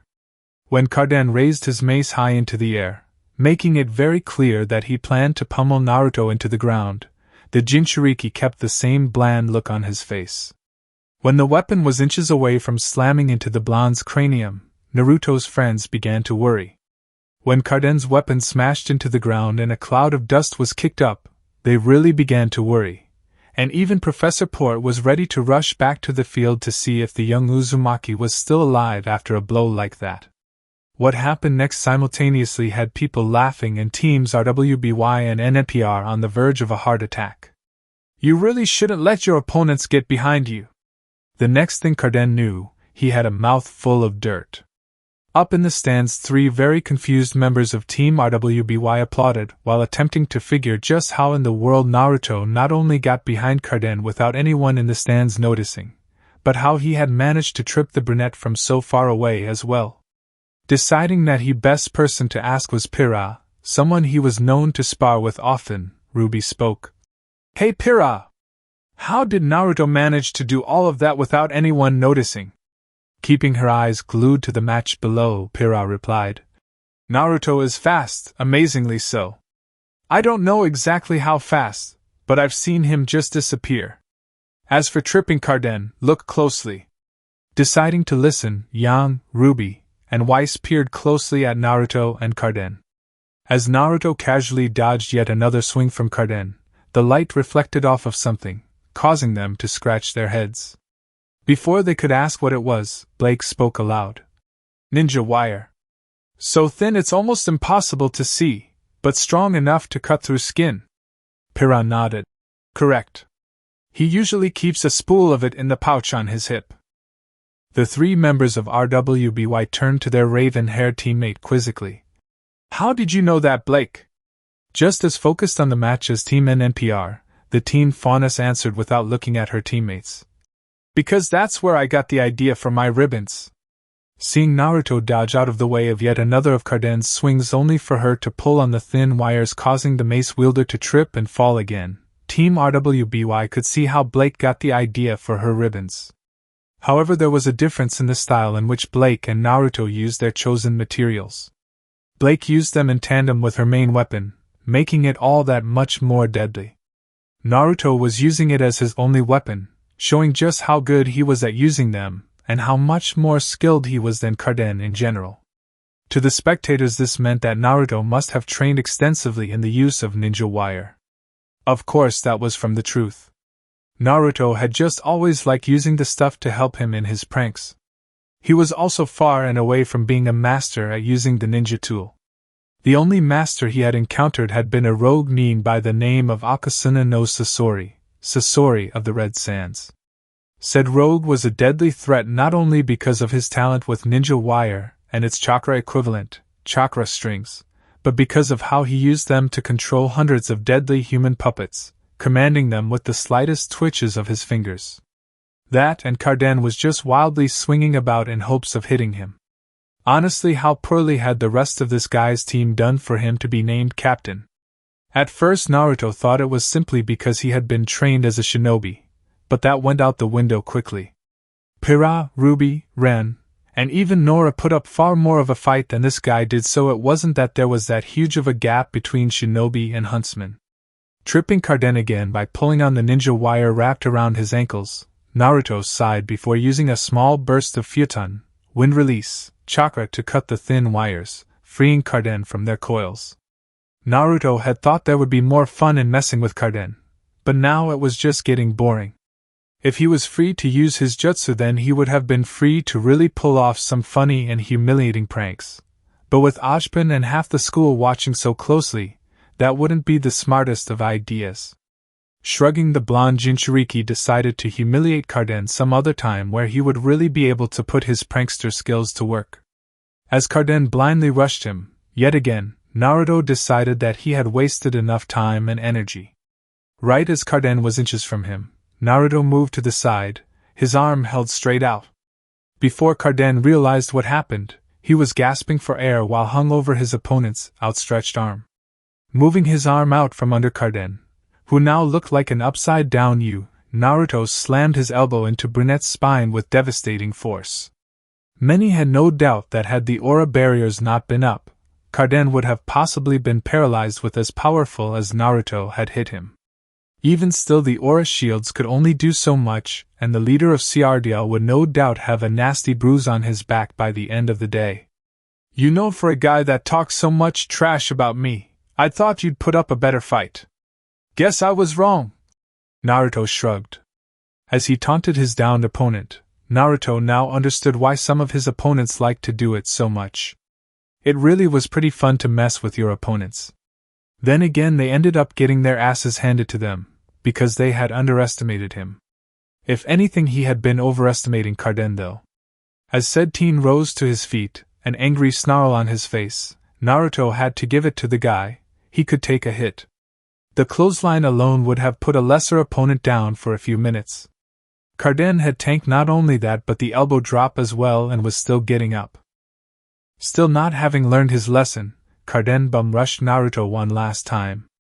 Naruto raised an eyebrow before shrugging. Prepared to end the fight with one last decisive blow, the blonde teen decided at the last minute to go out with a bang. "Oh," Pyrrha said as she saw the look now on Naruto's face. Weiss, along with the others, was curious to know why Pyrrha suddenly seemed so worried. "What? Blondie's got this one in the bag, so why oh?" "Because whenever Naruto has that look on his face, it means someone is about to be embarrassed. I just feel bad for Carden." Near leaping from her seat, Young cheered loudly. "I don't. Cough him up like a hairball, Foxy." Those near the exuberant blonde of Team RWBY put palm to face at the less than funny attempt at humor. As Carden swung and missed, again, Naruto disappeared from sight. "Like I said, don't let your opponents get behind you. Kanahigaku or Haiden Taijutsu Oji, Senin Garoshi." No sound was made. In fact, it seemed as if the entirety of Beacon had gone eerily still. Even the wildlife had stopped moving, as if knowing that some great disturbance in nature had occurred. The first sound to be made was the muffled voice of Blake echoing throughout the arena. "Hidden Leaf Village secret finger technique, 1000 years of death, you can't be serious." As Carden was blasted into the air via poking of the booty hole, the crowd erupted into uproarious laughter, most crying or holding their stomachs in an attempt to gather some breath. Yan was literally rolling on the floor, holding her sides in laughter. RWBY had covered her mouth in a poor attempt to quell the laughter, but she soon joined her sister on the floor. Weiss looked horrified, but was at the same time guffawing behind her hand. Blake still had her palm planted firmly on her face, though a blush could be seen stretching across her cheeks. Nora was holding on to Rin so that she didn't end up like RWBY and Yang. Said raven-haired male was meanwhile trying his hardest to not laugh, and instead ended up looking slightly constipated. Pyrrha was shaking her head and laughing at the same time, thinking, only you would do something like this, Naruto. In the professor's booth there were many looks of pure surprise and some even trying as hard as they could to not burst out into laughter like their students. The blonde deputy headmistress of Beacon, however, was not with her colleagues and had no problems in voicing her opinion on Naruto's attack. "The audacity! I have never seen something so appalling, And to have the sheer shameless bravado to call that an attack. I think it was fitting, came the voice of Ojban as he sipped on his coffee. While everyone around him had reacted in some form to Naruto's technique, Ojban stood as calmly and stoically as was his norm. There was not even so much as a raise in either of his eyebrows. The silver-haired headmaster had taken Naruto's finisher as seriously as any other move he had seen. And Glinda was surprised by this. Taking a minute to think about it though, she really shouldn't be all that surprised by Ojban's acceptance of the situation. He had always taken even the most out-of-the-ordinary situations in stride. It was what had made him such a fierce and powerful huntsman, and the reason he was trusted to run Beacon in the first place. As Carden lay in the appropriately named face down, ass up position, unconscious from either shame or pain, Professor Port coughed into his hand. Yes, well, the victor of this match is Naruto Uzumaki. Those who had recovered from their bout of laughter cheered, while those who hadn't attempted to cheer as well, but only ended up choking in the process. The medics soon arrived to cart Carden away, none of them too eager to treat such an odd case. How exactly did one go about healing an injury to the anus anyways? The days after the fight between Naruto and Carden had seen a return to the somewhat normal. Team NNPR was back to taking care of their classes and training when their schedules allowed them the time, and Naruto had become somewhat of a feared opponent in the battle classes. Of course, he was only one among a few others who had earned the top spots. In fact, both teams RWBY and NNPR had become known for their above-average prowess on the battlefield, and many of their fellow freshman class dreaded being pitted against any of the members from either team. As for Carden, well, he wasn't seen for 2 days, and when he finally did start going back to class, nobody, not even some of the professors, could look at the leader of Team CRDL without chuckling. It didn't help that he had to sit on a specially shaped pillow so as to avoid causing pain to his injured backside. Naruto had also been sought out by Team CFVY, something which his friends were curious about. Of course, that curiosity stemmed from the interactions between their blonde friend and the brazen leader of CFVY. The older teens seemed to have no qualms with openly flirting with and teasing Naruto, something which seemed to bother Pira, Blake, and Yang. Of course, Pira's reason for being bothered by Naruto's relationship with the older female was, while unknown to her, obvious to most others. Nobody knew why Blake seemed to not like the team leader of CFVY, and she didn't know why either.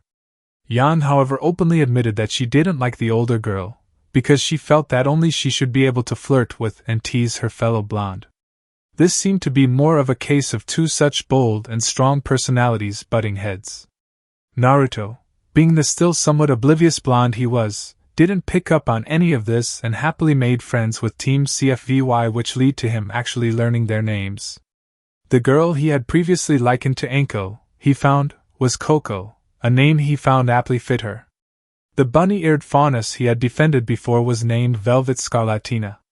The two silent male teammates were Fox, the skinnier red-haired one which Naruto and Kurama had a good laugh at, and Yatsuhashi. Thanks to his befriending the elder team, Naruto was able to learn a little bit more about how Beacon functioned and prepared their students for the field. Sadly, first-year students were restricted from taking part in missions, which brought Naruto to tears. On the other hand, he was happy to find out that the lowest missions they could take were assisting the local police force, a far cry from the D-rank missions he had done with his genin team. However, the level of missions they could take depended on their performance in their first year, at the end of which they would receive a rank as an individual and as a team. In Naruto's mind, all this amounted to was, "First year is going to be boring." Seeing the mopey look on Naruto's whiskered face, Velvet felt bad and revealed to him a little-known fact that not many students used. They were free to leave Beacon's grounds as long as they were either done with their classes or had none. The blonde Jinchuriki was quick to exploit this, and had boarded one of the various transport ships that ferried students between Vale and Beacon. He had tried to convince the others to tag along, but they all had work to do for one class or another. Of course, he had already finished his work thanks to a certain jutsu of his. And so we find our whiskered protagonist strolling through the streets of Vale's market district with Kurama wrapped around his neck. "How does his place not have any damn ramen stands?" Naruto cried to the heavens.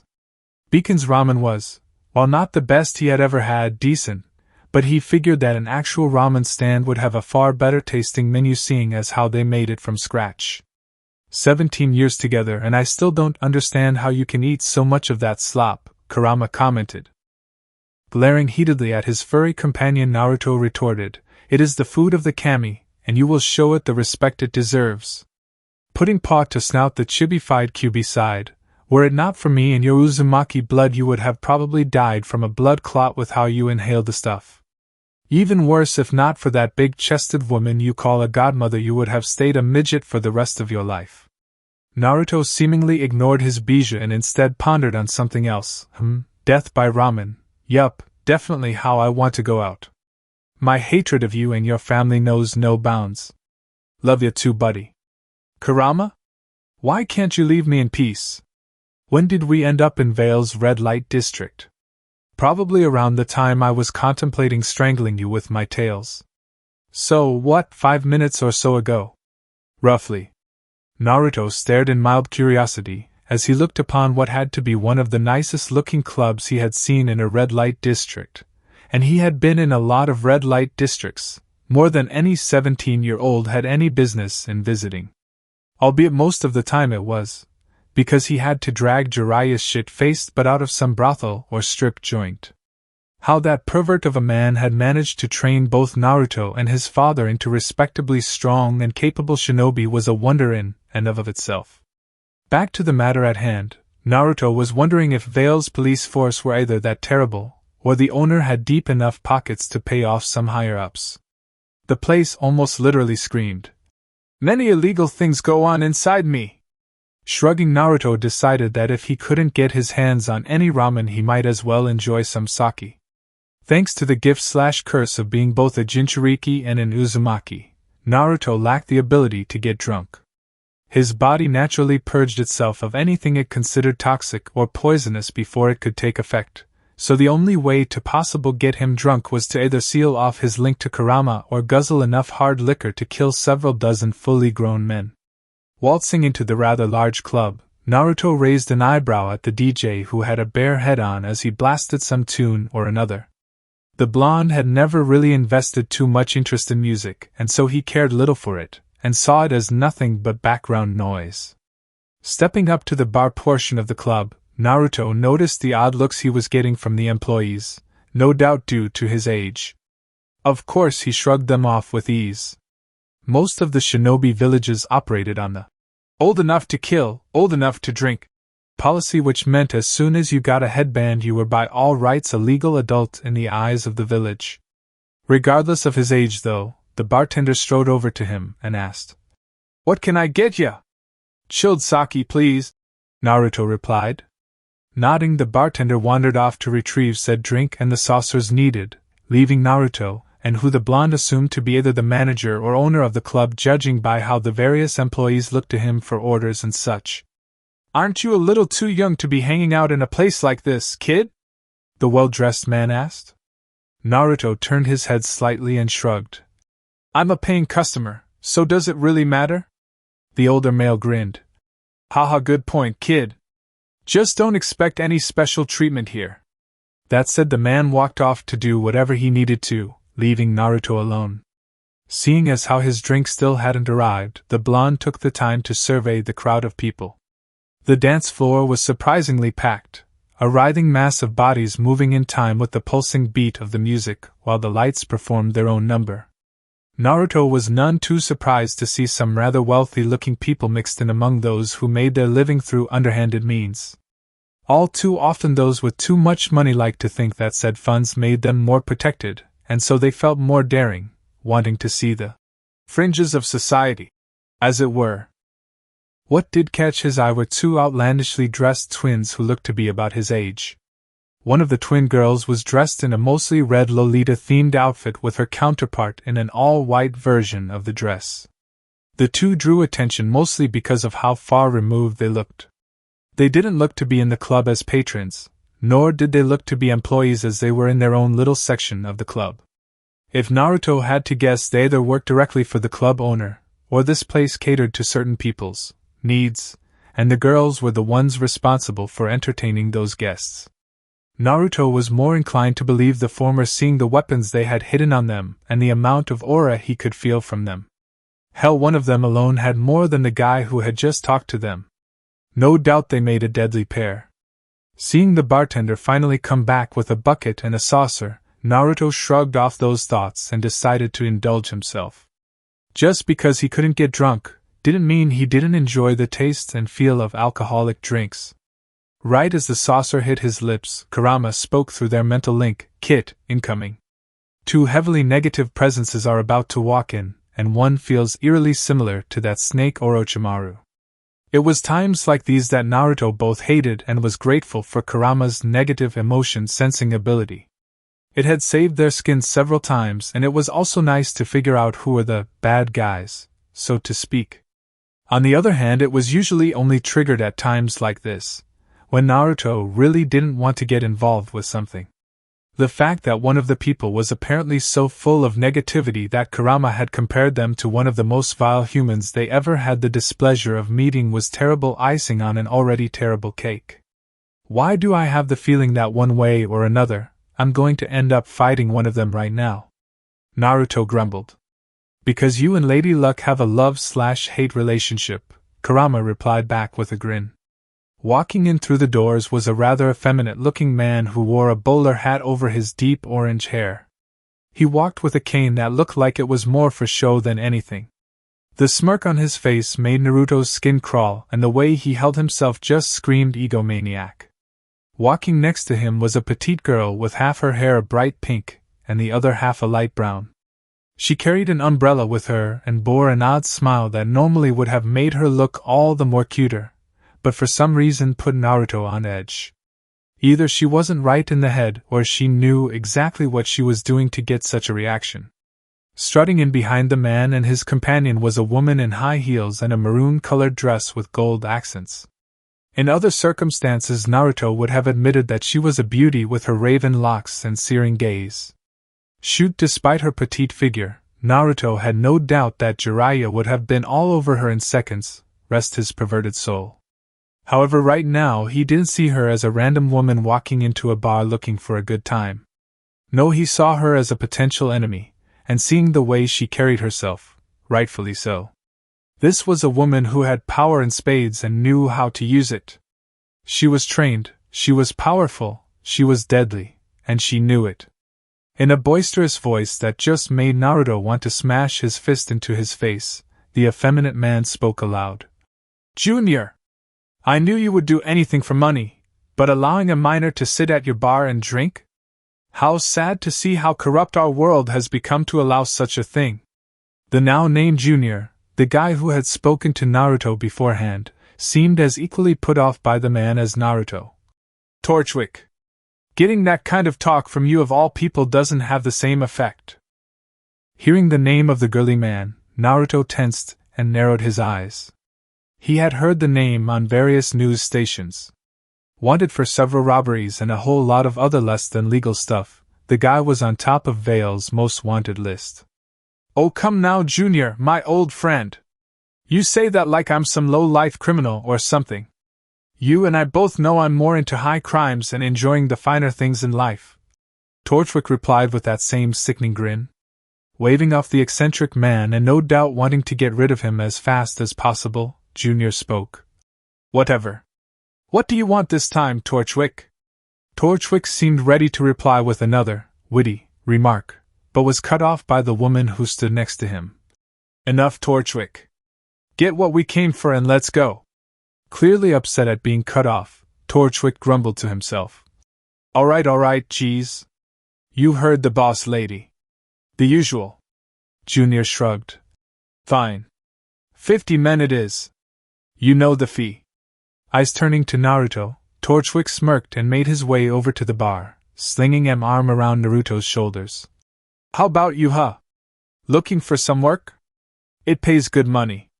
It was only thanks to Torchwick's experience and the pronounced growling that he was able to move away from Naruto fast enough to avoid becoming Kurama's chew toy. Suffice to say, he and the others who were watching in interest were shocked to see what they had thought to be a scarf turn out to actually be a living, breathing creature, a fox no less. It was clearly evident though that the fox was not happy with Torchwick touching Naruto, showing by its displeasure with the man by glaring heatedly at him and snarling loud enough to be heard over the music. The blonde seemed unaffected by his fox attacking Torchwick, taking another sip of his sake before speaking. "Sorry, buddy, not interested. Besides, I don't swing that way." Junior laughed at the thinly veiled jab at Torchwick's sexuality, and it seemed even the man's boss or accomplice found it funny if her smirk was anything to go by. Torchwick huffed and adjusted his head. "I'd get a muzzle for that thing, kid, before it bites the wrong person and gets you into a lot of trouble." Naruto grinned and turned around to fully face Torchwick. "I wouldn't worry about it too much. Kurama knows how to tell slime balls like you apart from everyone else."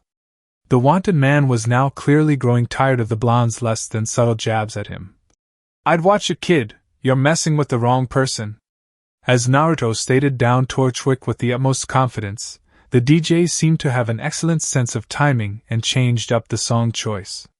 Snapping his fingers, Torchwick huffed. "Neo!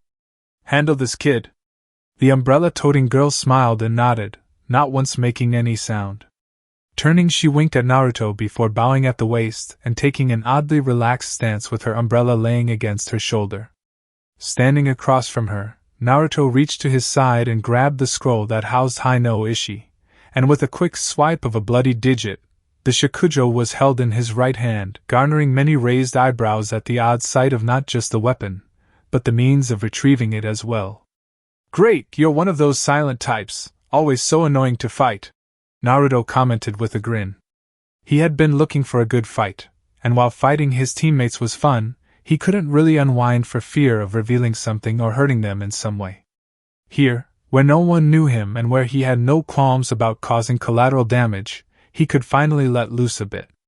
It also helped that most of the club's patrons had long since left out of fear, something Junior didn't look too happy about. "Been a while since we let loose, Kit?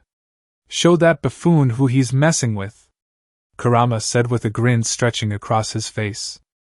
"I swear I was never this battle-hungry," Naruto commented. "You're an Uzumaki and my Jinchuriki. You live for this." Twirling his shakujo, Naruto grinned. "Let's see if I still got it." The music paused at the right time, Naruto tensing and his short opponent staring him down with that same smile. The music surged back to life, hitting like a wall of sound, and in that same instant Naruto was gone from sight, surprising everyone with how fast he had moved. The diminutive girl was only barely able to bring her umbrella up, blocking Naruto's swing of his shakujo. Spinning her umbrella, Neo attempted to knock the staff out of the blonde's hands, only to get a stomach full of Naruto's foot, sending her skidding backwards and onto the dance floor. Frowning, Neo blinked, changing her eye color at the same time, something which Naruto found only slightly odd. Shrugging, the blonde Jinchuriki sped off towards Neo, only to have his horizontal swipe blocked by the shorter girl's oddly sturdy umbrella. The ice cream-themed girl smiled mockingly at her opponent. She was however thrown off guard though when instead of looking shocked, Naruto just grinned right back. Nodding his head behind her, Neo allowed her gaze to flicker to see what he was looking at, only to be shocked when she saw a second grinning blonde rushing at her from behind. Taking advantage of her smaller size, Neo used her other hand to lean on Naruto's shoulder, and with a shove she back-flipped over the second blonde, slamming her heel into its head on her way back down to the floor. Instead of the second Naruto being knocked unconscious or being sent to the floor like many expected, it went up in a poof of smoke, obscuring Neo from vision. This seemed to play into Naruto's plan perfectly, as he was quick to rush blindly into the smoke. With the white clouds still obscuring their vision, the spectators could only hear the sounds of metal hitting metal and accompanied by the occasional shadow being seen through the smoke. Futon de Tapa, wind release, great breakthrough. The spectators were forced to quickly grab onto something as a mighty gale of wind suddenly swept through the club with enough force to send anything not nailed down flying. Neo, weighing very little, was hurled through the air and slammed into one of the club's walls with the heavy force of the winds keeping the diminutive girl pinned there. Naruto wasn't finished though, as he flashed through a chain of unknown hand gestures so quickly that his hands looked to be little more than blurs. Landing on the last of the odd gestures, the blonde inhaled deeply. Katan, Ryuka no Jutsu, Fire Release, Dragon Flame Technique.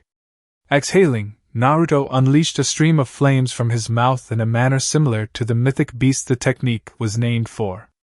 To the spectators' further surprise, instead of what remained of the winds consuming the flames, they instead seemed to feed and give it direction, aiming the infernal stream towards the still dazed Neo.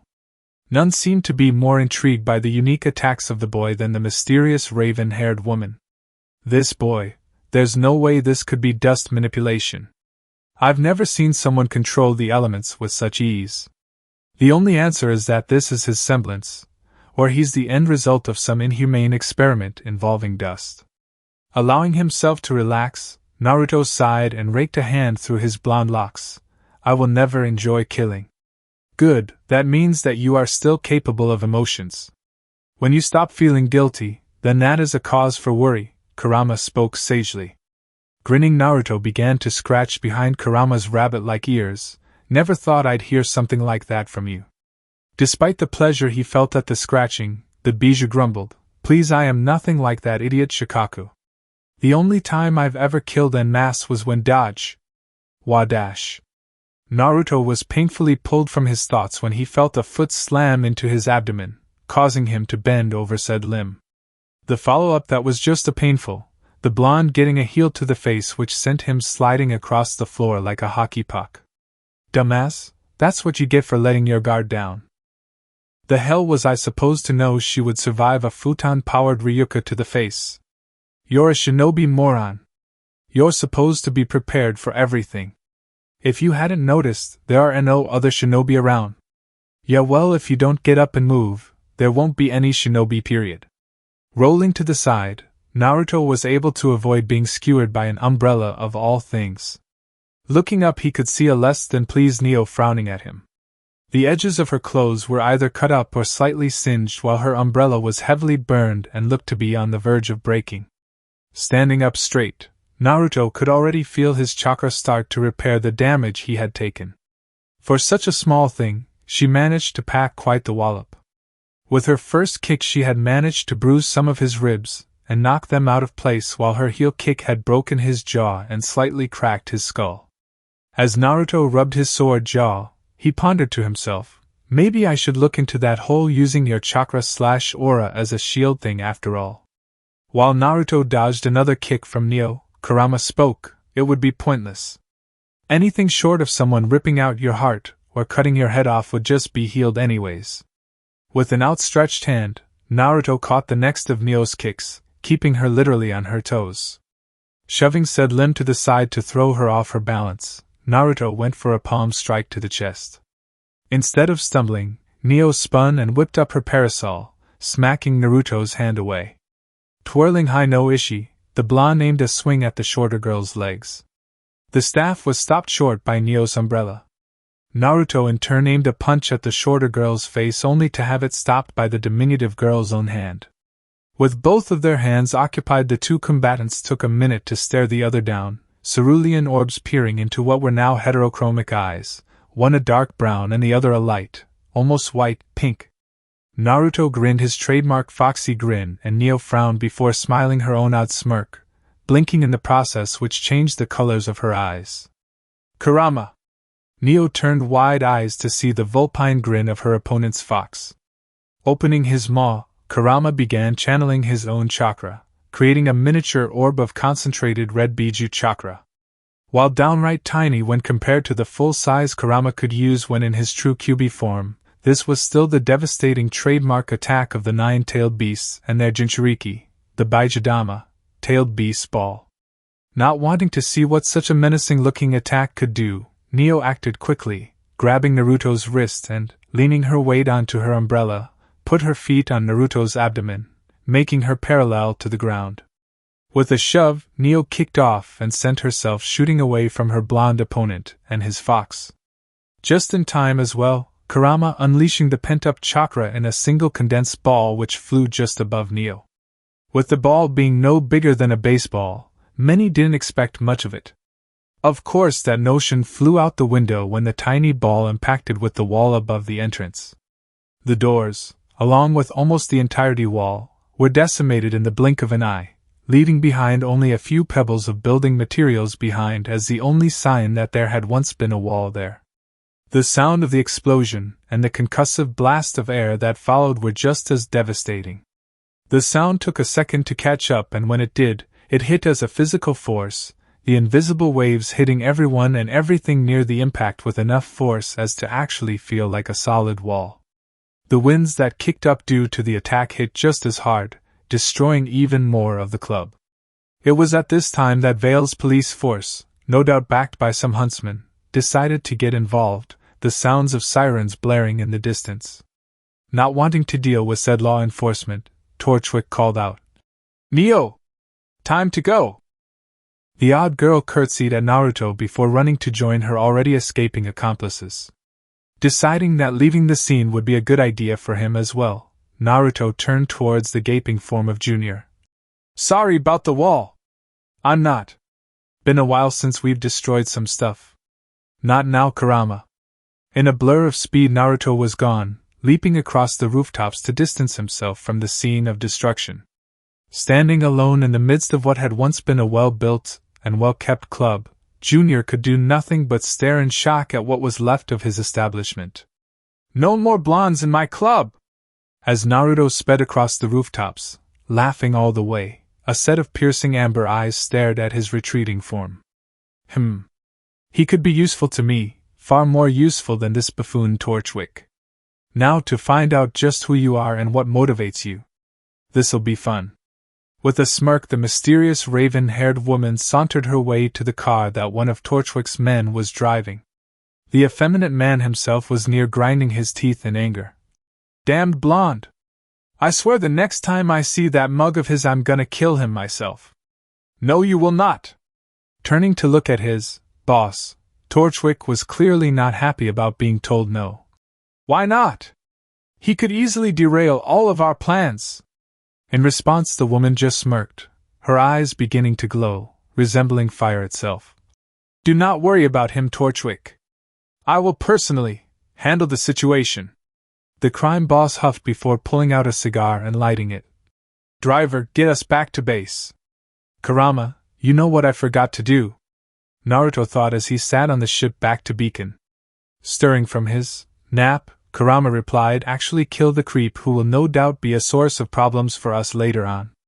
Stroking his chin in thought, the blonde shook his head. "Well, yeah, that.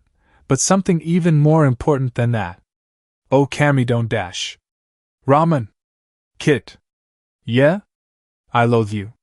"Love you too, Kurama, love you too." Chapter 7.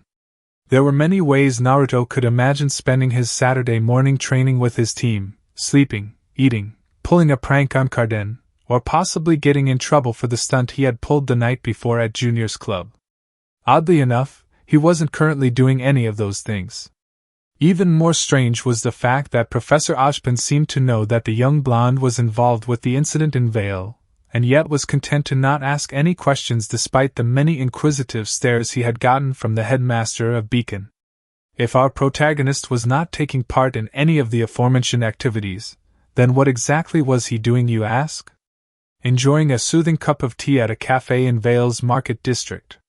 With the sun barely having risen above the horizon a few short hours ago, it was still relatively cool, a gentle breeze carrying a morning chill to balance out the heat that radiated off the gaseous ball of flames in the sky. Seated on the second-floor balcony of the rather well-furnished eatery, Naruto allowed himself to relax into his chair, feeling the caress of the wind as it gently swayed his blonde mop of hair. As he did so, his cerulean orbs traveled to the young female who was actually the reason for his even being there in the first place. Sitting across from the shinobi in hiding was a pale-skinned raven-haired beauty. Dressed in her usual garb of purple/black stockings, white undershirt, black top, and her signature bow, Blake Belladonna took a sip of her tea, looking just as relaxed as her male friend. Many would be surprised to hear that it had actually been the young woman who had asked Naruto to accompany her to a cafe, knowing that the normally soft-spoken and monotone member of Team RWBY preferred her privacy and space away from most others. While it was true that she had begun to open up when around her teammates, Even they knew that their friend and teammate had her limits, and would actively seek time away from them when she reached said limit of social interaction. The fact that she had asked Naruto, whom many knew to be loud, brash, and by all rights the opposite of Blake, was also odd and somewhat out of the norm for the raven-haired teen. Even the leader of Team NPR was surprised when Blake sought him out and asked him to go with her on what amounted to a date in the eyes of most others. Of course, Naruto was far from being like most people, and being as romantically dense as he was, saw it as a friend asking another friend to hang out, never mind the fact that she had asked just him and him alone to go with her. And so a short airship ride, a walk, and some small talk later they had found themselves quickly seated by the elderly lady who owned the cafe. The young Uzumaki had been confused when said owner had winked at Blake and said, "Opposites attract, don't they?" While the meaning was lost on our blonde hero, Blake was quick to understand the elderly woman's hinting and quickly attempted to hide the blush that was blossoming on her cheeks.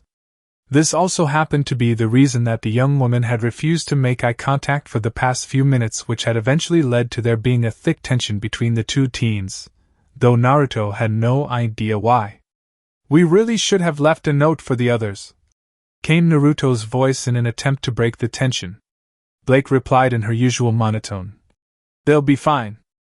You do know who you're talking about, right? Young? Nora?"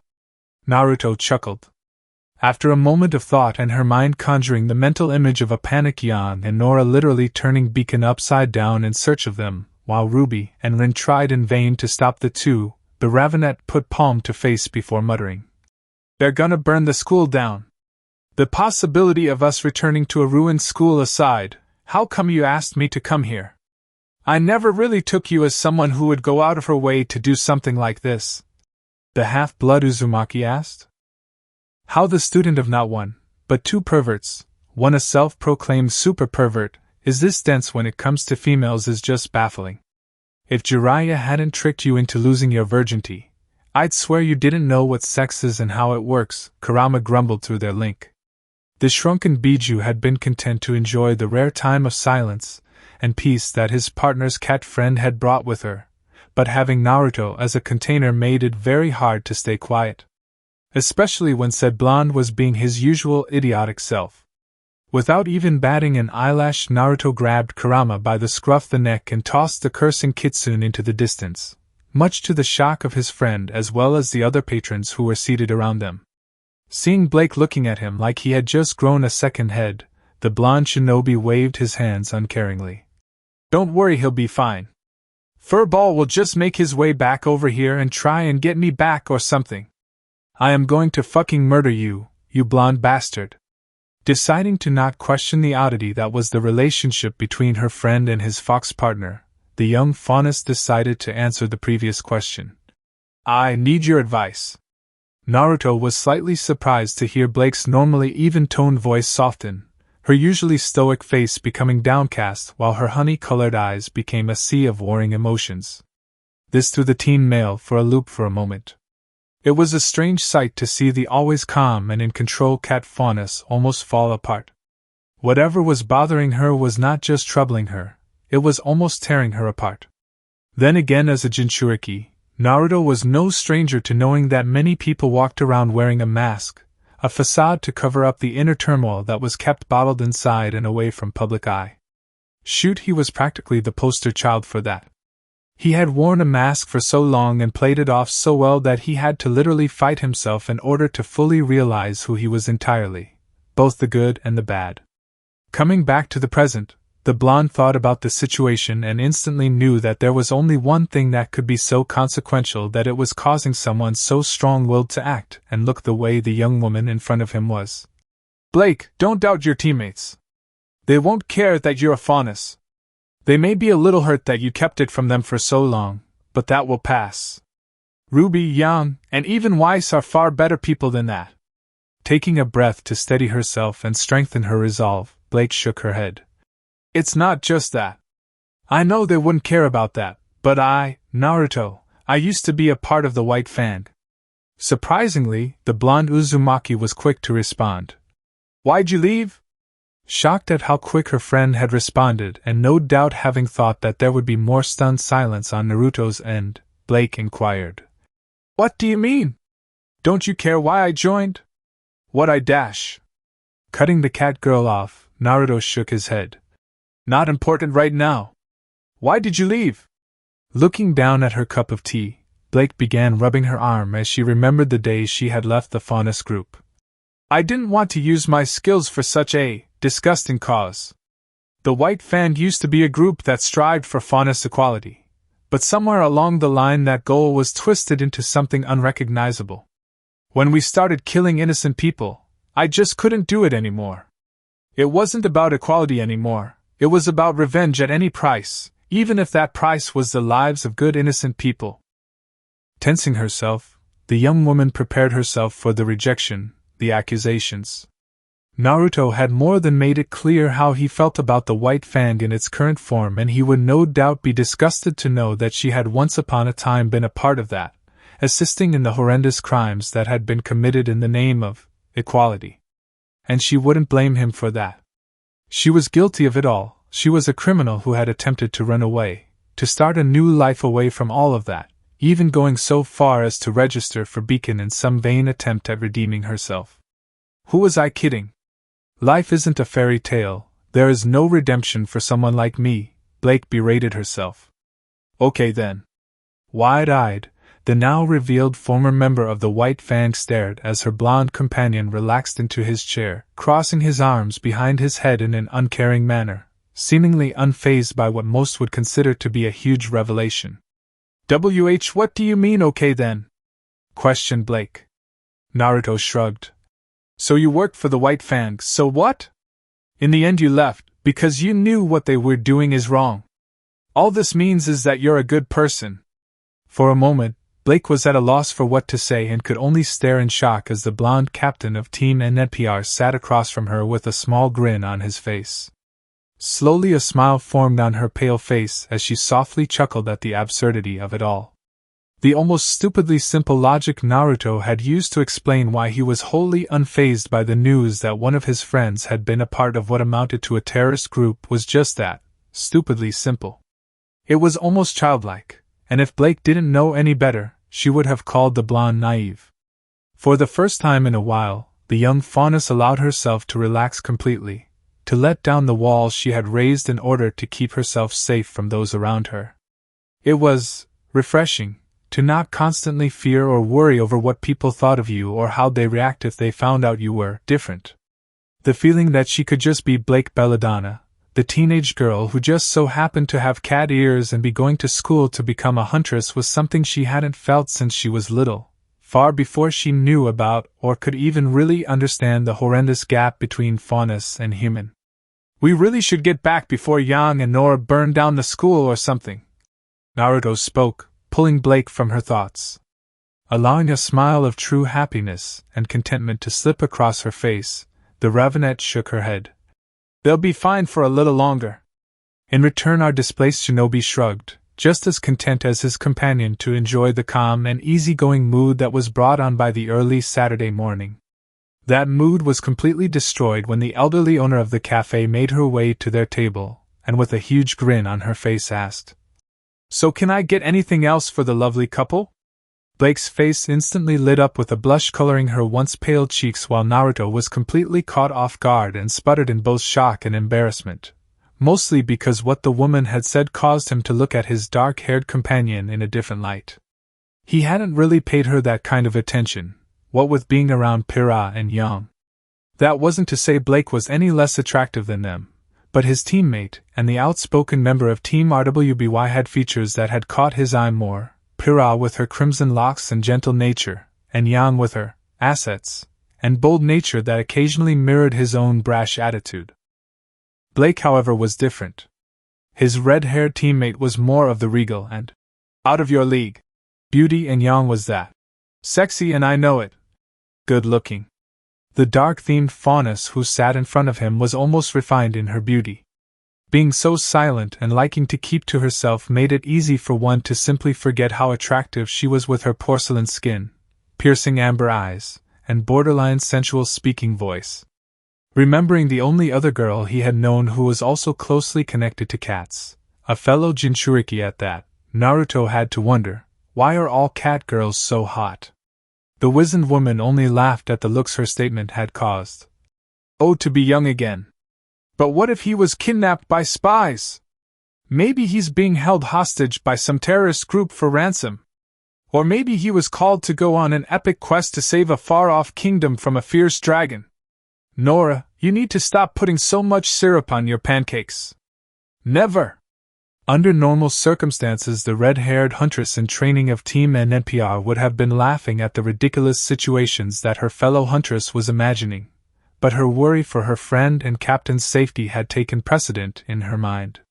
Logically speaking, she shouldn't be worried, knowing full well that Naruto could more than take care of himself under most circumstances.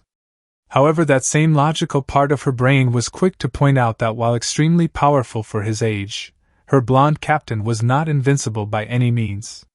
He could still be hurt, he could still bleed, and even worse, he could still be killed. As that dreadful thought crossed her mind, the sound of someone knocking at their door pulled her from her worry-invoked daze. Hoping that it was their missing whiskered blonde come back from wherever he was, Pyrrha rushed to the door. Opening it and seeing a shock of sun-kissed blonde hair, a sigh of relief escaped her lips. That was, however, taken back when she opened the door fully, revealing that knocking at the door was not the blonde of Team NNPR, but the blonde of Team RWBY. Before Pyrrha could even get a word in, a worried-looking RWBY stepped into view and spoke. "Is Blake with you guys?" Sighing, the taller redhead shook her head. "No, she's not. She's probably with Naruto then," Yam said with a shrug. "Naruto has also been missing as well," Ren said, joining the conversation. Clearly even more worried than before, RWBY interjected. "Wait, so Naruto is missing as well? He didn't say where he was going?" Seeing the sad shake of Pyrrha's head did nothing to ease the younger teen's fears. Now beginning to realize the oddness of the situation, Young became somewhat serious. "Blake didn't tell us anything either, and that's not like them to just up and leave without saying anything to someone." With a huff, the final member of the all-girl team jumped into the conversation. "Maybe we're just blowing this whole thing out of proportion. What if Blake asked Naruto to go with her somewhere or something?" The other occupants of the room turned to look at Weiss as if she had grown a second head. "What? Is it that weird that Blake and Naruto would actually get along?" Browsing through one of the many bookstores in Valle's shopping district, Blake began to feel an odd tingling in her nose. That tingle soon became that familiar feeling, and with a short intake of breath, the cat Faunus sneezed. Naruto popped his head over the shelf that stood between him and his friend and said, "Bless you." Rubbing her nose to get rid of the slightly itchy feeling left by the sudden sneeze, Blake replied, "Thanks." Returning to her browsing, the young woman continued on with her previous conversation. "So your godfather was an author? What's the title of one of his books?" Busy browsing through his own half of the bookshelf, Naruto shrugged. "His first book was The Tale of the Utterly Gutsy Shinobi. Sadly, it wasn't a huge hit or anything, but my parents liked it enough to name me after the main character. So what about his other books?" The sound of something hitting the floor caused Blake to look over the shelf to see her blonde friend blushing as he picked up the books he had dropped. Putting the last of the dropped books back on the shelf, Naruto sheepishly began to chuckle and rub the back of his head. Well, they were a little different from his first book." Quirking a brow, the stoic girl asked. "How so?" Well, it was a series called Ichiraku." Just saying the name had Naruto feeling like he should bang his head on a wall or something. Jiraiya was many things, and he had been the male role model the blonde so needed at a time of his life that could have made or broke him. However, that didn't change the fact that at his roots, the famed sage of MT Mayaboku was an unrepentant and shameless pervert. "Make out?" Blake said with a blush lighting her cheeks as she realized what kind of books Naruto's godfather wrote. The title was simple, but no doubt did the job of describing exactly what the book entailed.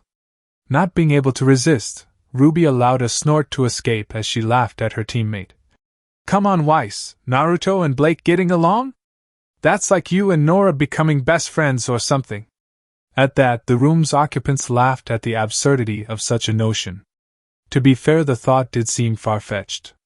As it was, the Schnee heiress had very little interactions with Team NPR outside of her odd friendship with their blonde captain and the few short talks she had with Pyrrha. The fact that, despite recent changes with her interactions with her team, and to a degree Naruto, Weiss was still pretty stuck up and people like Nora just bothered her on principle alone, played a huge part.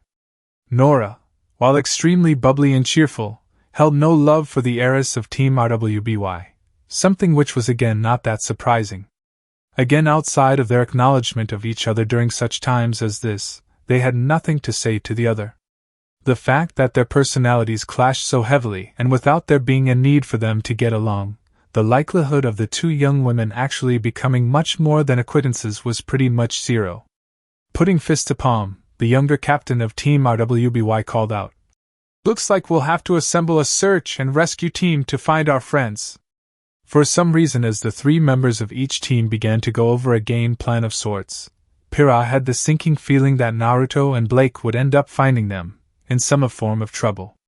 For what had to be the dozenth time that morning, both Naruto and Blake sneezed within seconds of each other. They shared a look, both teens wondering what was causing them to sneeze like a kid with every allergy ever. Deciding that it was better left unexplored, the blonde shrugged as the two continued their stroll out into one of the less populated areas of Vale. The reason? None really. Blake had already browsed quite a number of bookshops and bought herself a small stack of the ones that had caught her eye. Naruto meanwhile had bought a small number of books that dealt with dust and its uses as well as its manufacturing.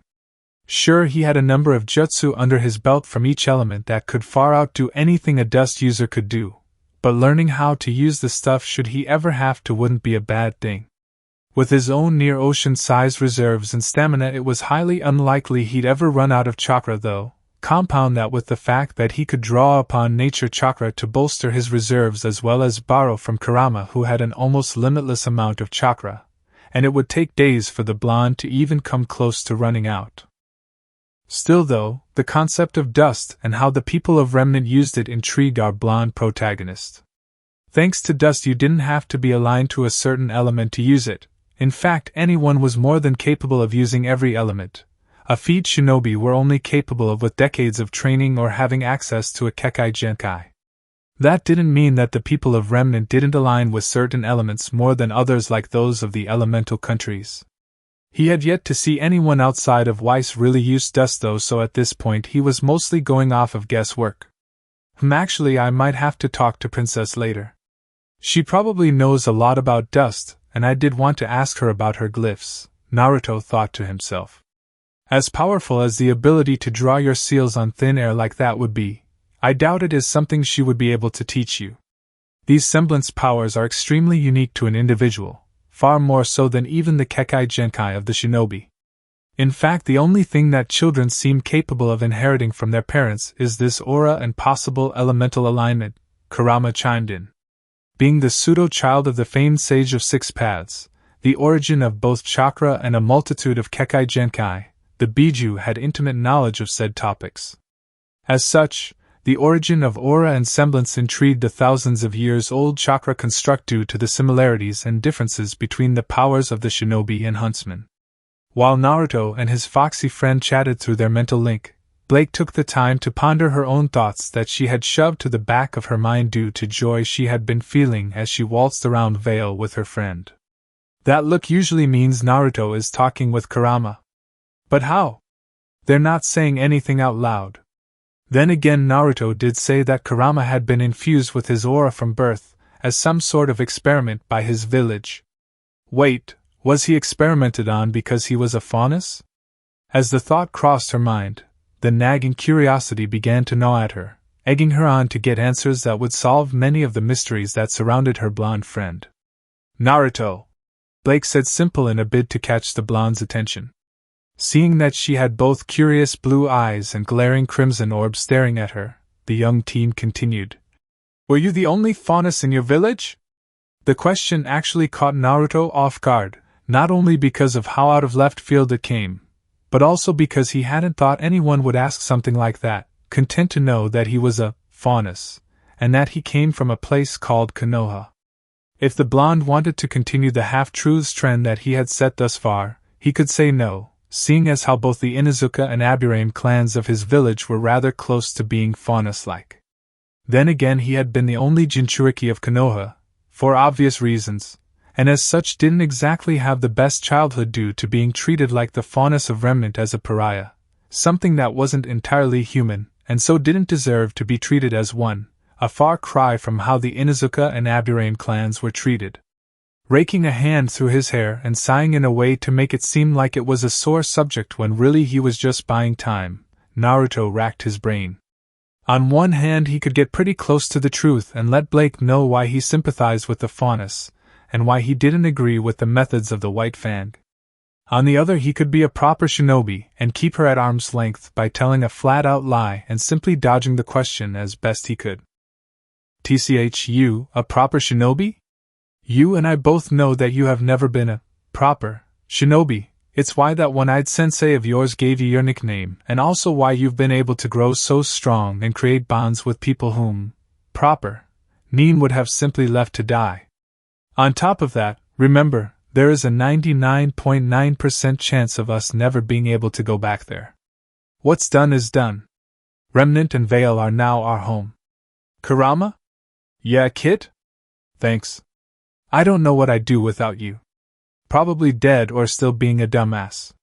Disregarding his closest friend's snarky comment, knowing that it was simply how the Biju was, Naruto not only decided on what his answer to Blake's question was, but also he had realized how right Kurama was. Ever since he had come to Remnant, he had been searching of a way to get back to his home, to the life he had built there, while Kurama reminded him that the likelihood of that happening was all but zero. He had been telling half-truths and hiding a number of things from his team as well as Team RWBY in the hope that when he went back home, it wouldn't hurt him, or them. But now, he really had no reason to hide behind lies and half-truths. Like Kurama had said, Vale was now his home. Albeit it probably wasn't the best idea to go up to his friends and tell them, "Hey, yeah, I'm actually a shinobi from a different dimension and or time period. Oh yeah, the cute fox I keep with me? Yeah, he's really a thousands of years old chakra monster that can pretty much destroy this place by accident." So while he wouldn't be getting rid of the half-truths entirely, he would start being a bit more honest and forthcoming, possible even hint at the truth so that when the time came for him to eventually tell the truth, it wouldn't be such a huge bomb to drop. Yeah, I was the only one. My mom was also a faunus, but because of some issues during my birth I lost both her and my dad. Blake raised a brow at the odd way the blonde had said the word faunus, almost as if he was being a terrible liar, before she shrugged it off in favor of the realization that not only was he the only faunus of his home village, but he was also orphaned at a young age. I'm sorry! I didn't realize how Blake began, truly apologetic that she had no doubt drawn up some deeply traumatic memories. Naruto merely shrugged. You didn't know, and besides, I've made my peace with it. I didn't have the best of childhoods, but it shaped me into who I am today. Plus I know that my parents truly loved me to their dying breath, and that's all I need to know. The young cat faunus smiled at how mature the usually goofy blonde looked and handled the situation. It was a bit of an odd sight to see, Naruto being known more for his childishness than his maturity.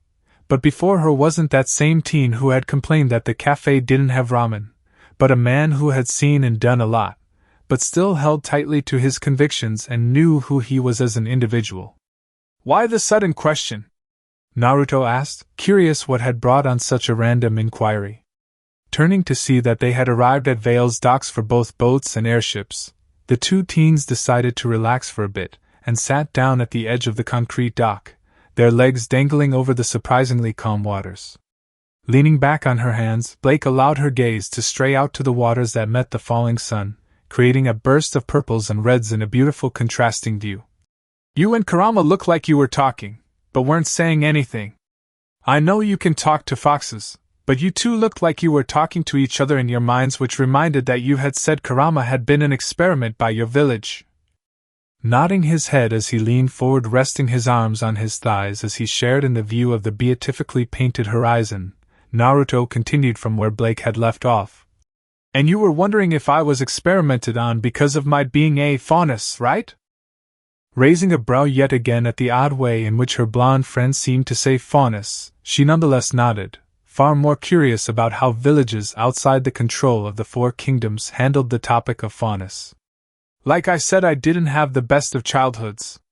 Growing up, people would either treat me like I didn't exist or like I was some nuisance that they had to deal with, because they had no choice. Nobody told me why, and whenever I asked the leader of our village, one of the only people to give a damn about me, why, he just dodged the question, telling me they needed time. Naruto said with sorrowful look crossing his face. Just because he had come to terms with his past and the emotions that had been born of it, didn't make it any less shitty. Meanwhile, his raven-haired companion could only feel both anger and sadness. Anger that not only was someone as genuinely kind as Naruto having been treated like he didn't and shouldn't exist, but equally angry that no one told him why. To just leave him, a child no less, in the dark like that was cruel. It was for those same reasons that Blake was saddened, to hear how a child was left alone, no one to care for him, no one to tell him he was loved, no one to tell him that he mattered. As hard as she had it, at the end of the day she knew why she was treated differently, and even still she had other faunus, her family that cared for her. She was pulled from her thoughts when the blonde seated next to her sighed and continued. But to answer your question, no, I wasn't experimented on. Really, I wasn't abused, psychically at least. Wasn't till I was 13 that I found out why I was treated so differently. It wasn't for another 3 years that I found out why no one was allowed to touch me or even try to. That did raise some questions. Despite the people no doubt knowing of Naruto's status, he was never harmed physically, which was odd. If they so despised his existence, what had stopped them from taking out their disgust and aggression on him?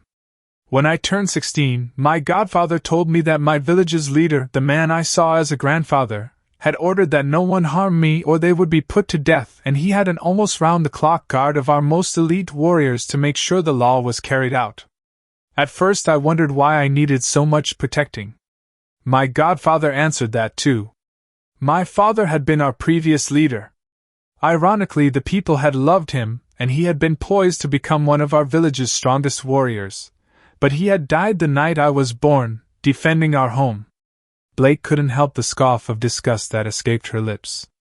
To love the father, but hate the son for something no one could control was abhorrent. It truly showed how narrow-minded some people could be. Laughing at the uncharacteristic scoff, Naruto nodded. Yeah, my reaction was kind of similar to that too.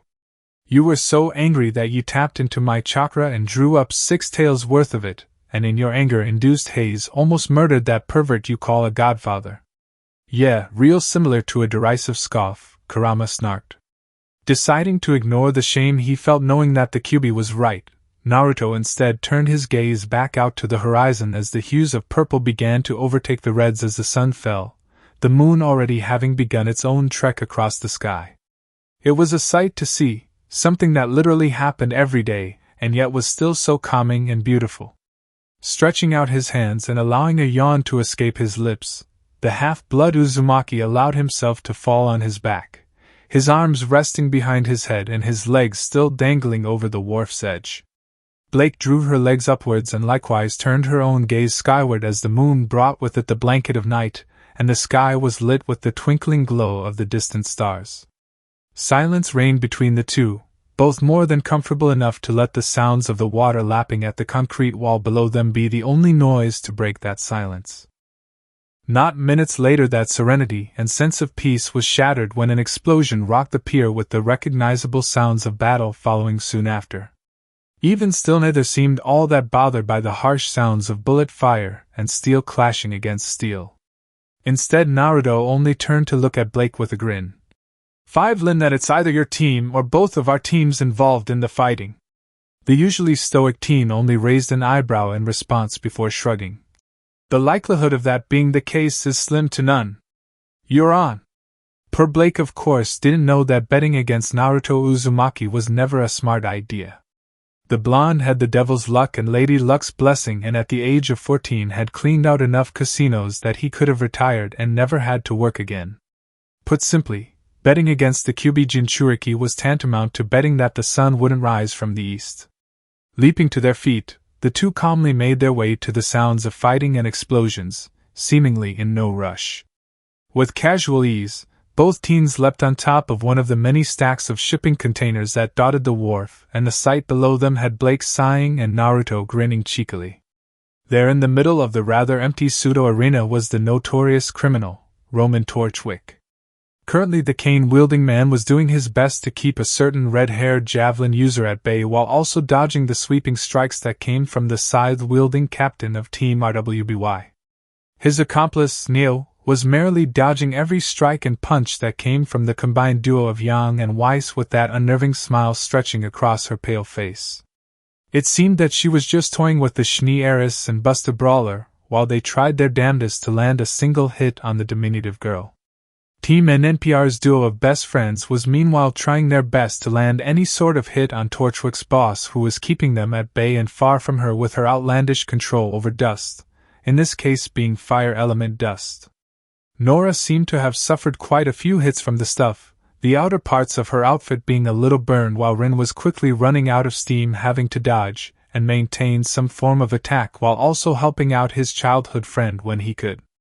Pera and RWBY seemed to be more than capable of keeping Torchwick on the ropes, if his look of irritation was anyone to go by. Weiss and Yang could use some help, and Naruto knew from experience that the only way to get the upper hand on the ice cream-themed girl was through speed.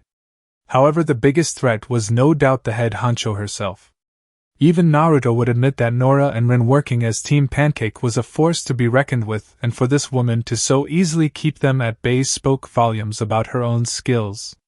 His mind working a mile a minute, Naruto finally decided on what he thought was the beat course of action. Blake, go help out Yang and Weiss. The only way to beat that girl is to outspeed her. Deciding to wait till after to ask how her blonde friend knew that, Blake nodded and quickly leapt into the fray, grabbing her weapon from her back and already moving to provide her teammates with much-needed backup. Pulling out his own weapon, Naruto was soon jumping into the midst of the fighting himself. Vanishing from normal human eyesight, the blonde made a beeline for his own teammates, who looked ready to collapse any second now.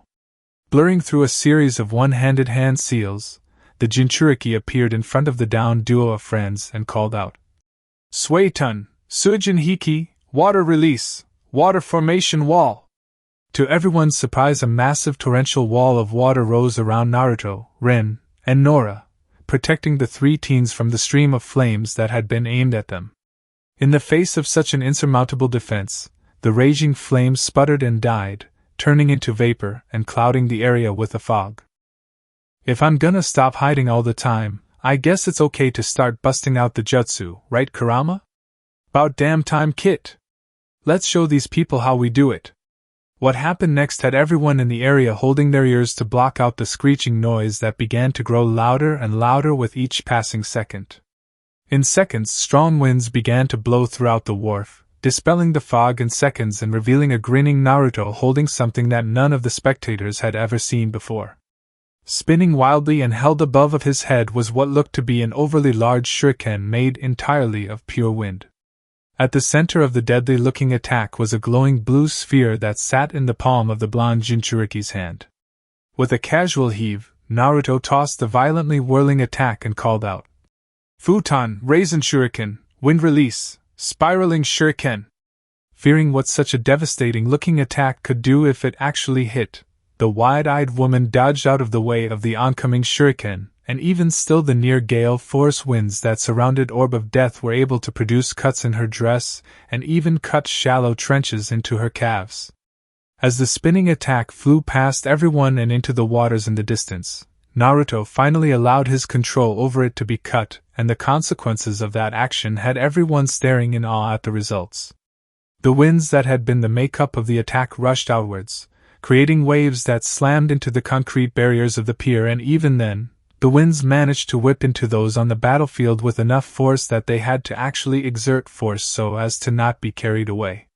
Meanwhile, as the core of the attack detonated, blades of wind capable of cutting into an enemy on an atomic level slammed into the waters below, churning out colossal waves that further flooded the already wet wharf. Around them the sounds shipping freights scraping across the ground as they were forcibly pushed back by the concussive waves of air echoed across the wharf. Finally, as the backlash of what Naruto had just unleashed receded, the villains decided that fleeing was the best course of action, hopping into a nearby helicopter that was quickly attempting to escape the dangerous blonde. Uzumaki Naruto did not give up that easily though and was already speeding through another set of seals. Right as it looked like the group of criminals had escaped, he unleashed a torrent of flames from his mouth. Katon, Karyu Enden, fire release, fire dragon flame bullet! On board the escaping heli, the group of criminals began to panic as the roaring maw of dragon made entirely of flames closed in on them, intent on bringing them to a burning grave. Rushing to one of the side doors, the mysterious leader conjured up her own wall of flames, the fearsome inferno that had taken on a draconian image slamming full force into her own blazing attack. The resulting explosion rocked the escape vehicle and the nearby shipping containers, and yet still they managed to escape, however not unscathed. That boy. I need him on my side even more now. He is far too powerful to not, and I will have him, one way or another. Sighing as he watched the escaping hunk of metal, Naruto shook his head. This is gonna come back to bite me in the ass, I just know it. More than likely. However, at least they now fear you and know that messing with you or those around you would not be a smart move on their part. It may stop them and help us later on down the road, Kurama spoke. Turning around, the blonde was quick to realize the amount of devastation he had caused with only 3 attacks, none of which being his strongest either. What made it worse were the dumbfounded looks his own team and Team RWBY were sending him. What the hell was that, Foxy? Yan shouted as she flailed her arms about in a manner none too unlike her younger sister. I found you, Ruby! Said Scythe Wielder screamed in shock. Penny! What are you doing here? Soon after, the blaring sounds of sirens along with the bright lights of searchlights flooded the pier. Maybe I should have just stuck to the whole half-truth thing. You and I both know that this is way more fun though. Says the fox whose idea of fun is destroying villages. Not my fault you ninja and make everything so fragile. This is gonna be a long night. And that concludes part 1 of this story. Thank you for spending your time here at Ichiraku Ramen and listening all the way to the end.